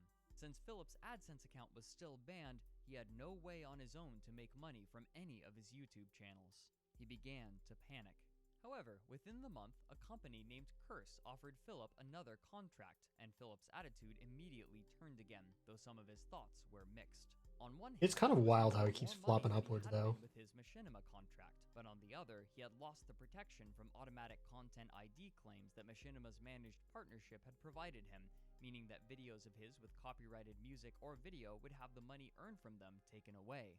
Sometime in April, a company by the name of Poltavi approached Philip with a tempting offer.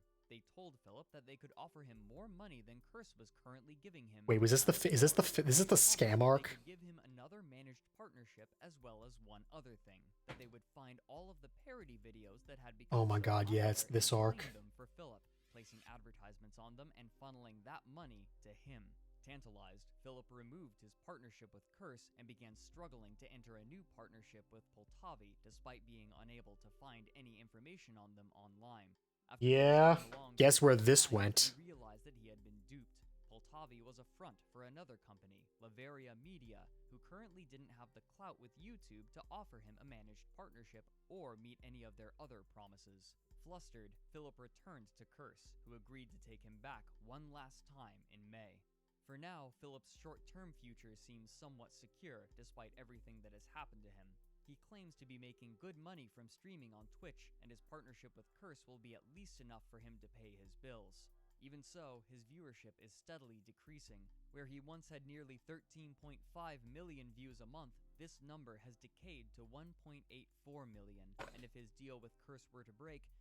Oh, so after this, he broke up with his girlfriend, with a creepy age difference. He married somebody else, completely different.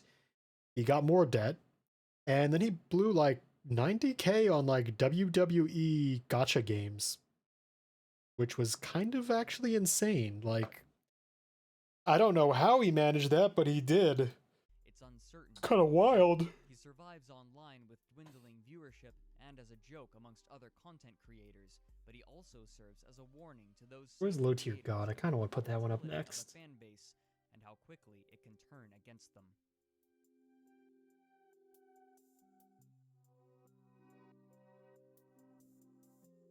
Wait, is there, what happened to Down the Rabbit Hole LTG? Oh, that's somebody else's video. I'm kind of hesitant to click on a random LTG video, to be honest, though. There's very high likelihood I might get banned if he drops the hard R and they don't censor it properly. Oh, well. Let's do this one. This one's a funny one. Well, it's an interesting one. Not funny. It's kind of a terrible incident, but interesting to learn about. While known to many from the most affected areas, the 1985 Austrian wine poisoning is often a hazy memory to those in Europe and entirely unknown to those outside of it. When Unless asked you about it, research the people will Simpsons mention episode. the unwitting consumption of hazardous chemicals and a mass public panic, but the details will be muddled or contradictory. Most sources with precise information are left untranslated, and misinformation about the event is commonly repeated through English publications. So what was the Austrian wine poisoning?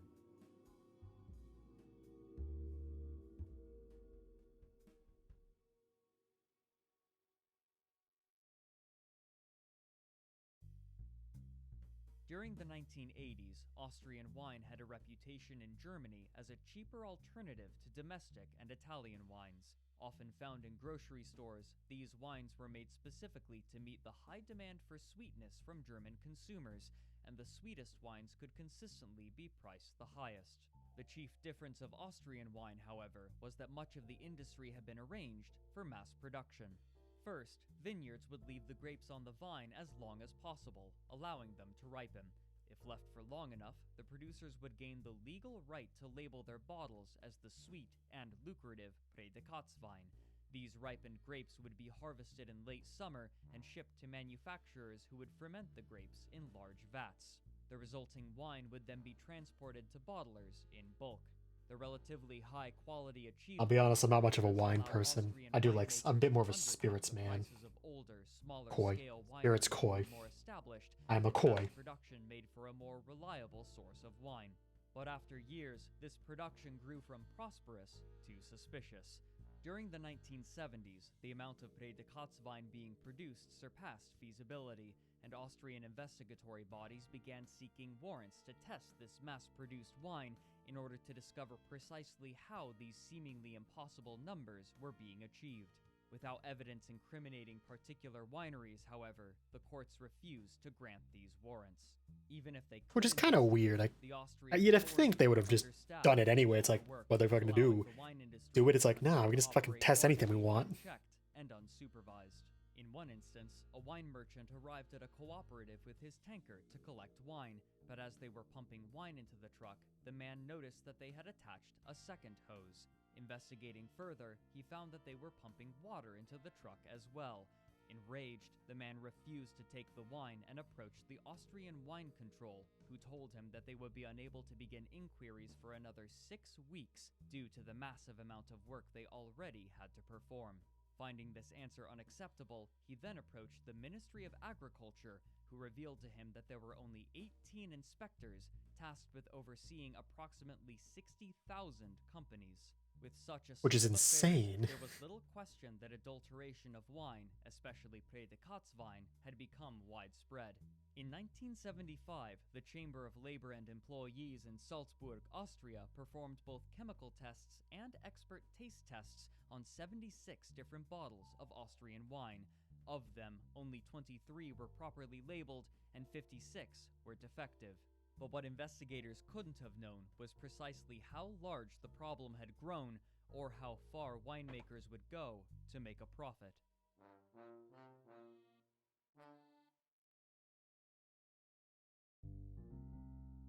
The answers vary because people are fucked. December 21st, 1984, an unknown man with a German accent entered the Federal Institute of Agricultural Chemistry in Vienna and placed a bottle full of liquid on the table, declaring that inside of this bottle was the chemical being used to produce such vast quantities of wine.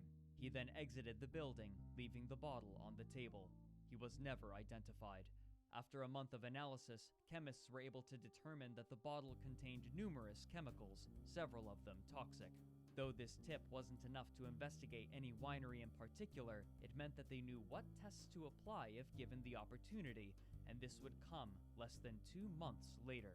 In mid-February of 1985, another tip was sent from someone inside the Austrian wine industry to government officials, a tip that seemed too ridiculous and brazen to be believed.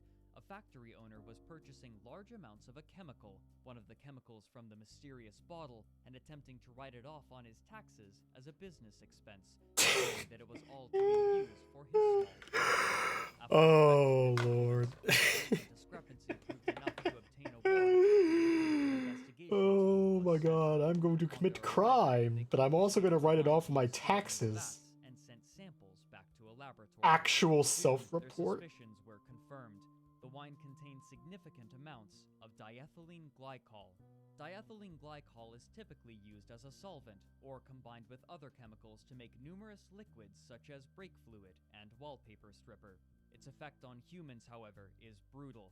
After Yeah. ingestion, diethylene glycol enters the bloodstream, where it is transported throughout the body and takes destructive effect in two particular ways.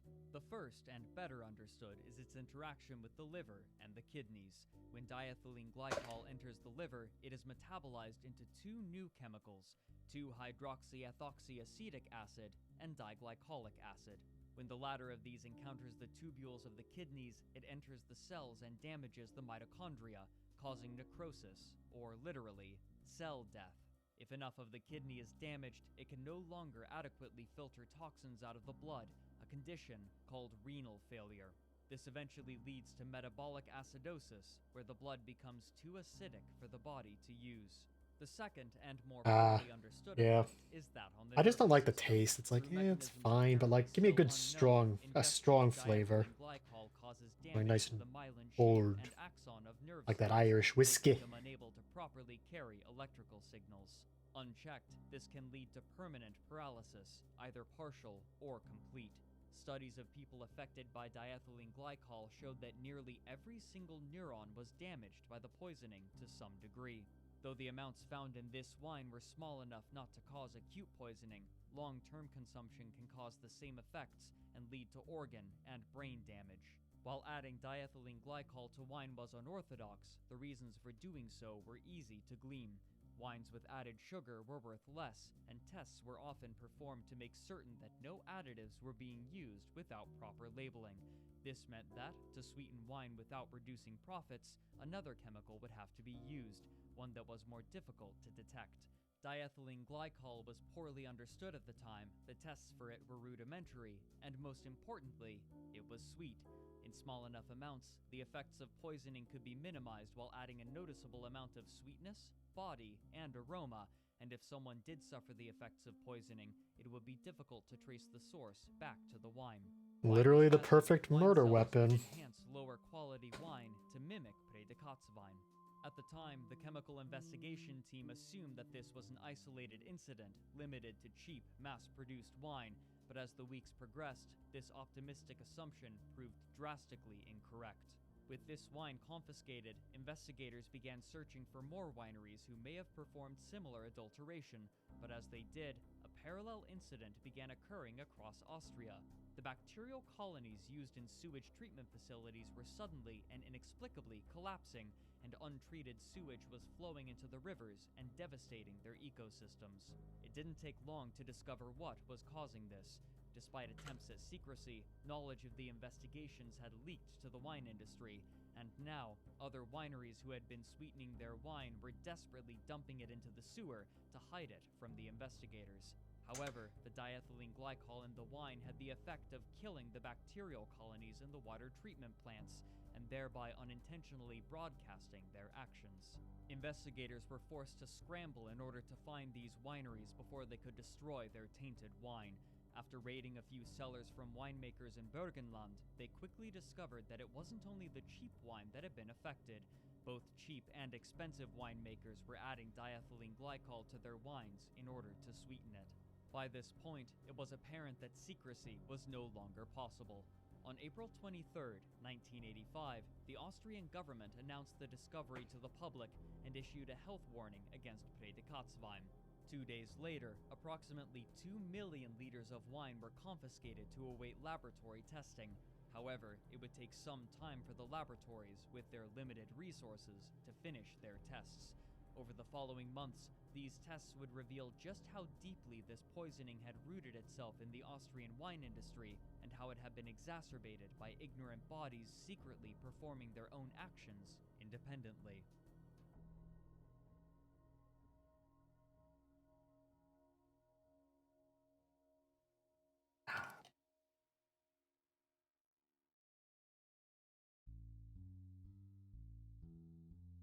While there was little news over the next few months, those chemists tasked with testing the wine were understaffed, overworked, and woefully disorganized.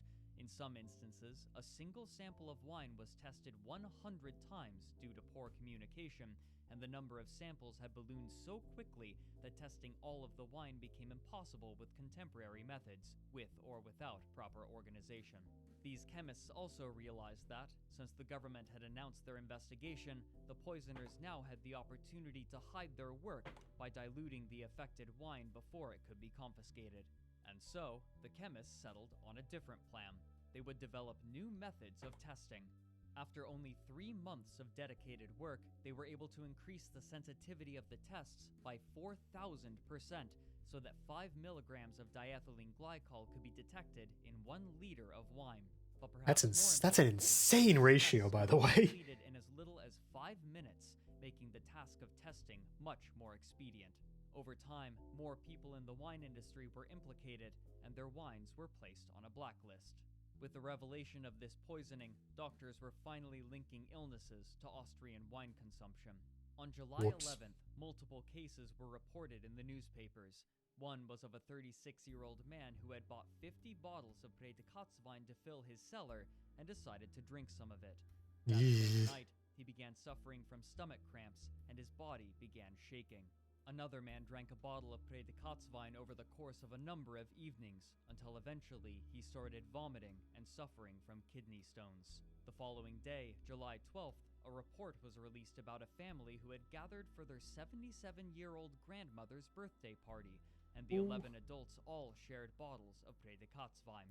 By the next day, each of them was feeling nauseated and dizzy. Another case emerged later that month, which was far more dire. 4 years before the tests for diethylene glycol began, a retired German man had been on vacation near Vienna, where he drank large amounts of sweet wine, then bought another several liters to take back home with him to Munich. During his return journey, however, he began suffering from severe kidney pain and nausea, for which he was admitted to the hospital. There, his condition worsened until finally, his liver failed completely. The doctors were able to deduce the cause of his illness: glycol poisoning, which had come from the large amount of wine he had ingested. The newspapers initially reported him as the first confirmed death of the poisoning, but this was refuted a few days later when the man provided an interview to a competing newspaper, in which he dryly noted, "I am fine now," and recounted his poisoning from 4 years prior. This revealed a concerning... That moment when you are the first confirmed victim, and then you're like, yeah, but hold on. The same thing happened a few years ago. It's like, bruh. Wineries have been adding the chemical to their wines for over 5 years, and as laboratories testing, this That's scope yikes. only widened. The oldest bottle discovered with the chemical was bottled in 1976, meaning that this had been occurring for nearly a decade at the least. Then, on July 19th, it was revealed that a single bottle of ice wine contained 16 grams of diethylene glycol in it, enough to sicken an adult and kill someone susceptible to it. That same day, advertisements appeared in numerous newspapers internationally, purchased by the Austrian Wine Propaganda Office, who were desperate to salvage what public goodwill they could. Fritz Hallgarten, in his book Wine Scandal, translates it so: "No pardon against the black sheep of Austrian viticulture. Criminal investigations have been initiated. Already on April 23, 1985, the authorities took all precautions. All wines found to be adulterated were confiscated. Official report of the Austrian Wine Control: 52,790 Austrian growers, 1,582 Austrian wine merchants, and 52 viticultural cooperatives produced wine under the strictest official control of quality." These statements, however, were obviously hollow to the public, who had grown wary of Austrian wine as new batches were found to include diethylene glycol, and the blacklist continued to grow. As if to rebut the propaganda office, another bottle of wine was found to contain 45 grams of diethylene glycol per liter, almost 3 times as much as the ice wine, only 6 days after they released their advertisement. By the end of July, over 5 million liters of Just a nasty state of affairs. However, German wine resellers didn't want to lose profits on their imports, and so they silently re-exported their Austrian wine to other countries who were still uninformed about the poisoning. Soon afterward, these countries pre-internet was like, but only after oh no. drinkers began to show symptoms of paralysis after drinking Austrian wine. In an odd quirk, Also, can we just talk about how that's like fucking unethical as hell? also ordered a ban on the sale of Australian wine due to the similarity of the country's names. In the process of making this wine, Sorry, Australia. I didn't know you made wine, but I guess you're getting zapped by that. numerous other scandals were Whoops. inadvertently discovered, such as the fact that much of the wine market wasn't wine at all, but a special concoction named Kunstwein, which tastes remarkably similar to actual wine, yet contains no grapes. Supposedly, one company was making 100,000 liters of it every month. Around 1980, Kunstwein makers had begun adding diethylene glycol. Oh my as god. well. So, Other scandals were of much that moment when you're making the fake chemical wine grape and you're like, yo, we're pretending to be wine. What if we started using the fake chemical that also makes wine poisonous to our already fake wine? more dire consequences and I'm not like a poison fascination, man. Although some poisoning events are fucking tragic. Like, the Japanese sarin gas attacks were disturbed. That fucking cult was off their gourd. found in drinks. Ethanol reacts with the same liver enzymes as diethylene glycol, and if the enzymes are occupied by the ethanol, then the glycol can pass through the liver without being transformed into the toxic diglycolic acid, whereafter it is safely expelled from the body. This meant that, ideally, the ethanol in the wine would help counteract the toxicity of the diethylene glycol, and likely did in many cases. But yeah, if you had a recommendation for a video, please type it in though. Not necessarily about poisoning, but something interesting. Because I think we're running out of down the rabbit hole videos. Opposite effect as ethanol, instead increasing the toxicity of the diethylene glycol and working against whatever safety the ethanol may have provided. As this was being discovered, another newfound scandal was taking place in Germany. After diethylene glycol was found in wines that had been exported, Austrian winemakers claimed that German wine distributors were the ones who must have added the chemical after importing it, despite clear evidence to the contrary. Ooh, that was a bit of a incorrect decision. German wines, surmising that if this adulteration was being performed by these companies, it was unlikely that they would limit it to only Austrian wines. During testing, however, something odd was discovered. Some bottles showed small amounts of diethylene glycol, much smaller than what was in Austrian wines. At first, these German wine distributors suggested that diethylene glycol could occur naturally during fermentation, or perhaps in the pesticides used on the grapes. Actually false. Oh yeah, I remember that. The baby powder incident. Didn't they like publicly execute the guy who was responsible after he like desperately tried to like beg for an apology on live TV? That was a gnarly incident. Chemists quickly refuted these possibilities. Then they attempted What if it naturally occurs? Austrian No. wines for contaminating their tanks, but these lies were thin. Such contamination would only result in trace amounts of diethylene glycol, not the 20 to 30 milligrams that were appearing in these bottles. The reason was simple and was admitted by multiple sellers. They had secretly been mixing their German wines with Yeah. Austrian wines to enhance the flavor. In the God. meantime, the German government blocked They were just like, it's not like a malicious thing. It's just they didn't want to admit that they're like, yeah, we've been our wine shit. We've been popping it with your wine this entire time. What? Diethylene glycol had been intentionally added to grape juice at a concentration Oh of my 1 God. gram per liter. That was While this was less than what was typically found in the affected wines, much less diethylene glycol is required to sicken children. And even if this amount wasn't enough to cause acute poisoning, ingestion over long periods of time could still cause organ and neurological damage, especially without the mitigating effects of ethanol. With vast amounts of information being revealed to the public in such a short time, the media began focusing on this wine adulteration more and more, and affected wine was given a name, antifreeze wine, after reporters somewhat inaccurately stated that the chemical Which was what they made a joke with Simpsons. They actually did a Fall Guy. diethylene glycol is used as such Yeah, in that tracks for the CPC. There's a reason why the family left there as well. The name antifreeze wine became the common term. By this point, the scandal had become a major cultural event, and a polka was even created in its honor. Wohl Glycol, or in English, Cheers to Glycol. With the public enraged, they began to demand answers to 3 questions in particular. How was the government involved? How had this happened in the first place? And why? Well, money, for one thing, I suspect. reporters began investigating how long the government had known about this adulteration, and they noticed a discrepancy. On May 10th, the Austrian government alerted German officials that contaminated wine had been exported to their country. However, while the German government warned about drinking wine in Austria, the public wasn't informed that wine for sale in Germany had been affected, meaning that German citizens were still unwittingly buying wine with diethylene glycol. What wasn't reported was that, on May 30th, the German wine investigators were ordered to stop taking samples, suggesting that somebody in the upper echelons of the German government wanted this poisoning. Oops. It wasn't Corruption. until July 9th, almost a month and a half Yeah, I'm later, half that Chinese, warning was given. half Russian. The reason for It's no these big strange secret. occurrences was soon discovered. The family left for the same reason from both countries.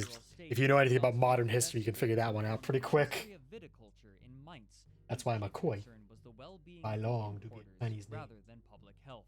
Hoping to salvage the wine, they kept this information secret and sought counsel to discover how much diethylene glycol would be hazardous to a person's health, and planned to approach the Minister of the Federal State for permission to issue new licenses that would allow the sale of antifreeze wine. God, that part was fucked up, by the way. Yeah, how much chemical can we put in without poisoning people? Let's find out. Yeah. It's like, ooh, that's actually just fucked up and evil. The outcry was massive, and many demanded the resignation of those attempting to allow the sale of the antifreeze wine. For good reason. For good reason. Let's be honest here. People involved resigned, and the other two were transferred to other ministries. But investigators had a more pressing concern: the discovery of how this had happened. The first step was determining likely perpetrators. Using diethylene glycol as an additive seemed almost insidiously genius. Not only did it enhance the flavor profile of the wine in profound ways, but it was also incredibly cheap and could be bought in bulk. What's more, detection had been difficult and time-consuming before the chemist's improvements, making it unlikely to be discovered, especially with the Austrian wine control so overwhelmed. The investigators reasoned that whoever had first conceived of this likely had some sort of background in chemistry. Working off of this assumption, they discovered their prime suspect, a man named Otto Nadrasky. Nadrasky had spent time as a chemist and had later gone on to become a wine consultant for numerous large wine companies. He was promptly arrested, alongside dozens of others. Though many of these people had to be let go due to a lack of evidence, enough were detained that, as court hearings proceeded, the greater reasoning behind the scandal was made clear. During the 1970s, the climate of Austria was changing. Rain had become more frequent, and temperatures were gradually rising, which had an effect on the grapes. As mentioned before, farmers wanted to leave grapes on the vine for as long as possible so that they could ripen and sweeten, but the extra rain was making the grapes plump up and fall off of the vine long before the end of the season. Live through this history. We're very familiar. In spite of this, my family about China. Orders to fill. Many exporters had signed contracts with German importers for large quantities. The party sure wasn't a great party to be at. To be found, and so Otto Nadrasky got to work. As a chemist, he had stumbled upon the idea of using diethylene glycol as an additive, and so he experimented to find the correct balance so that the taste could be enhanced while avoiding detection. To aid this endeavor, he also added other chemicals that helped hide its presence and further enhanced the taste of the wine. What's more, he discovered that diethylene glycol could hide the presence of added water, which would allow companies to dilute the wine and further increase their yield. Once he had ascertained the proper mixture, he handed the formula to the companies for whom he worked. From there, they sold their secret to other companies, and over the years, more and more wine producers began using this idea until approximately 15% of all Austrian wines had some amount of diethylene glycol in it. Some companies tweaked the formula to add even more glycol. This flippant usage of the chemical may have been due to a misunderstanding. While mass poisonings had occurred in other countries before, the toxicity of diethylene glycol was poorly understood, and in court, multiple wine merchants professed that they had researched diethylene glycol before using it and found no literature to suggest that it was poisonous. Therefore, they felt morally confident adding it to their wine. There's no reports that this is dangerous, so we'll just, fuck around and find out. Tried to hide their affected wine. The federal government had stated the names of the two companies that had initially been discovered using glycol, which gave their suppliers time to hide or destroy their wine. Some, as mentioned previously, had dumped theirs into the sewer, but when this only broadcast their usage to the authorities, others realized that something else would have to be done. Wineries began to run their own tests in order to discover whether the equipment could detect the amount of glycol that they were using, hiding the results in neighboring businesses in case they were raided. By their calculations, they would need to dilute the affected wine with 10 parts unaffected wine in order to avoid detection, but this immediately became a problem.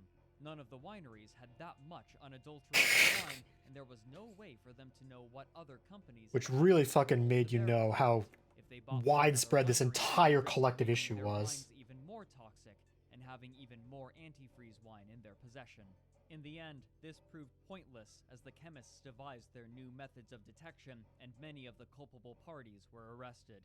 Though court proceedings would take another 12 years, the scandal itself was finally over.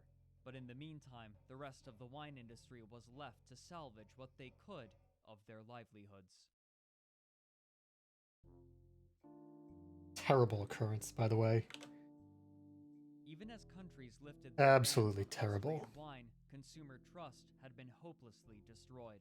The government rushed Shit. new and stringent laws through legislation to ensure the safety of the wine and salvage the market, and one economist famously stated that everything would be resolved and forgotten in a year.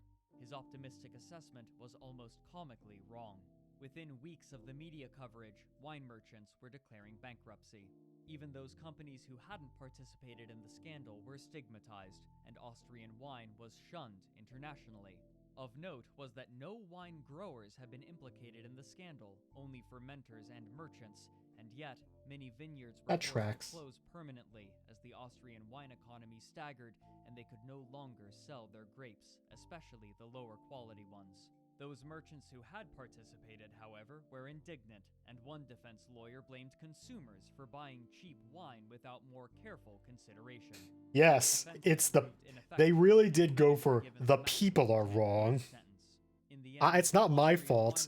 The people buying the wine are at fault. They could have just not bought it, dumbasses. Despite this, some of the companies at the center of the scandal managed to avoid bankruptcy. According to official records, nobody had been injured by the glycol, but this seems unlikely given the scope of the poisoning. In the meantime, the Austrian government was now left with the daunting task of destroying 270 million liters of contaminated wine, and their answer came from surprising sources: an electric power plant and a cement plant. In 1987, it was announced that technicians from the Österreichischen Traukraftwerke in Carinthia had devised a method for burning the wine to produce electricity. Similarly, a cement plant had retrofitted their furnaces to permit the use of wine as a coolant, and in this manner, all of the wine was gradually destroyed. With the poisoning concluded, the country set about rebuilding their industry. Winemakers began a campaign to resist the harsh new quality control laws enacted by the government, arguing that the scandal wasn't caused by weak laws, but rather by a lack of enforcement. After they couldn't come to an agreement with lawmakers, multiple irate farmers threw salads at Günther Heidmann, the agriculture minister. Still, the wine laws held. While the export market had been annihilated, the domestic market had survived, with sales somewhere between 90 to 94% compared to the previous year. This may largely be credited to the dedicated buyers of particular wineries, as well as the still thriving tourism industry. With the image of sweet wine tainted, wineries focused on cultivating grapes to make dry white wines, while wineries worked on reviving old, traditional Austrian methods of production. Those winemakers who survived the scandal began taking even greater pride in their product, focusing on improving the quality as opposed to the quantity. This was encouraged by new wine colleges established across Austria with the express purpose of educating aspiring vintners. Don't put chemicals in the wine. Lesson 2. For fucking sake, don't put chemicals in the wine. Variety of new ideas, adapting quickly to the changing tastes of consumers consumers and enacting more sustainable growing practices, leading to the long-term positive health of wineries.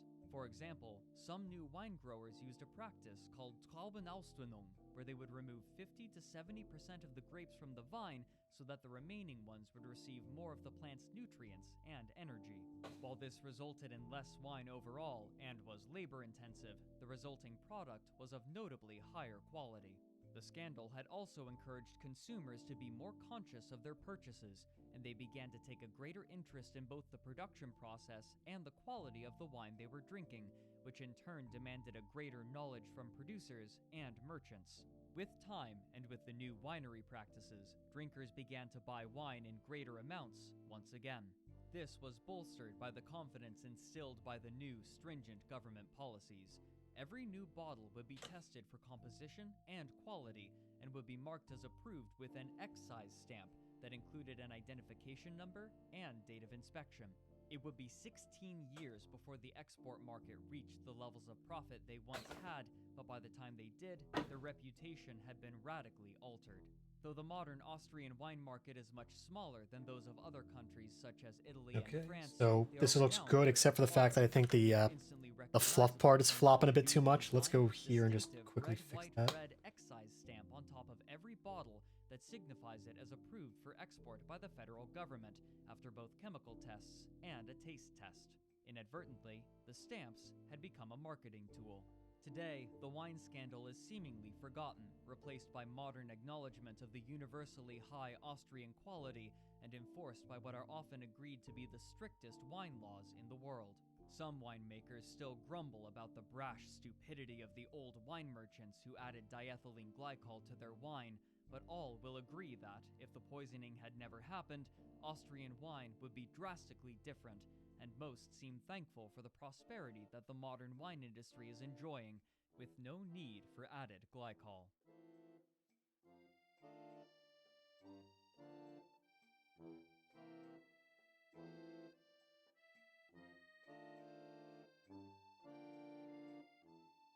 Yeah, this part's missing. This part's the fucking part messing it up. This part goes away. Part go.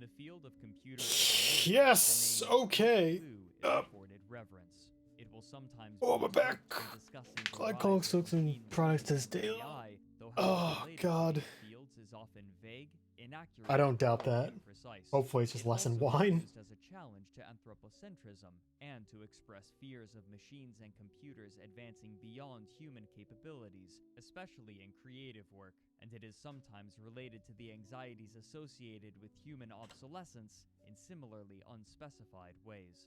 Misunderstandings about the nature of Deep Blue, its construction, and its storied history are common. So what was Deep Blue?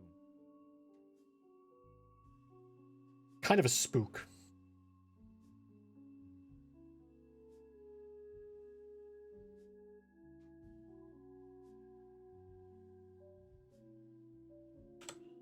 A little bit, as it turns out.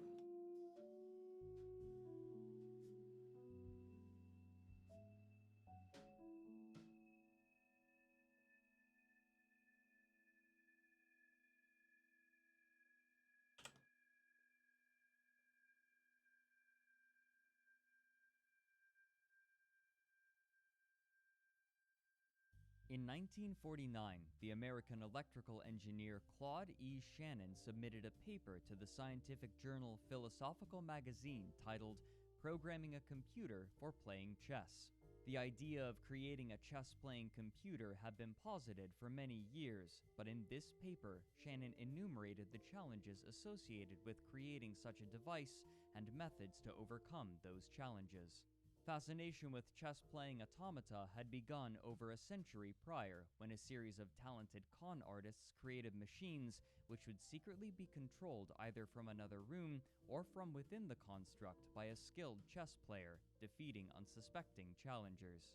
One of these machines allegedly played against Napoleon Bonaparte and won. A true chess-playing machine was constructed in 1914, which could force victory in a specific endgame scenario by calculating its moves through mechanical apparatuses. Shannon stated that it would be simple to create a computer program that picked a random legal move to play every turn, but his and others' true interest was creating a chess program that could play win. at a competitive level. In the opening of his paper, Shannon justified his interest in this subject, suggesting that, quote, although perhaps of no practical importance, the question is of theoretical interest, and it is hoped that a satisfactory solution of this problem will act as a wedge in attacking other problems of a similar nature and of greater significance. End quote. This clinical approach, however, didn't holistically describe scholars' fascination with chess. For hundreds of years, the ability to play games of strategy had been considered evidence of the exceptional human quality of intelligence, and in particular, the ability to play Those salad in a bag, good shots, mostly use it to stay fresh. Ah! Guess that means I'm safe for not consuming those. I just cook vegetables raw. Many believe that developing a high-quality chess program would help make significant progress towards realizing a true artificial intelligence, a term that would see popular adoption later that decade. Even Shannon's contemporary Alan Turing was developing his own rudimentary chess program, which played a simplified version of the game. Shannon continued by offering proper methods and data that the program must have to analyze a position and suggesting how such a program might go about doing so. This analysis, however, was contingent upon solving another, much more extreme problem: the absurd exponential complexity of chess. Using a simple equation, Shannon established a lower limit to the number of possible chess games, determining that, after only 5 moves, there are approximately 70 trillion possible games of chess that can be played, and by move 40, the lower limit is approximately 10 to the 120th power, exceeding the number of atoms in the observable universe by 10 duodecillion times. This incomprehensible variation arises from chess's relatively simple rule set. Chess is played on an 8x8 grid, with each player taking control of 16 pieces. There are 6 types. Half of these are the pawns, the most complicated pieces, which may move 1 or 2 squares on their first move, then 1 square thereafter, only forwards, capturing pieces diagonally ahead of them and promoting to a stronger piece if they reach the other Should we side put the of right the board. Rooks may move vertically and horizontally with no limit unless another piece blocks their way. If they land on an enemy piece, then it is captured. Bishops move similarly to rooks, except diagonally. The most powerful piece is the queen, which combines the movement capabilities of the rooks and the bishops. There are also the knights, which move in what's often called an L shape, 2 squares either horizontally or vertically, then 1 square perpendicularly. The knight is the only piece that may jump over others but has a limited range of influence. The final and most important piece is the king. It moves similarly to the queen, except only 1 square at a time, making it somewhat vulnerable. This is important, as the object of the game is to entrap the king.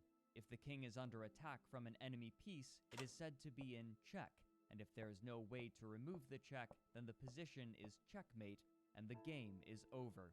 However, a player may not put their own king in check, and if they have no legal moves, then the position is a draw, or stalemate, meaning that a losing player can try to draw the game.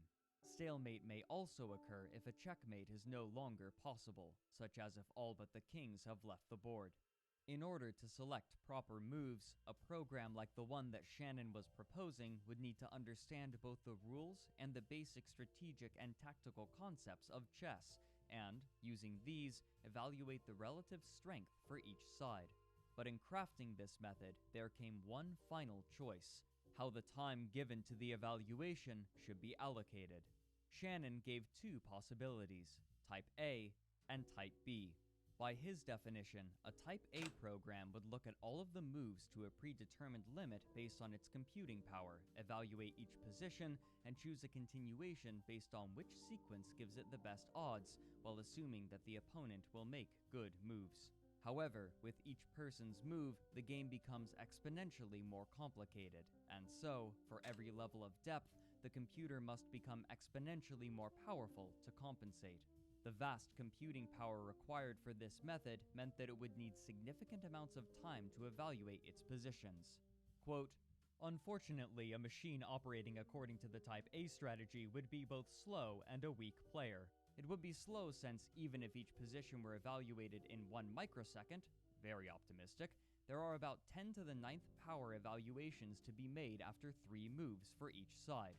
Thus, more than 16 minutes would be required for a move, or 10 hours for its half of a 40-move game. It would be weak in playing skill because it is only seeing 3 moves deep, and because we have not included any condition about quiescent positions for evaluation. The machine is operating in an extremely inefficient fashion. It computes all variations to exactly 3 moves and then stops, even though it or the opponent be in check. A good human player examines only a few selected variations and carries these out to a reasonable stopping point. A world champion can construct, at best, combinations say 15 or 20 moves deep." End quote.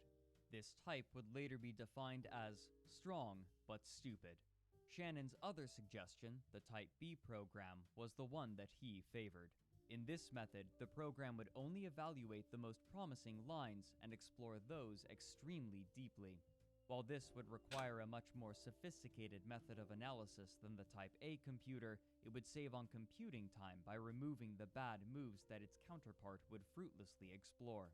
This was clearly modeled on the way that humans see the chessboard, discarding moves that show no promise while saving their attention for those that may lead to an advantage. By definition, this method would have to search fewer positions to save on processing time, and to illustrate this contrast, Type B programs would be labeled as weak but smart.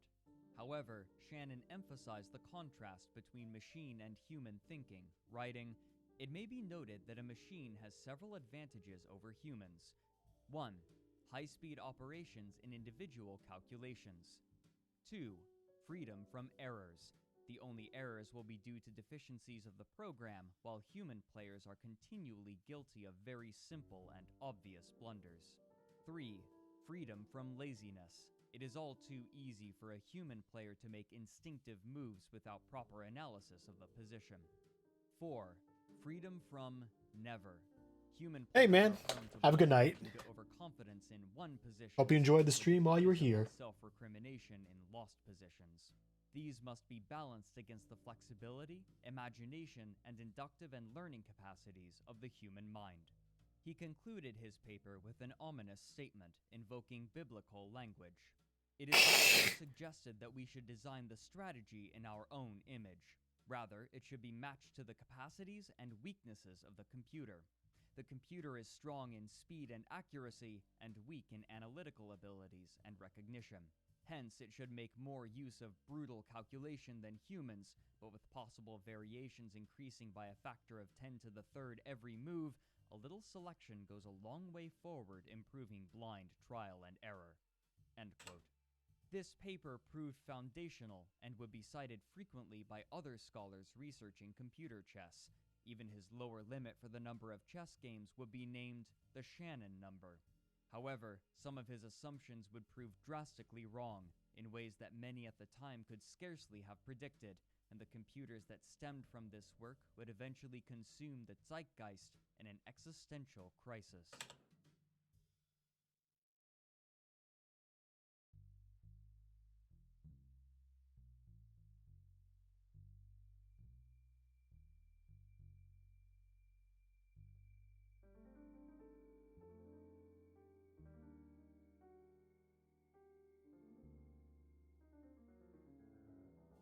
In 1982, 33 years after Shannon's paper was published, a man named Feng-Xiong Xu enrolled in the graduate program at Carnegie Mellon University in Pennsylvania, traveling from Taiwan. There, he achieved his graduate degree, and soon afterward, he was poised to receive his doctorate, needing only to complete a thesis. His search for a topic was interrupted, however, by a professor at Carnegie Mellon named Hans Berliner. Berliner had become a chess master before his tenure at Carnegie Mellon, earning the title of Grandmaster in Correspondence Chess, a special version of the game where each person's move is sent to the other by mail, with matches sometimes taking over a year to complete. Eventually, in Pre-internet, we were really wild and for some entertainment, I'll tell you that. Dissertation examining ways for chess computers to analyze tactics, and since then, he had become one of the most respected and well-known researchers in chess computing. And now, in 1985, he was approaching Feng-Xiong Xu for a favor. For years, Berliner had been working on a new chess computer named High-Tech with a group of graduate students, but he wanted to see what improvements could be made to the custom chipset used for evaluating the position on the board. Berliner made it clear that the only reward would be, quote, brownie points. But in spite of this, the problem was sufficiently interesting to Xu, and so he accepted. At the time, there was an argument in the world of computer chess. Claude E. Shannon had suggested that Type B computing held the most promise, culling away the weak options in favor of only observing the most immediately attractive lines. But as computers grew exponentially stronger, it was clear that experiments with Type A programs were achieving better results. And so, for years, these strong but stupid Type A programs had dominated research. However, it appeared that this method was reaching its limit, and Berliner was now proposing that chess computers needed to revert to the smarter but weaker Type B method to progress. Though Xu hadn't researched chess computers specifically, he suspected that there were still ways to improve the efficiency of chess computers with modern technology, and so he began creating hypothetical designs. High-Tech's evaluation hardware used 64 individual chips to analyze the board, one for each square, and they worked in tandem with one another to determine the relative strength of a position and what opportunities might be available for each player. Xu, however, thought that this 64-chip design appeared inefficient, and so he began work on his own theories. He believed that, with a proper custom design, he could consolidate the entire evaluation from 64 chips onto just one, and a basic exploration of the concept showed that this was indeed possible, and a computer could be filled with many of these chips to increase its power. Confidently, he emailed Berliner and stated that he was no longer interested in helping him with the 64-chip design. Instead, he wanted to explore his one-chip method. But Berliner was unconvinced despite Xu's insistence. When you hire the guy to join in and he was like, what about me? He's like, no, I've surpassed you, master. I am going to be number one. In entertaining Berliner's fixation. Instead, he flew back out to Taiwan to research his idea for a printer controller for Chinese characters, suspecting that he could make a large amount of money if he designed one in this early stage of printing technology. However, his single-chip evaluation design continued to entice him, and the more he thought about it, the more he believed that he could create a chess-playing machine that would dominate the others. He would later write, quote, "I had the basic blueprint to build the mother of all chess machines, a machine that could defeat the world champion. In other words, I had a chance to pursue one of the oldest holy grails in computer science and possibly make history." On the negative side, the printer controller looked quite promising as well, and it was not an idea that could wait. There was some chance that the printer controller idea could make me financially independent. There was practically no chance that solving the computer chess problem would ever provide any financial reward commensurate with the time and efforts required. If I went after the computer chess problem, I would be going for the glory of knowing that I solved the problem. I probably would not be financially destitute, but there would be major personal sacrifices. The opportunity cost would be extremely high. I could be spending many of the most productive years of my life on a project that had a very slim payoff. The decision was a difficult one. In the end, after serious soul-searching, I decided to go for the glory. You don't get a chance to make history every day. End quote. When Shu returned to Carnegie Mellon, he began work on his chess chip, recognizing that he would have to work quickly to retain the good favor of the university, especially considering that he was, in a sense, creating a project that competed against one of the most respected professors at the university. He estimated that he had 6 months before the professors would begin reconsidering his enrollment there, and so he got to work. After a few months struggling to fit his designs onto a standard chip size and wrestling with the fabricators, who repeatedly made errors producing his chips, he finally had a set that he could test. After convincing his colleague Thomas Anantharaman to port his custom chess program onto the chips, the two of them discovered that the system was calculating 30,000 positions per second. Shu later juxtaposed this accomplishment, saying, quote, "The fastest chess programs in 1986 were Bell, High-Tech, and Cray Blitz. Bell and High-Tech were special-purpose chess machines roughly the size of an office refrigerator. Cray Blitz was a chess program running on a multi-million-dollar Cray supercomputer. The top programs at the time were searching in the range of 100,000 chess positions per second. Thomas was getting 30,000 chess positions per second with a vanilla office workstation, plus a chess chip interface card about the size of a paperback novel, although with a brain-damaged chess evaluation." End quote. However, the computer was yet to pass the ultimate test. It needed Eating to a play dude. against a human. And so, Shu approached a graduate student named Murray Campbell. Campbell was an accomplished chess player who had spent time helping Berliner's high-tech team, and by this point, he was reasonably experienced playing against computers, which had a unique style of play. While computers could vary widely in terms of ability, most of them shared a few common traits. While they tended to be strong in terms of tactical ability due to their brute force analysis methods, they struggled in slower, more strategic positions without an obvious target. The chief weakness of chess computers, however, was their materialism. Both computers and humans tend to use a point system based on the relative value of pieces to determine advantage. Pawns are worth 1 point, bishops and knights are 3 points, rooks are 5, and the queen is 9. The king isn't typically given a value due to its overriding importance. These numbers are used in chess programs to help the computer determine which positions and moves are most favorable, with the king given an arbitrarily high value to accentuate the necessity of its safety. These hard numbers are relatively simple for a computer to understand, but the positions of the pieces on the board are more nuanced, and so computers tended to struggle understanding them. Even when programmers tried to place weight on certain patterns, their computers would still destroy their own positions, chasing pawns on the other side of the board as their king was checkmated.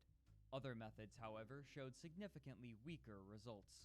For example, an early machine learning algorithm was applied to the task of learning chess. Its creators fed it hundreds of thousands of Grandmaster-level games, hoping that it would find patterns that would lead to victory. In its first game against a human opponent, it played a relatively normal opening, then immediately blundered its queen. After some consideration, the programmers realized what had happened. Typically, when a grandmaster sacrifices their queen, the purpose is to gain a winning attack. The machine learning algorithm, however, hadn't found the connection between attacks and sacrifices, and so it Just assumed you won if you fucking kill your own queen. Sacrifice its queen as quickly as possible. While the idea of machine learning algorithms in chess was exciting, the flawed, materialistic, but powerful chess computers of the time showed the most promise, but they were often predictable. Therefore, a specialized strategy had been developed to fight these machines, dubbed anti-computer chess, which focused on playing moves that forced the game into the slow, methodical positions in which computers struggled, and it was this sort of chess that Campbell had spent time learning. Though the game between Shu's new computer and Campbell wasn't recorded, the result was. The computer won. Any doubts that Shu had about his project evaporated. However, 30,000 moves per second was clearly not the computer's limit, and Shu wanted to create a speed tester to push its abilities, but despite his excitement, there was a problem. He had no budget. Fortunately for him, his office mate, Andreas Novatzik, had a solution. He proposed a particular kind of board which could feasibly be obtained from the university's scrap, and as it so happened, Shu's mentor had a cabinet that included precisely the sort of board they needed, which they pilfered. But as Shu and Thomas were still testing their hardware and altering their program, they received an email from a surprising person, Murray Campbell. After his loss to Shu's computer, he had begun wondering about ways that the program might be improved further. With a chess expert now agreeing to help, this small team made a bold decision. In keeping with Shu's nickname of Crazy Bird, they would enter their incomplete computer into the Computer Chess Championship, despite the fact that there were only 5 weeks left until the tournament. How many people were even in that championship? In 1970, the Association for Computer Machinery had upheld a tradition of tournaments for chess computers, used by programmers both to gauge the relative strength of their designs and to network with others in their field. And so, even if they didn't have high expectations for their computer, it was often valuable to attend. In order to enter, Shu needed to write in a name, and since the computer was only a chip testing platform, he simply named it Chip Test. With 5 weeks left before the event, Shu, Thomas, and Campbell worked feverishly to complete Chip Test, even tweaking it the night before departing. As the team expected, their program encountered numerous bugs and issues in its code, specifically with a special defensive move called castling.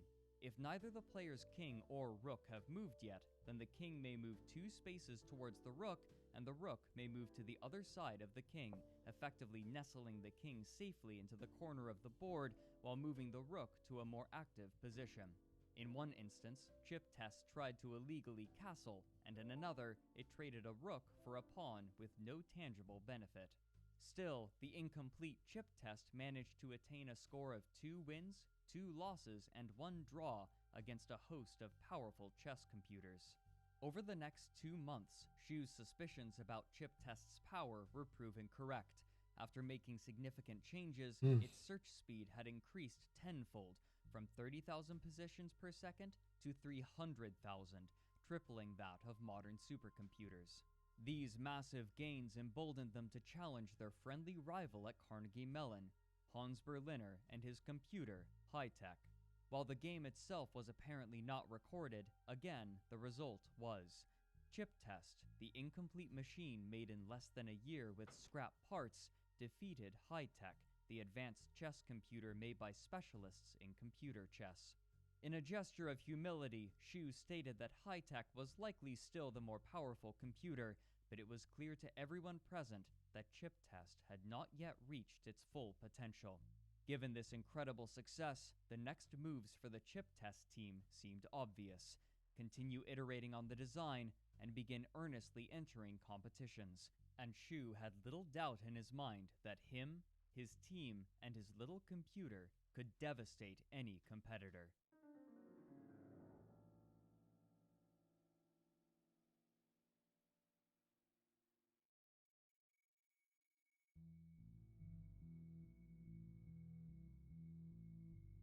Throughout the year, the chip test team continued work on both the hardware and software of their computer.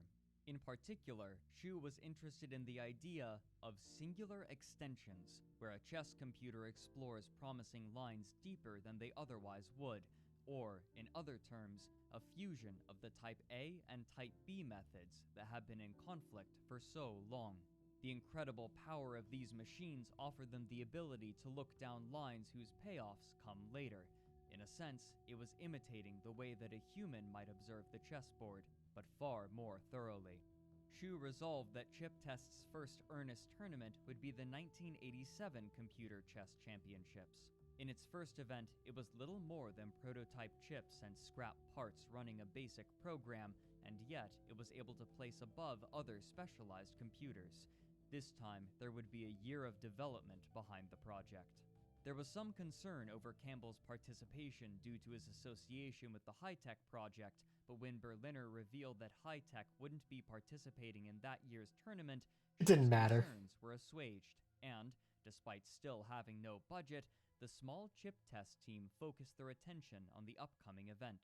Shu continued work on new, innovative chips that could be used for board evaluations, while Thomas and Campbell continued improving the software. This time, when the Computer Chess Championships began, the chip test team was much more prepared, though some of their designs weren't ready to be implemented. After simply upgrading their workstation, Chip Test further improved the number of positions it could evaluate per second from 300,000 to 400,000. Despite Chip Test still being incomplete, the team was confident when they arrived in Dallas, Texas for the tournament. As Chip Test played its games, Shu developed a reputation for outbursts when his computer was performing well and despair when it was doing poorly. At one point, he jumped out of his seat when Chip Test calculated its inevitable victory. At the end of the tournament, Chip Test stood Man got a little too into his having fake bested son. some of the most powerful machines that specialists have been crafting for years. But this victory created a new rivalry. Hans Berliner, after seeing their success, grew bitter towards the chip test team, who had poached one of their chess experts. Shu later speculated on Berliner's perspective, and speaking of him, he wrote, quote, "Imagine that you have a lifetime goal, a higher calling.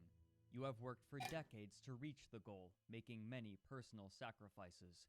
You are now a widely recognized authority in your chosen field. You have achieved great successes in the last few years, and your goal seems to be in sight. Now imagine a bunch of students coming out of nowhere. They are not from your field, and they have different ideas. You have little persuasive power over them since they are not your students. Their approach is the exact opposite of what you are advocating. To make matters worse, they seem to be making rapid progress, which makes it even harder to persuade them to follow your vision. What would you do? What can you do?" End quote. Now loping past other chess computers, the chip test team had a new goal: make a computer into the first Grandmaster-rated chess machine in the world. At the time, it was common practice for programmers to enter their chess computers into standard tournaments and achieve ratings just like a human player, though they were ineligible for prize money. International chess organizations use a rating system called ELO, in which players Which was gain later or stole lose for a score League of against Legends. others based on their relative ratings. Much like humans, computers are given ELO ratings as well, and it was possible for a computer to gain titles from FIDE, the International Chess Federation. With such grand goals, the team decided that their computer would need a new name. Drawing from Douglas Adams' satirical book, The Hitchhiker's Guide to the Galaxy, they named their new computer Deep Thought, after the supercomputer from the book designed to calculate the answer to life, the universe, and everything. This new computer would be a proper implementation of the work put into Chip Test, and Shu believed it to be strong enough to contend with Grandmasters. He would have the chance to test this theory soon at the Fredkin Masters Open in early 1988. There, both Chip Test and Deep Thought played alongside one another. While neither of them had received an ELO rating yet, they were given provisional ratings of 2200 under the counsel of Hans Berliner. Berliner's own computer, High-Tech, had a score of 2376 and was also in attendance. While mildly insulting to the team, this underassessment of Deep Thought's abilities worked in its favor. Consistently, the Grandmasters in attendance would reach complicated situations, consider Deep Thought's weak 2200 rating, make risky plays, and attempt to attain victory in drawn positions, but each time, Deep Thought would punish them. During the event, one of its opponents, Ross Sprague, wryly commented after his game, "Some 2200. This unforeseen advantage helped Deep Thought tie for second place out of a pool of approximately 30 competitors, with Chip Test placing 5th. This first tournament against humans heralded Deep Thought's imminent dominance. Over the next few years, Dun dun dun dun. often manifest during tournaments, where untested changes implemented less than a day before the competition would cause Deep Thought to blunder. For example, a part of Deep Thought's code wasn't recognizing en passant moves, a special kind of capture where a pawn is permitted to capture another pawn that tries to skip past it by moving 2 spaces on its first move. The Deep Thought team would be forced to revert these changes in between games of the tournament. Despite this, Deep Thought continued to inspire fear as it played ever more tournaments and challenged high-ranking grandmasters, eventually becoming the first to defeat one with regular time controls. To help continue development, the team grew by 2 so that now there were 5 members. The first 3 core members were still working on the computer. Feng Xiong-shu designed the hardware and managed the project. Thomas Anantharaman wrote the code, and Murray Campbell acted as their chess expert. Though Campbell had since obtained his PhD and was told to abandon his work on Deep Thought to focus on his work as a research fellow, he was passionate enough about it to continue assisting the team in his free time. Andreas Novatzik, the man who helped acquire a board for Chip Test, had returned as well to work on Deep Thought's evaluation function, and he was joined by Mike Brown, who helped with Deep Thought's opening book. Even Berliner would be forced to admit eventually that he had been outstripped by this newcomer. In 1989, he wrote in an article for Chess Report that, quote, "Since May 1988, Deep Thought, the creation of a team of students at Carnegie Mellon University, has been attracting a lot of notice. Deep Thought is a dual-processor chess machine in which 450,000 positions per second can be done by each processor and 700,000 per second by the 2 working together. These figures make it the fastest chess machine ever, about 5 times faster than high-tech." End quote. He went on to praise their advancements, specifically their singular extension technology, citing it as the main reason for their accomplishments, though this perhaps downplayed how radically different Deep Thought was from other chess computers. As time went on and Deep Thought continued to dominate the computer chess world, it became obvious that it was unlikely for any other challengers to appear against it in the near future, and it was also apparent that human grandmasters would soon have to contend with Deep Thought as a serious opponent. But the team had long been interested in something even loftier, to which Shu had referred as one of the oldest holy grails of computer science. Shu and his team were determined to create a computer that could defeat the world chess champion.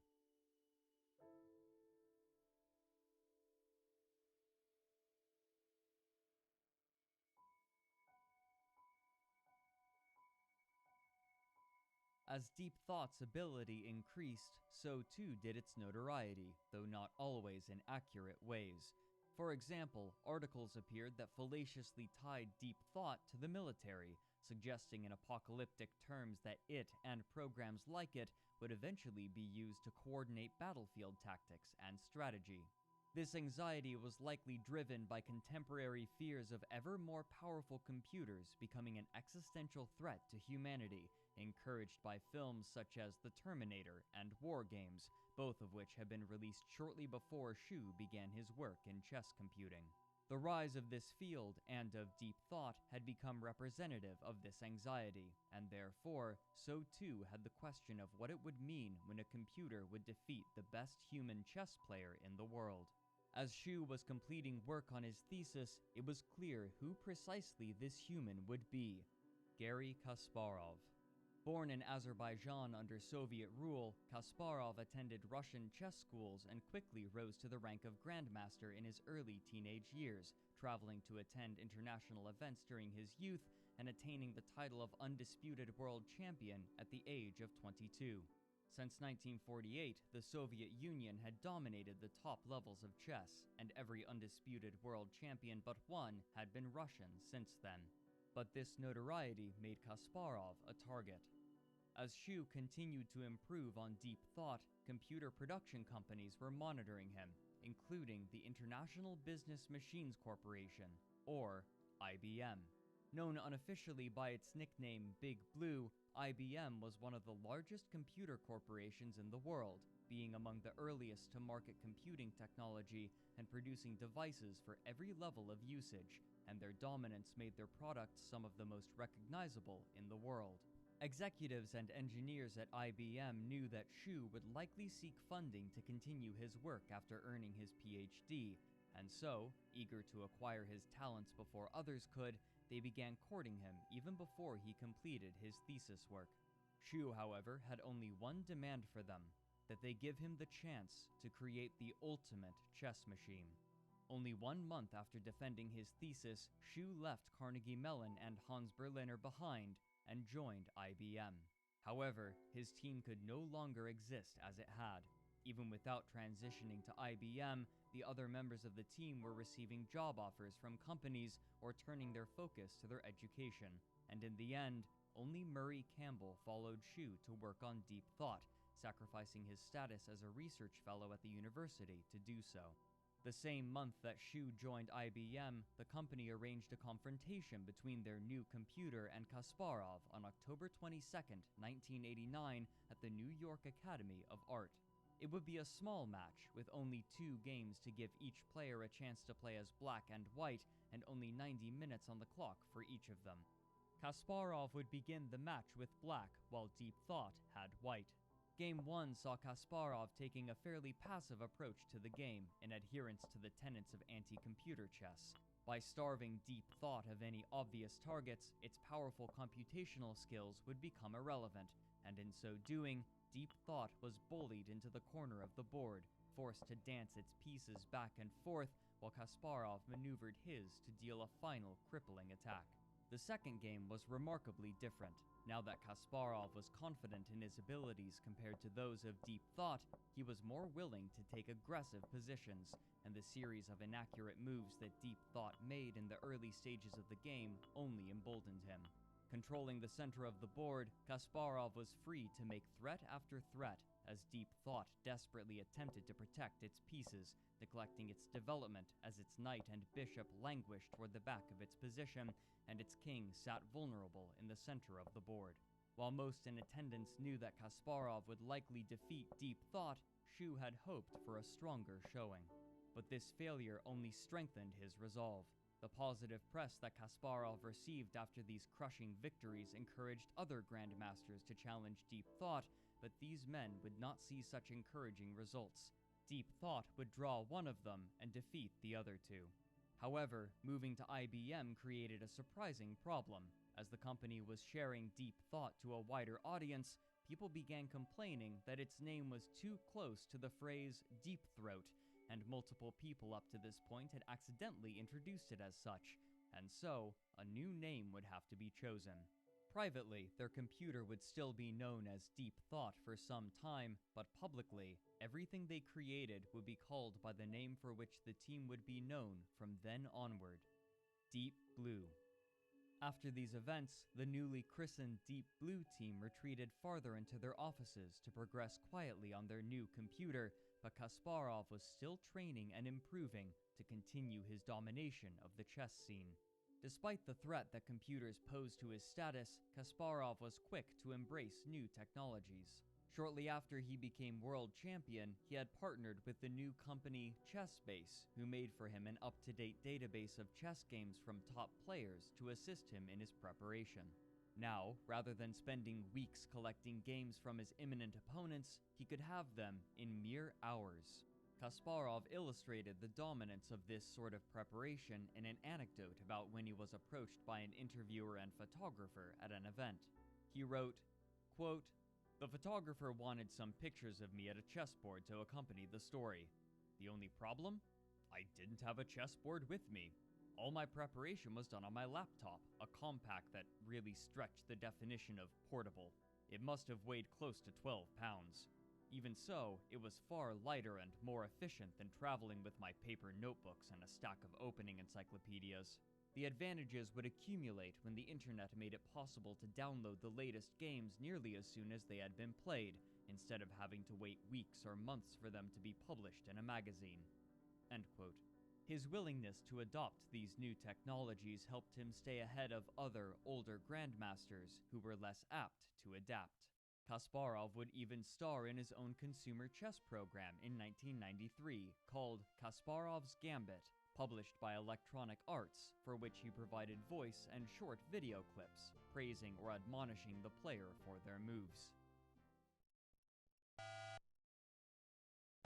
Son of a bitch, this ain't right. This ain't look good at all. This fucking face is fucked. Sure that you're on the right track now. Over the years, Kasparov gained a reputation for crushing chess machines, and companies would sometimes pay him to do so in public exhibitions. Kasparov believed that participating in this way wasn't only good for his image, but that it was also helping further the field of computer science, and so he was extremely receptive to challenges, for a fee. As he played, he came to recognize how these programs were changing, writing, quote, "One of the interesting things about following the evolution of the PC programs from one version to the next was that I could always detect the program's DNA, as it were. There would be new code added, new search algorithms and optimizations for a new generation of processors, but for the lack of a better word, the damn things had a style. I joke about the programmers treating their machines like children, or at least pets, but there is no doubt their creations take after them in some ways, and that these characteristics are passed down from one version to the next, like green eyes or red hair." End quote. Even as Kasparov was improving, the newly christened Deep Blue team was hard at work, and for Shu, the computer had gone from a focus to an obsession, sacrificing all of his time to commit nearly every waking hour to the construction of Deep Blue. New members of the team frequently joined and left, but there were 3 that would see the project through. Shu and Campbell remained the core members, and they were joined by a staff programmer from IBM named Arthur Joseph Home, who would help rewrite the code for Deep Blue. But they wouldn't be alone. IBM hired multiple grandmasters to occasionally spar with Deep Blue so that the team could adjust their program and discover its weaknesses. By this point, Shu was no longer the leader of the team, and each member had full autonomy within their field to create their part of Deep Blue. With progress going well in late 1994, IBM finally approached Kasparov to arrange the first encounter between him and Deep Blue. Kasparov was immediately receptive, due in part to his search for funds. After earning his title of Undisputed Champion in 1985, he began feuding with the International Chess Federation, eventually creating the Grandmasters Association to help give Grandmasters greater influence in FIDE's organization. And later, Kasparov even made his own competing organization in 1993, named the Professional Chess Association, or PCA. After Intel had abandoned sponsorship of his new organization, Kasparov was desperate to find another before it collapsed, and IBM was quick to begin talks with him. This made the negotiations much more friendly, and he agreed to the match with a prize pool of $500,000. Kasparov wanted the split to be all or nothing, but IBM was able to convince him to agree to a 4-to-1 split, with IBM's share going back into research in the company. The date of this match would be February of 1996, giving Shu and the team just a little over a year to have Deep Blue ready. But Deep Blue's most glaring weaknesses wouldn't be revealed until the International Computer Chess Association's 1995 championship, where the strongest and most expensive computers in the world were in attendance. Deep Thought 2, the computer that the team used in place of Deep Blue as they finished creating its hardware and coding, performed admirably, but they managed to draw games that should have been victories due to Deep Thought 2's inability to recognize repeated positions. While stalemate can occur when a player has no legal moves, there are a few other drawing situations, the most common being the repetition rule. If the same position appears on the board 3 times, then the game is declared a draw, as neither player is willing to progress the game. While Deep Blue would entirely eclipse Deep Thought in terms of computing power, the team recognized here just how important it would be for their final construct to include the ability to recognize repetition draws. Beyond this, it also was still desperately struggling with en passant moves. In many cases, this extra rule would make the chips fail basic tests. During 1995, the team was uncertain whether or not they would have Deep Blue complete in time for their match, but when the final batch of chips arrived 2 weeks before the event, all of them were working as necessary. The imminent deadline meant that there was no time for the team to make changes to accommodate the hardware, but even so, their machine eclipsed the power of any other. Almost 50 years ago, Claude E. Shannon had stated that 1 million positions per second was an optimistic number. Before any optimizations, Deep Blue was able to search 100 million, and this was only a third of its theoretical maximum speed. While major improvements were still necessary for Deep Blue to reach its true potential, and while the team knew that they were nowhere close to prepared, there was no longer any time. Neither Kasparov nor IBM would wait, and Deep Blue's opponent was both eager and confident. The match between Deep Blue and Kasparov was highly anticipated, even by those uninterested in chess. Computers had already defeated Grandmaster-level opponents in more limited time control settings, where the raw computing power of machines gave them a significant advantage. But this would use more standard time controls. Each player would begin the game with 2 hours on the clock, with an extra hour added after move 40. This prestigious method of play was the final domain of chess upon which computers had not yet encroached, and Kasparov accepted the public's title as the defender of humanity against the machine's scourge, despite his positive views toward computing technology. They would play 6 games over 8 days, with 2 break days, starting on February 10th, 1996. For a high-level event such as this one, 6 games was paltry compared to the sometimes dozens of games played. For example, to earn his title, Kasparov played 48 games against Anatoly Karpov over the course of 5 months. This short format worked against Kasparov. With only 6 games in the match, he would have scarce little time to learn how to play against Deep Blue. Though he believed his victory inevitable, Kasparov hadn't been waiting idly for the match. He knew that he would struggle if he wasn't properly prepared, especially because of his unique chess style. As chess players improve, it's common for them to develop distinct styles of play unique to themselves, preferring and performing better in particular positions over others, and this chess personality can be extremely distinct. As they discover their personality, they will tend to study opening lines and tactics to help them reach these favored positions, strengthening their personality further. Some players will favor aggressive strategies, finding tactics that involve frequent trades, while others prefer more passive strategies, slowly developing their pieces and accumulating an advantage over time while creating impenetrable defenses. One of the most extreme examples of this is Mikhail Tal, a Soviet grandmaster and 1960 undisputed world champion who was known as the Magician of Riga. In his everyday life, Tal was lackadaisical and playful, but when at the board, he adopted a strategy of brutal relentlessness. Above all, Tal was known and feared for his ability to manipulate the psychology of his opponent, complicating the game far beyond the analytical abilities of almost any player and making sacrifices that caused his opponents to flinch, uncertain if he was bluffing.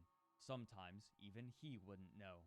One of his most famous quotes reads, "You must take your opponent into a deep, dark forest where 2 + 2 = 5, and the path leading out is only wide enough for one." In contrast, Kasparov was a much more stable player whose calculating mind made him one of the most dangerous opponents in the world. In particular, he was known for 2 things. First was his precision. Kasparov preferred sharp positions, where the winner is the one who can refrain from making errors the longest, and he would dissect his opponents by guiding his games into these positions and either encouraging them into a mistake or simply waiting for them to do so themselves as he continued to build pressure and attack. Second, and perhaps more feared, were his preparation abilities. Grandmasters typically will not enter into games against other Grandmasters without first researching their opponents and discovering their strengths and weaknesses. In particular, they will examine the favored openings of their imminent opponents and invent new strategies to fight them. For this, Kasparov was renowned, and he would often come so prepared that he already had a response to everything that his opponent would try. The anxiety that he inspired in his opponents was sometimes so extreme that other masters would abandon their favorite openings out of fear that Kasparov had studied them and discovered some novelty to counter them. When he partnered with ChessBase and could retrieve the publicly recorded games of his opponents even faster, his dominance in chess only strengthened. But against Deep Blue, Kasparov's greatest strengths would prove much less useful. As mentioned previously, computers are strongest in sharp positions, where their positional assessments are at their most potent, and Deep Blue wielded processors that were far more powerful than anything a chess computer had used before. Despite all of his ability and experience, Kasparov was unlikely to best Deep Blue in such a situation. Kasparov was an aggressive player, but computers were known particularly for their defensive capabilities in places where humans would struggle. Kasparov's preparation would also be of limited use. The Deep Blue team had created a smaller computer on which they could test their software, which they named Deep Blue Junior, and when Kasparov asked IBM for the games that it had played, they obliged. However, the complete computer had never played a game against a grandmaster, and so there was no way to know for certain how Deep Blue would play. At last, the day came, and on February 10th, Garry Kasparov sat down across the table from Feng Xiong Shu, who would play the moves that Deep Blue chose. To their side sat a moderately sized crowd of spectators and journalists, eager to see how the world's most powerful chess computer would fare against the world chess champion. In the front row sat Kasparov's mother, who had raised him after his father died when he was young. She was always in attendance for his most important games. Behind him was a cordoned-off room stocked with snacks. These smoking rooms are standard for high-profile games such as this one. Players are allowed to get up and leave the table at their leisure, and the extra space allows them a place of seclusion to take a moment's respite while their opponent makes their move. Kasparov was known for pacing back and forth while staring intently at the board. For the first game, Deep Blue had the white pieces, meaning that it would go first. In some ways, this was an advantage for Kasparov. Black is considered to be at a disadvantage due to starting a move behind, and the previous world champion, Anatoly Karpov, was famous for stating that he would try to win as white and draw as black. Since each of them would play each color 3 times, this would give Kasparov the opportunity to adopt a defensive strategy and observe Deep Blue's capabilities. At last, the players were ready to make their opening moves. Deep Blue began with a king's pawn opening, generally considered the safest option, and Kasparov responded with his favorite, the Sicilian defense. While the Deep Blue team had prepared for him to do so, they were still somewhat surprised. Typically, the Sicilian leads to extremely sharp positions where Deep Blue excelled, but this opening move signaled that Kasparov was unafraid of its potential, or at least not so afraid that he would forego his favorite opening.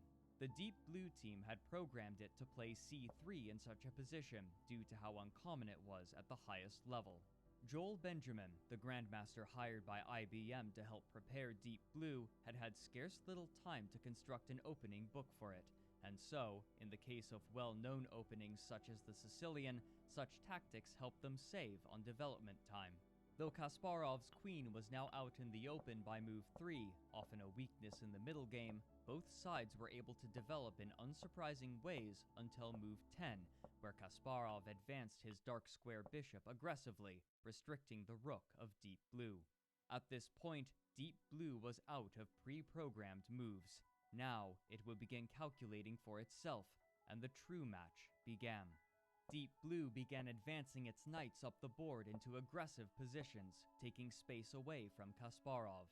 Recounting his experience, Shu wrote, quote, "When I played move 13, knight to b5 for deep blue attacking his queen, he was taken aback. Gary looked at the board intently for a moment, then raised his eyebrows and stole a glance at me. I could not help but smile momentarily on seeing his expression. I don't know how he interpreted my fleeting smile, but he spent a long time on his reply." End quote. Eventually, Kasparov decided that retreating his queen was the best option, perhaps in part due to his fear of Deep Blue's attacking capabilities. But this gave Deep Blue opportunities. On move 17, Deep Blue attacked Kasparov's knight, pinning it to the queen, and when it inevitably captured the knight, Kasparov was forced to either rip open a hole in his king's defenses or trade his rook for a knight, a bad trade in an already uncomfortable position. He chose to weaken his king. With a powerful position, Deep Blue began trading pieces as it pressed its advantage, gradually eroding Kasparov's defenses. First, it traded its knight for Kasparov's bishop, making the material completely even. But then, only 3 moves later, it made a move that surprised everybody in attendance: pawn to d5. In doing so, the pawn no longer was protected by the knight or the queen. In essence, it was sacrificing its pawn. Known for unmatched materialism, this move was unthinkable to most computers, and Kasparov was taken aback, later saying that this was a move that he himself would have played. Recognizing the new attacking opportunities, Kasparov retreated his king into the corner of the board and defended it with his rook, while simultaneously opening it for a counterattack on the open file. Despite this threat, Deep Blue saw no legitimate attack on its king, and so it took the time to send its knight away from the king to grab a pawn, a move that seemed almost ridiculously imprudent. Kasparov saw this greedy capture as an opportunity, and so he made one final desperate attack on Deep Blue's king, leaving him only 1 move away from achieving checkmate. But in doing so, he left his king with even fewer defenders, and Deep Blue was quick to capitalize on this. Deep Blue had calculated that it had just enough time to capture the queenside pawn before moving its knight back into an attack, and so it set about chipping away at what remained of Kasparov's defenses, checking his king over and over again. Recognizing the futility of his position, Kasparov accepted the inevitable and finally resigned. Deep Blue had taken Game 1. Onlookers were dumbfounded at every level of comprehension. At the lowest level, viewers were surprised to learn that a computer had won a game against the best chess player in the world, while those experienced with chess were surprised at how aggressively Deep Blue played, uncharacteristic of a computer. Kasparov and Shu stood to shake hands with each other. Recounting his experience, Kasparov wrote, quote, "I was a bit in shock, as were the spectators and commentators. Even Shu, who would have been aware of Deep Blue's winning evaluations from his screen, looked a bit confused, almost apologetic on the moment of his great triumph.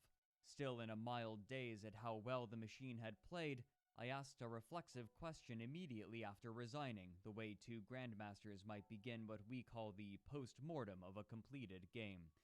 Where did I go wrong? I asked. But Shu wasn't much of a chess player and, probably a bit dazed himself, he couldn't recall enough of Deep Blue's analysis on the screen to answer, so it was a slightly awkward moment for both of us. Feng Xiong-shu would also write about this moment. Quote, "This question took me by surprise. I could barely play chess, and the greatest chess mind ever was asking me where he could have improved his play. I tried to answer his question as best I could from what I remembered of Deep Blue's analysis. Sensing that I was not seeing the game on the same level as he and Deep Blue, Gary gave up after a few minutes and quickly left the building without talking to anyone outside of his entourage." End quote. News sources quickly discovered this victory, and overnight, the match became worldwide news, with evening shows in America making space to give updates on the rest of the games. Overnight, people from all different nations were paying attention, even those uninterested in chess, and invariably, this contest was portrayed in a particular dramatic way. Gary Kasparov was standing as the lone defender of humanity against the encroaching strength of the machine. Meanwhile, message boards were dominated by discussion of the game, and the website created by IBM for the match was almost entirely inaccessible due to the massive influx of traffic. But tension had been growing for Kasparov for years. He had watched computers increase in playing strength since he acquired his world champion title, and now he was recognizing his position as more tenuous than even he had recognized. Many years later, he would write, quote, "For all of chess history, even the greatest players have been sheltered from the sort of incredibly complex tactical play that computers handled almost trivially by 1993. You knew that your human opponents had roughly the same limitations as you did when it came to dealing with whatever arose on the board. That perceived equilibrium went out the window when you were facing a strong computer. It played chess well, but also differently. The psychological asymmetry and physical factors were an issue, but the new sensation of always wondering if your opponent might be seeing something you could scarcely imagine was very disturbing. It created a terrible tension in complex positions, a sense of dread that, at any moment, a shot could ring out in the dark. In response, you double and triple checked your calculations instead of trusting your instincts the way you would against a human opponent. After a lifetime at the chessboard, you had no choice but to become a creature of habit, and those habits were all disrupted when playing against a machine. I didn't like it, but I also wanted to prove I could overcome these handicaps, and to prove that I was still the best chess player in the world, human or machine." End quote. But still, there were 5 more games to play, and now nobody was certain what to expect, not even the players.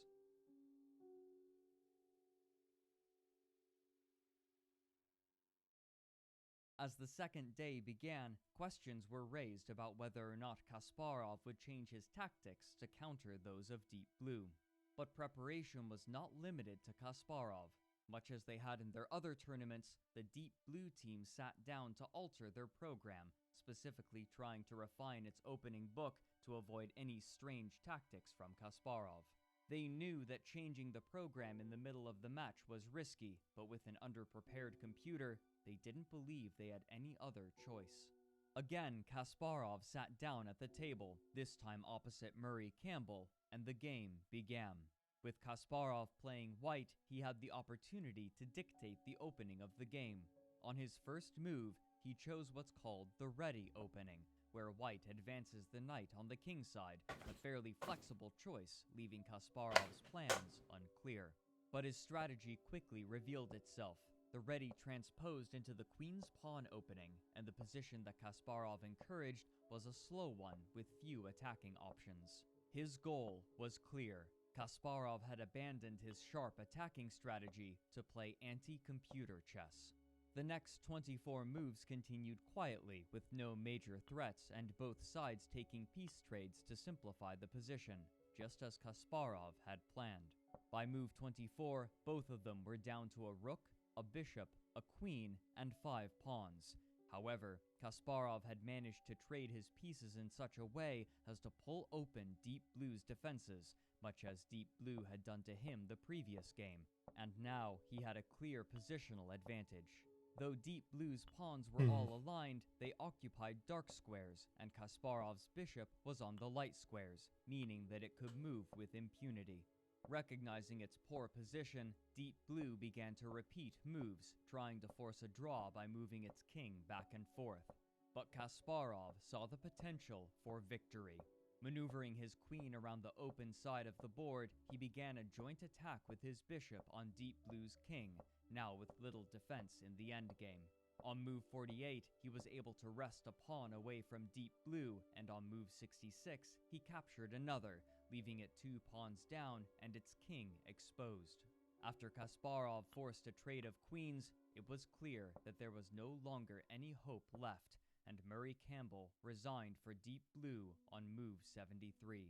Deep Blue and Kasparov were now tied at 1 point apiece. Kasparov's plan of creating relatively dull strategic positions had been a resounding success. The Deep Blue team scrambled that evening in order to discover what had gone wrong, and they quickly found the issue.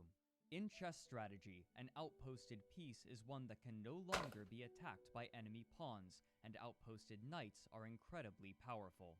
However, Deep Blue was considering outposted bishops and knights to be worth the same when outposted bishops are much weaker. If this had been discovered beforehand, it was likely that Deep Blue would have been able to force a stalemate. This created a growing anxiety in the team. They knew that their computer wasn't ready for competition, but with such an egregious bug present in the code, what other issues might arise unforeseen? The third day of the event was a rest day for both sides, but after Game 2, Kasparov was unconcerned. He wrote, quote, "Now that I knew that Deep Blue was only a much faster version of the computer programs I understood well, I relaxed a bit. It was very strong, yes, but it wasn't stronger than I was, and it had clear deficiencies. As with a human opponent, if I could target its weaknesses and avoid its strengths, I would win the match." End quote. The following day, they returned to the table for Game 3, and once again, Shu would sit across from Kasparov. Deep Blue played the king's pawn opening, and in a repeat of Game 1, Kasparov responded with the Sicilian. Following the same opening as Game 1, Kasparov found his queen in the center of the board, the same as the first game, but this time he was much more confident. Both sides traded pawns and developed their pieces in somewhat expected ways, but on move 8, Kasparov made a bold decision. Pawn takes on d4. Faced with the decision to recapture with the knight or the pawn, Deep Blue chose the pawn, but this created a weakness. With no pawns on the adjacent files, this d4 pawn had no others to help defend it, a situation known as an isolated pawn. In order to keep it, a stronger piece must be dedicated to its defense if ever threatened, but if those pieces are attacked in turn, then it is often a simple matter to capture the pawn, and on move 11, Kasparov appeared to have an advantage, with his pieces better developed, though Deep Blue's king was much safer after castling to the kingside. On move 12, Kasparov launched a series of trades, finally ending with a trade of queens, but these also gave Deep Blue another pawn to defend the isolated d4 pawn, and modern computer analysis reveals that, by allowing this, Kasparov had made a serious mistake, but he still believed that Deep Blue had exploitable weaknesses, among them the now exposed c3 pawn. Though this was largely according to the plans of Joel Benjamin, Deep Blue noticed something that Benjamin hadn't when preparing the line. This series of moves lost Deep Blue a piece, and so it deviated from the plan and narrowly averted disaster. Going into move 20, both sides had 2 rooks, 6 pawns, and a minor piece, Deep Blue with a bishop and Kasparov with a knight. Though bishops are usually favored in endgame scenarios, Kasparov was optimistic about his chances. Despite this confidence, Deep Blue began doing what computers do best, defending their obvious weaknesses. It began moving its king out from behind its defensive pawn wall, a common tactic as pieces become scarce and the power of the king is required. Though Kasparov was able to chase it away with his rooks, he quickly realized that there was no way to properly attack Deep Blue's vulnerabilities, and he was forced to admit that its defenses were impenetrable. After 39 moves, Kasparov and Shu agreed to a draw. Though the score was even at 1.5 points apiece, and though he had missed what he felt was a winning opportunity, Kasparov was feeling comfortable with the results. Typically, white is considered to have an advantage, and he had white for 2 of the 3 remaining games. Now, with this in mind and his understanding of Deep Blue's playstyle, he felt that he could finish the series in dominating fashion. But the Deep Blue team would fight this assumption to the end. Game 4 began the following day. While Kasparov opened with the ready once again, Deep Blue transposed it into the Slav defense, which gave it stronger central control but slowed its development, almost guaranteeing a defensive game on its part. It eventually built into what's called the quiet variation, referring to the methodical games typically found in it. Coming into the middle game, Kasparov had a noticeable advantage, and on move 19, he had managed to double his rooks onto an open file, an extremely powerful attacking pattern. But Deep Blue wasn't only facing problems on the board. After playing move 21, Shu got up and left to use the bathroom, but when he returned, the arbiter would not let him enter the stage until Kasparov had made his move, due to a quirk of the rules. When Shu finally was allowed to take his seat again, he noticed that Deep Blue had gone into sleep mode. As Kasparov stood up to take a short break, Shu attempted to wake up the computer and input Kasparov's move, but when he did, he made an error and the computer crashed. Kasparov returned to see multiple members of the team hovering over the computer trying to get it working again, and when he attempted to complain to the arbiter about this strange break of decorum, his mother shouted at him from the audience to, quote, "Shut up!" Despite this issue, the team was able to revive Deep Blue, and the game continued. Around this time in the game, modern computer analyses show that Deep Blue had once again managed to push the game back into an even position. Both sides were able to find clever ways to claw pawns away from one another, but while Deep Blue was able to take the advantage, there was no obvious way to convert it into a victory. Kasparov had spent almost all of his time, and he only had a few minutes left to play to move 40, where each side would receive an extra hour on their clocks. In the frantic position, the board began to whittle down further as they found ways to capture each other's pawns, but with no clear path to victory, both sides eventually agreed to a draw after 50 moves. Kasparov and Deep Blue now each had 2 points, but importantly, Kasparov had failed to secure a win with one of his 2 remaining games as white. But these games were already beginning to exhaust Kasparov. Shu recalled speaking to Frederick Friedel, founder of ChessBase and friend of Kasparov, who said that after the 4th game, Kasparov had entered his hotel room, stripped to his underpants, laid on the bed, and stared at the ceiling for a protracted period of time.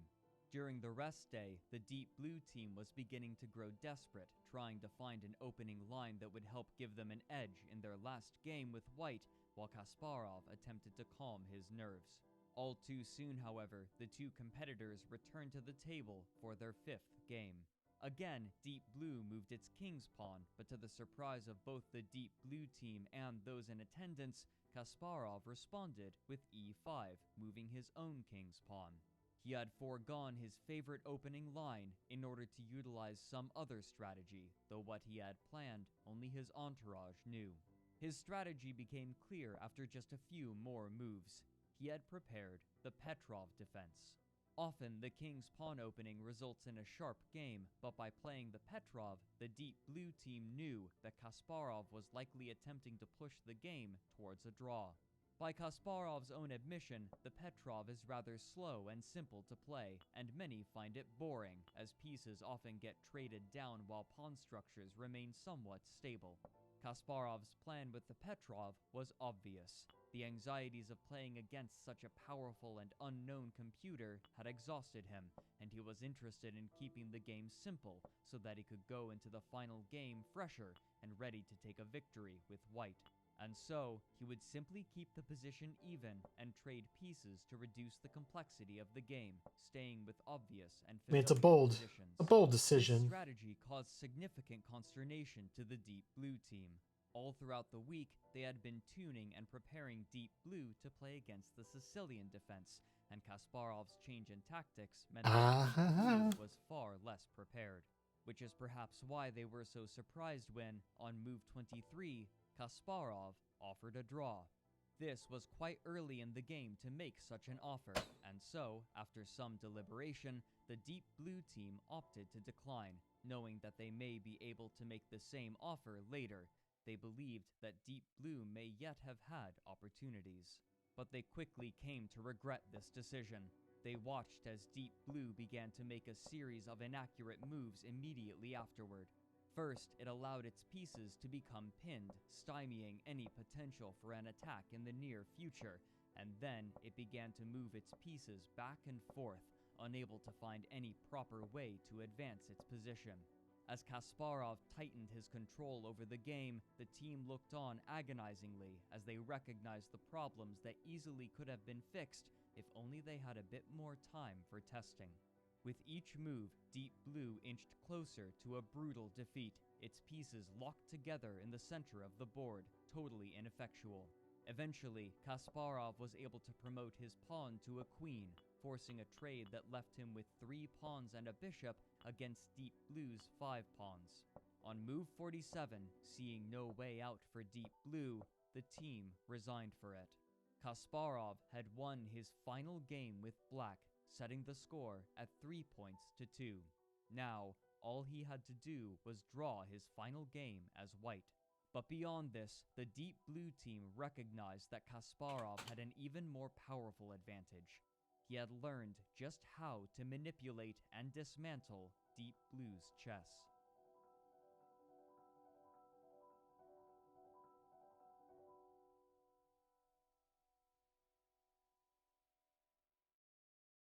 While it was no longer possible for Deep Blue to win the match, it could at least make a draw if it could win the last game, but hopes from the Deep Blue team were not high. This time, they had prepared the Slav defense, and for the first few moves, everything seemed to be working as planned after Kasparov played the ready opening again. But then, Kasparov launched his trap. Rather than playing the normal move order for the opening, he transposed his moves, changing the order and taking Deep Blue out of its opening book early, suspecting correctly that the Deep Blue team hadn't prepared for this sequence. This meant that all of the planning of the Deep Blue team had been wasted. By move 10, Deep Blue was beginning to deviate from the opening plan and make serious strategic errors. First, it failed to move its bishop onto the correct square, and then it began advancing its knight ineffectually along the king side. By move 12, a modern analysis shows an advantage of 1.2 points for Kasparov. Typically, an advantage of 1 point is enough to reliably attain victory at the highest levels of chess. After chasing away Deep Blue's knight, Kasparov continued to take control of the board, first pushing back Deep Blue's bishop and blocking off any middle game attacking opportunities for it, then continuing to encroach upon Deep Blue's queen side, strangling any attacking opportunities. Multiple times, Kasparov saw chances to deliver crushing attacks, but he knew that this was unnecessary. As long as he could prevent a sharp position, Deep Blue would be unable to steal away the game. After a few piece trades, Deep Blue's last remaining pieces were trapped in the corner of the board, and after a pawn sacrifice from Kasparov, they were entirely lodged in it, practically useless. On move 43, the Deep Blue team admitted defeat and resigned. Kasparov was elated, and he immediately was more willing to speak to the present news outlets now that his victory had been secured. Already, there were questions about a rematch as early as the following year, and he made it clear that he would invite such an opportunity, an opinion that was in part encouraged by IBM's offer to fund his faltering chess organization. When pried about Deep Blue's estimated ELO rating of 2700, close behind Kasparov, he stated that its abilities were wildly inconsistent, saying, 2700 maybe, but 3100 in some positions and 2300 in others. Despite Deep Blue's loss, IBM's investment in Shu's chess computer had already achieved their goals. As a result of their newfound notoriety, IBM not only had become a commonly recognizable company in America and abroad, but its stock had risen by $3.3 billion in the week following the match. Shortly afterward, IBM signed a contract with Kasparov to play a rematch the following year. But Shu's team was feeling much different. They knew that Deep Blue hadn't been prepared as they would have liked, and now Kasparov had revealed many of the weaknesses that they might otherwise have overlooked. Even as Deep Blue was playing, they were considering methods to improve it. Beyond the practical considerations, this week had given them something perhaps just as important: determination. Throughout the match, Kasparov had made surprising decisions, foregoing piece sacrifices that he otherwise would have taken for one simple reason.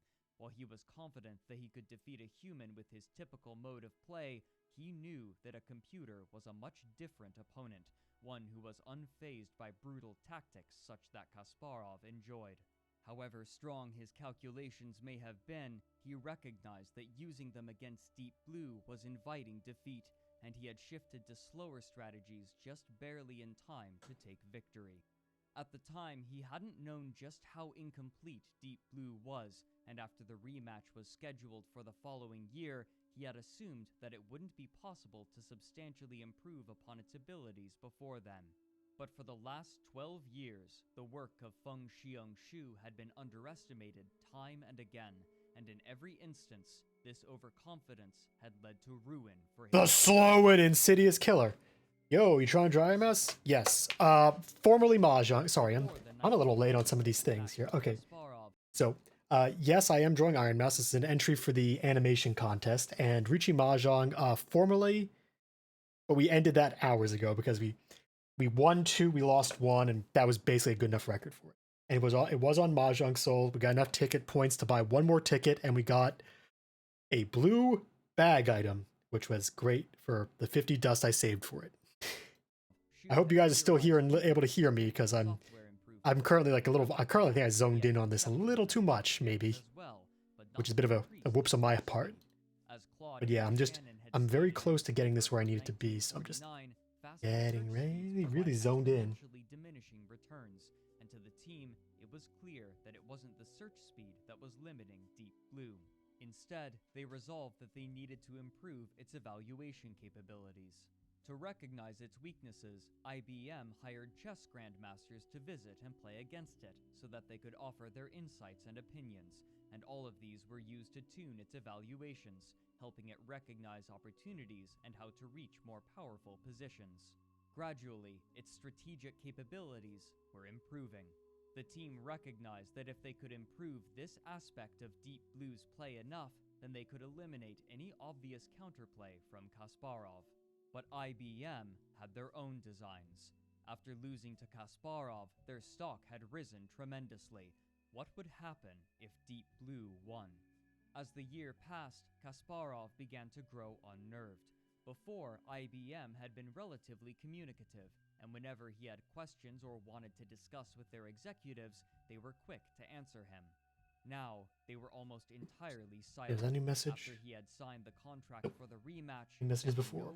I do hope you're still here, Tranquil Azora. Funding of Kasparov's chess organization. It was clear that, where IBM had been cooperative before, they were now entirely adversarial. This problem was exacerbated by the fact that, much like in 1996, the rematch would be only 6 games long, giving him little chance to discover Deep Blue's playstyle and weaknesses, an aspect much more important to Kasparov than Deep Blue.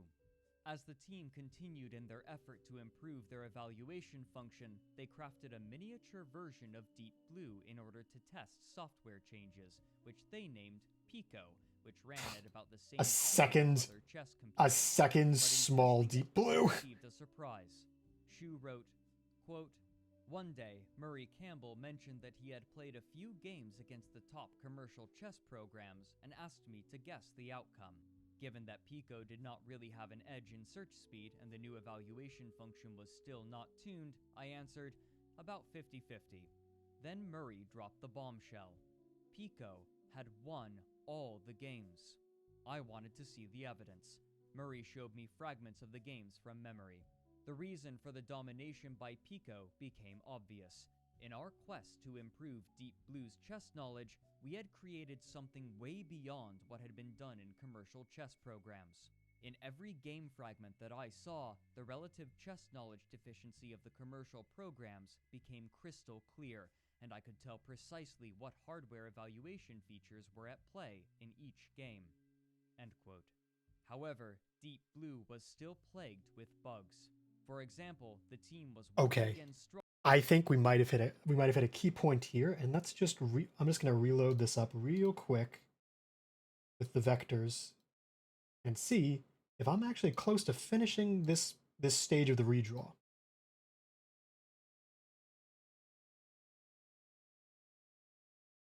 Because this might be it. And now I can, if this is it, I just need to do a little bit more shading detail, and then I'll be done in time to submit to the contest by tomorrow. File saved and compiled. Audio re-enabled. Green moving down so that viewers of Twitch can see this entire thing in advance.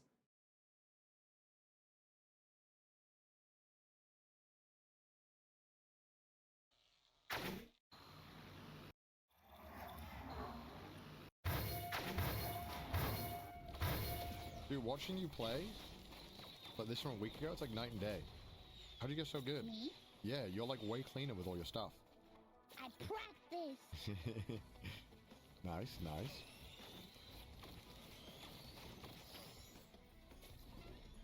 Your movement's way cleaner and you're hitting combos more, I think. All my practice. Aw. Ooh, we got a disappearing mouth and mouth on the back end. Disappearing mouth on the back end. Hold on, hold on.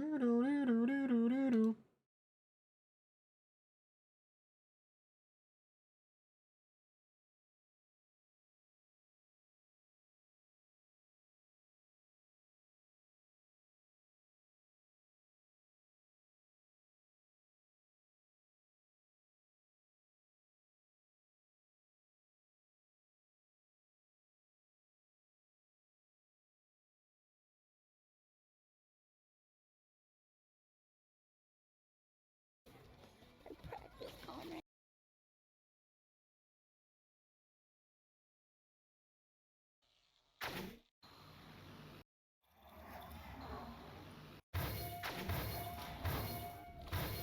Dude, watching you play, like this from a week ago, it's like night and day.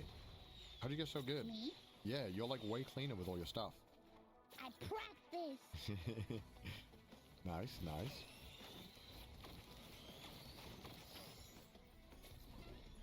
Your movement's way cleaner and you're hitting combos more, I think. All my practice. Aw. Okay, that's it. I think I'm gonna need to move one of these mouths in the middle of the head thing to be closed, just so it looks like the mouth's naturally flapping, which I'm gonna do here.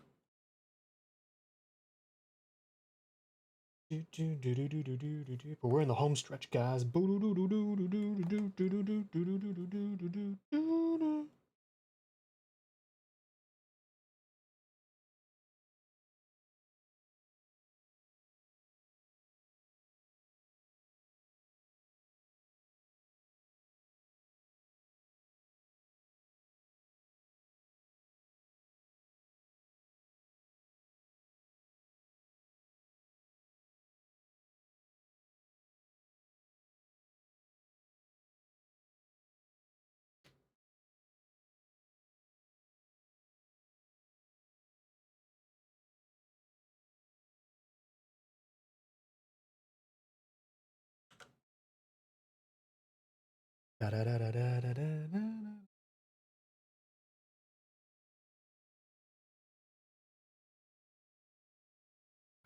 my practice. Aw. All my practice. All my practice. Aw. Okay, let's go double check that explosion earlier, because I feel like it lingers a frame too long, but that might be a rendering error. I practice. Nice, nice. Perfect. That's done. I think I need to add a bit more shading to this final bit here. Means take this, soften down to a little bit of a light gray, and we're going to be just adding a little bit of stuff to the back here.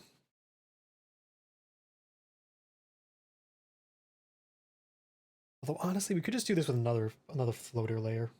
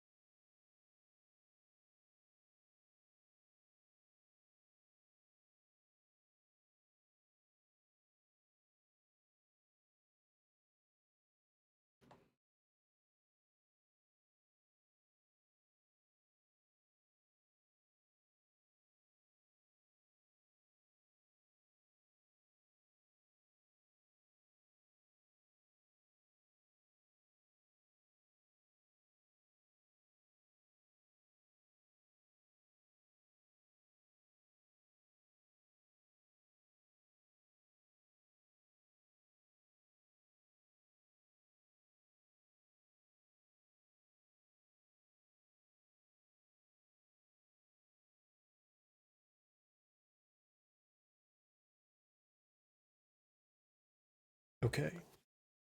Guess we're just gonna have to be careful on this, I see.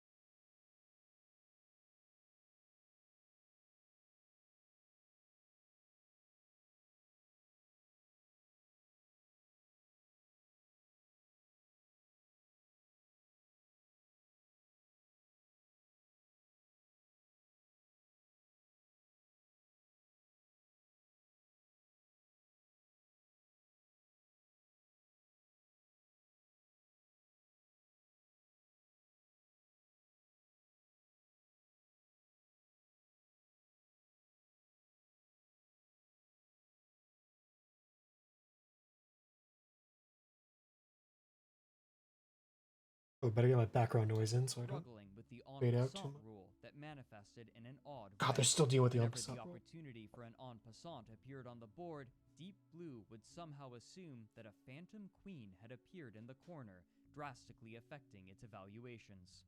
What's more, it appeared that the problem was with the hardware, not the software, which was much more difficult to fix. Other times, due to bugs in the code, Deep Blue would play a random move.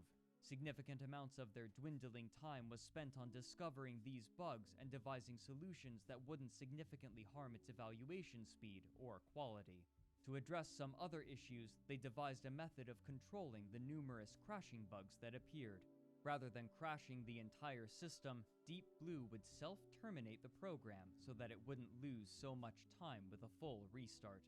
This meant that, even with Deep Blue in an unstable state, it would still hopefully be able to play complete games, and this time there was much more opportunity to hunt for issues, though their time was still quite limited. While their evaluations had drastically improved, they still had found the time to improve on Deep Blue's search speed, and after optimizing their program and altering some hardware, they were able to double Deep Blue's maximum search speed from 100 million positions per second to 200 million. But this time, the Deep Blue team wasn't only relying on their computer's ability to play chess. Miguel Illescas, one of the grandmasters who helped tune Deep Blue, would later write, quote, "Of course, we also built in some tricks for Gary. For certain moves, there was a delay, or some moves it played immediately. In some positions, we bet that Gary would play the best move, and if he does, let's reply immediately. This has a psychological impact, as the machine becomes unpredictable, which was our main goal." Tricky. In the meantime, IBM was planning their event, which they intended to make far more publicized than before. In preparation, they gathered all of the media attention that they could, creating a campaign to advertise it and posters with the iconic image of Kasparov's face over a chessboard. As such, reporters began clamoring to secure seats in the auditorium, knowing that public interest would be even greater than the year before. With so little cooperation and communication from IBM, Kasparov was beginning to feel nervous, and so he contacted the company, asking them to show Deep Blue's games so that he could prepare. But the company had been shrewd when they crafted the contract and the rules of the match. In response to his requests, IBM cited a precisely worded rule stating that all of Deep Blue's public games would be made available for him to study. However, the games between it and the grandmasters they hired were private, and therefore they were under no obligation to provide them to Kasparov. By making certain that Deep Blue played no public games before the match, they could entirely nullify one of Kasparov's greatest strengths, his preparation. However, the Deep Blue team They found out how to beat Batman. No prep time. Allowing them to prepare for him specifically, and thereby creating an advantage for Deep Blue even before the first game was played. Some of his demands, however, were grander, such as when he asked IBM for a version of Deep Blue against which he could practice. This request was similarly denied. The match would begin on May 3rd, 1997 in the Equitable Building in Manhattan, only a 30-minute drive from the Deep Blue laboratory. When the day finally came, the Deep Blue team was uncertain. Again, time worked against them, and they felt that if they had 6 months more, they could confidently... Bro, you could always have 6 months more to do something better. But as their computer was, they still felt they had a reasonable chance. The prize pool had been increased so that the winner between Kasparov and IBM would take $700,000 and the loser would take $400,000. But to both Shu and Kasparov, the money was immaterial. The only thing either side cared about any longer was victory.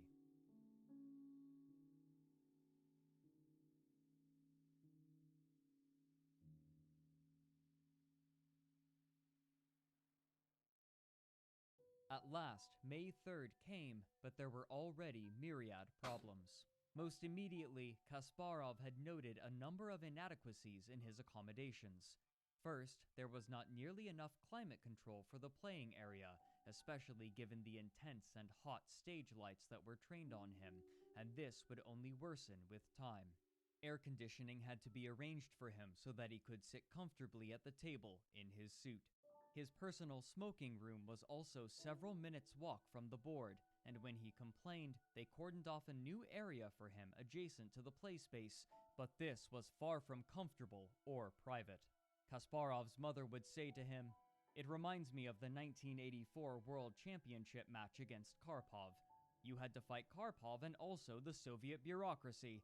Here we are 13 years later, and you have to fight a supercomputer and also a capitalist system using psychological warfare." While of less direct... The more things change, the more they stay the same. Team were given a similarly strange... Ain't that the way life works? First, a rooming mishap deprived them of their comfortable space to plan their opening preparation, and during the week, the observation room to which they were assigned was cramped and unwelcoming, unable to fit more than 6 people at a time. Reporters had issues of their own.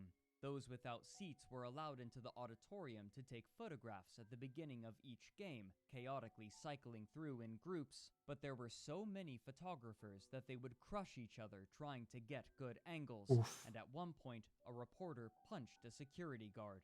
IBM's planning team had so severely underestimated the number of reporters that a new room had to be rented just to fit them all, as major that's pretty funny. were prepared to provide hourly updates on the games as they were happening.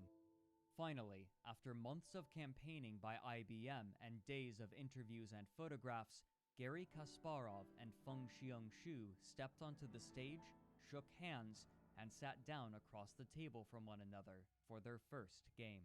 They would play outside of the auditorium, in front of a small crowd of approved reporters, while inside the auditorium, a small panel of hosts would analyze the game for the audience. The team playing the moves for Deep Blue would cycle as the games went on.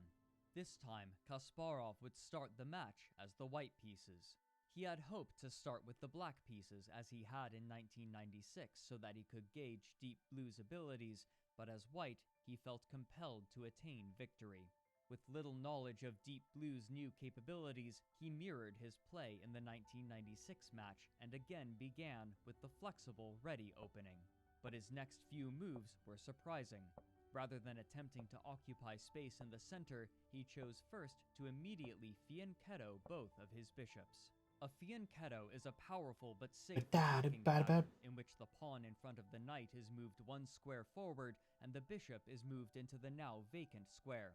This accomplishes 2 things. It creates a safe nest for the bishop, while also okay, yeah, we got this done, and now we just got one more bit to go, the player to safely exert pressure on the center which is so it does him. surrender space. The reason for this was obvious. If Kasparov couldn't have a defensive game as black, then he would force one as white. This was combined with another idea. One of the tenets of anti-computer chess was to make waiting moves, allowing the computer to make mistakes. Of this, he wrote, quote, "Instead of the normal expansion in the center by pushing my king's pawn 2 squares, I advanced it timidly a single square, avoiding contact with black's forces. It was intentionally passive, almost a waiting move, a throwback to David Levy's old trick of seeing if the computer could be fooled into weakening its own position when left without concrete targets. And lo and behold, it could." End quote. Deep Blue's 10th move was to advance its H-pawn, already creating unnecessary vulnerabilities for its king. Seeing opportunity, Deep Blue began encroaching on Kasparov's space, and Kasparov continually refused to meet it and offer a target. By move 13, Kasparov had not moved a single one of his pawns 2 squares, creating a cramped position on his side of the board as Deep Blue enjoyed the benefit of space. However, on move 14, Kasparov had protected his position so carefully that there was still no clear way for Deep Blue to attack him. What's more, Deep Blue had castled kingside, but now it had demolished its own defenses, leaving it vulnerable to attack, while Kasparov's king was safely nestled behind his pieces and pawns. Play continued with Deep Blue consistently preventing Kasparov from making meaningful advancement in his position until move 22, when Deep Blue made a surprising move. Pawn to g4, stunning the commentators. People began trying to dissect the move, speculating that it could have been an error or some complicated computer strategy that could only be seen by the powerful computer that played it. While Deep Blue allowed its king's defenses to be eroded completely, Kasparov's was weakened in turn, but not cripplingly so. After Kasparov offered a pawn trade and the d-file was opened, Deep Blue sought to take advantage of it with its rook, while Kasparov closed other files. On move 32, Dude, watching you play, but this from a week ago, it's like night and day. How'd you get so good? Yeah, you're like way cleaner with all your stuff. Advanced across the board and were now bearing down on Deep Blue's king, and the rest of Kasparov's pieces, while not on the king side of the board, were nonetheless either joining in the attack or threatening to do so imminently. Deep Blue still had opportunities, and the position was completely even, but on move 34, it made the decision to initiate a queen trade. After this trade, Deep Blue entirely lost control of the game. On move 40, it initiated a rapid series of piece exchanges that left Kasparov down in material, but as they came to an end, Kasparov's final tactic was revealed. The trade had left Deep Blue no way to prevent Kasparov's pawns from advancing up the board and threatening to promote. Just a few moves later, the Deep Blue team resigned.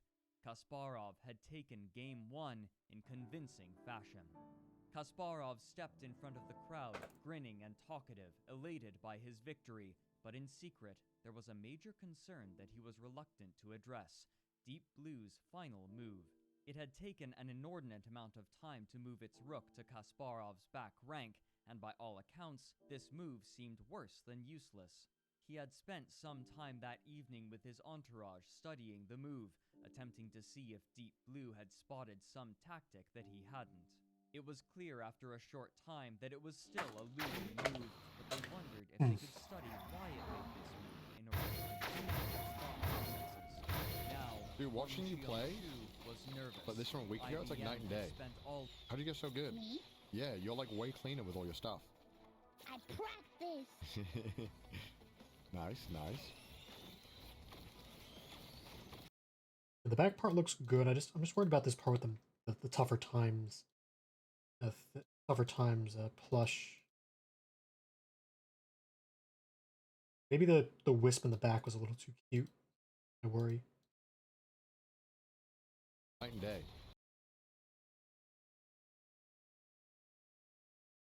Oh, never mind. I understand. I see why it bothers me.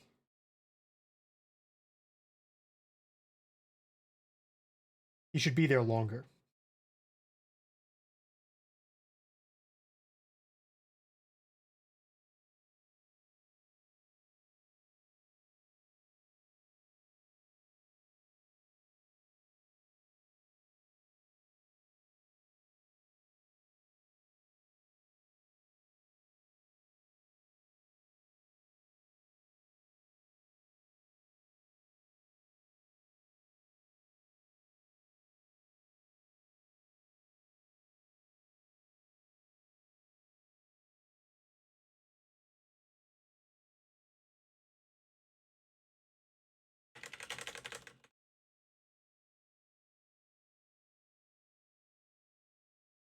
All of its goodwill with Kasparov in order to gain every possible advantage, and it was reasonable to assume that Kasparov might turn down any rematch offers, no matter You stop that. IBM offered, and now it had lost the first game embarrassingly, exhibiting some of the worst of computer chess's failings.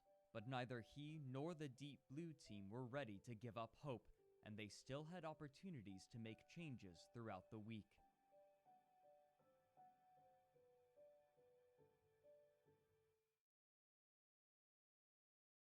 At the beginning of Game 2, Garry Kasparov was still confident, but the mythos around the match was already building. While Kasparov's anxiety from the rook move had been resolved fairly quickly, Frederick Friedel wrote an article for ChessBase exaggerating the mental strain the move had caused Kasparov, and others spoke of the game in reverent tones, discussing how some of Deep Blue's moves had actually been genius, with different justifications. As Game 2 began, many expected Kasparov to continue using anti-computer strategies as much as possible, and at first, this appeared to be the case. When Deep Blue played the king's pawn opening, Kasparov responded in kind, showing that he was still unwilling to play his favorite Sicilian defense in favor of a closed center position. After Deep Blue's showing in Game 1, many spectators, including the commentators, had foregone any chance of Deep Blue winning the match and had already begun to berate it for allowing Kasparov to keep the position closed, where computers usually struggle. But Shu was unconcerned. What the fuck are you gonna do complaining to the computer, though? With the Rui Lopez opening, a well-explored series of moves known popularly as the Spanish Torture, due in part to the way that White's bishop restricts Black's knight by pinning it to its king. The game continued conventionally for a time, with Kasparov advancing his pieces much But more this one a week ago, it's like night and day. How'd you get so good? Yeah, you're like way cleaner with all your stuff. He wrote, after seeing how aggressively the machine played when given the chance, we decided that using the same passive anti-computer strategy with Black would be too Your movement's way dangerous. cleaner and you're hitting With combos White, more, I I think. could control the pace of the game much better and wait for my chances. With Black, it would be safer to Oh, Jesus Christ, this has been 7 hours. Damn, I said I wouldn't burn myself on this, and I also said I'd grab some food, so... Shit, I gotta eat. I might be back later for a gorilla stream, but I think I might be calling it here. Let's just watch it one more time to be sure it's in a good position as I save up here. One more for the road. It's all down to the mother load. Doo-doo-doo-doo.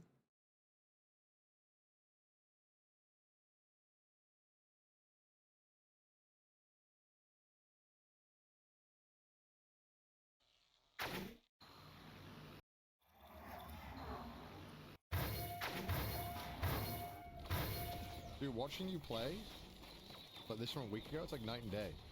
How'd you get so good? Me? Yeah, you're like way cleaner with all your stuff. I practice.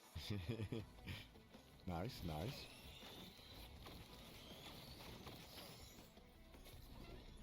Your movement's way cleaner and you're hitting combos more, I think. Aw.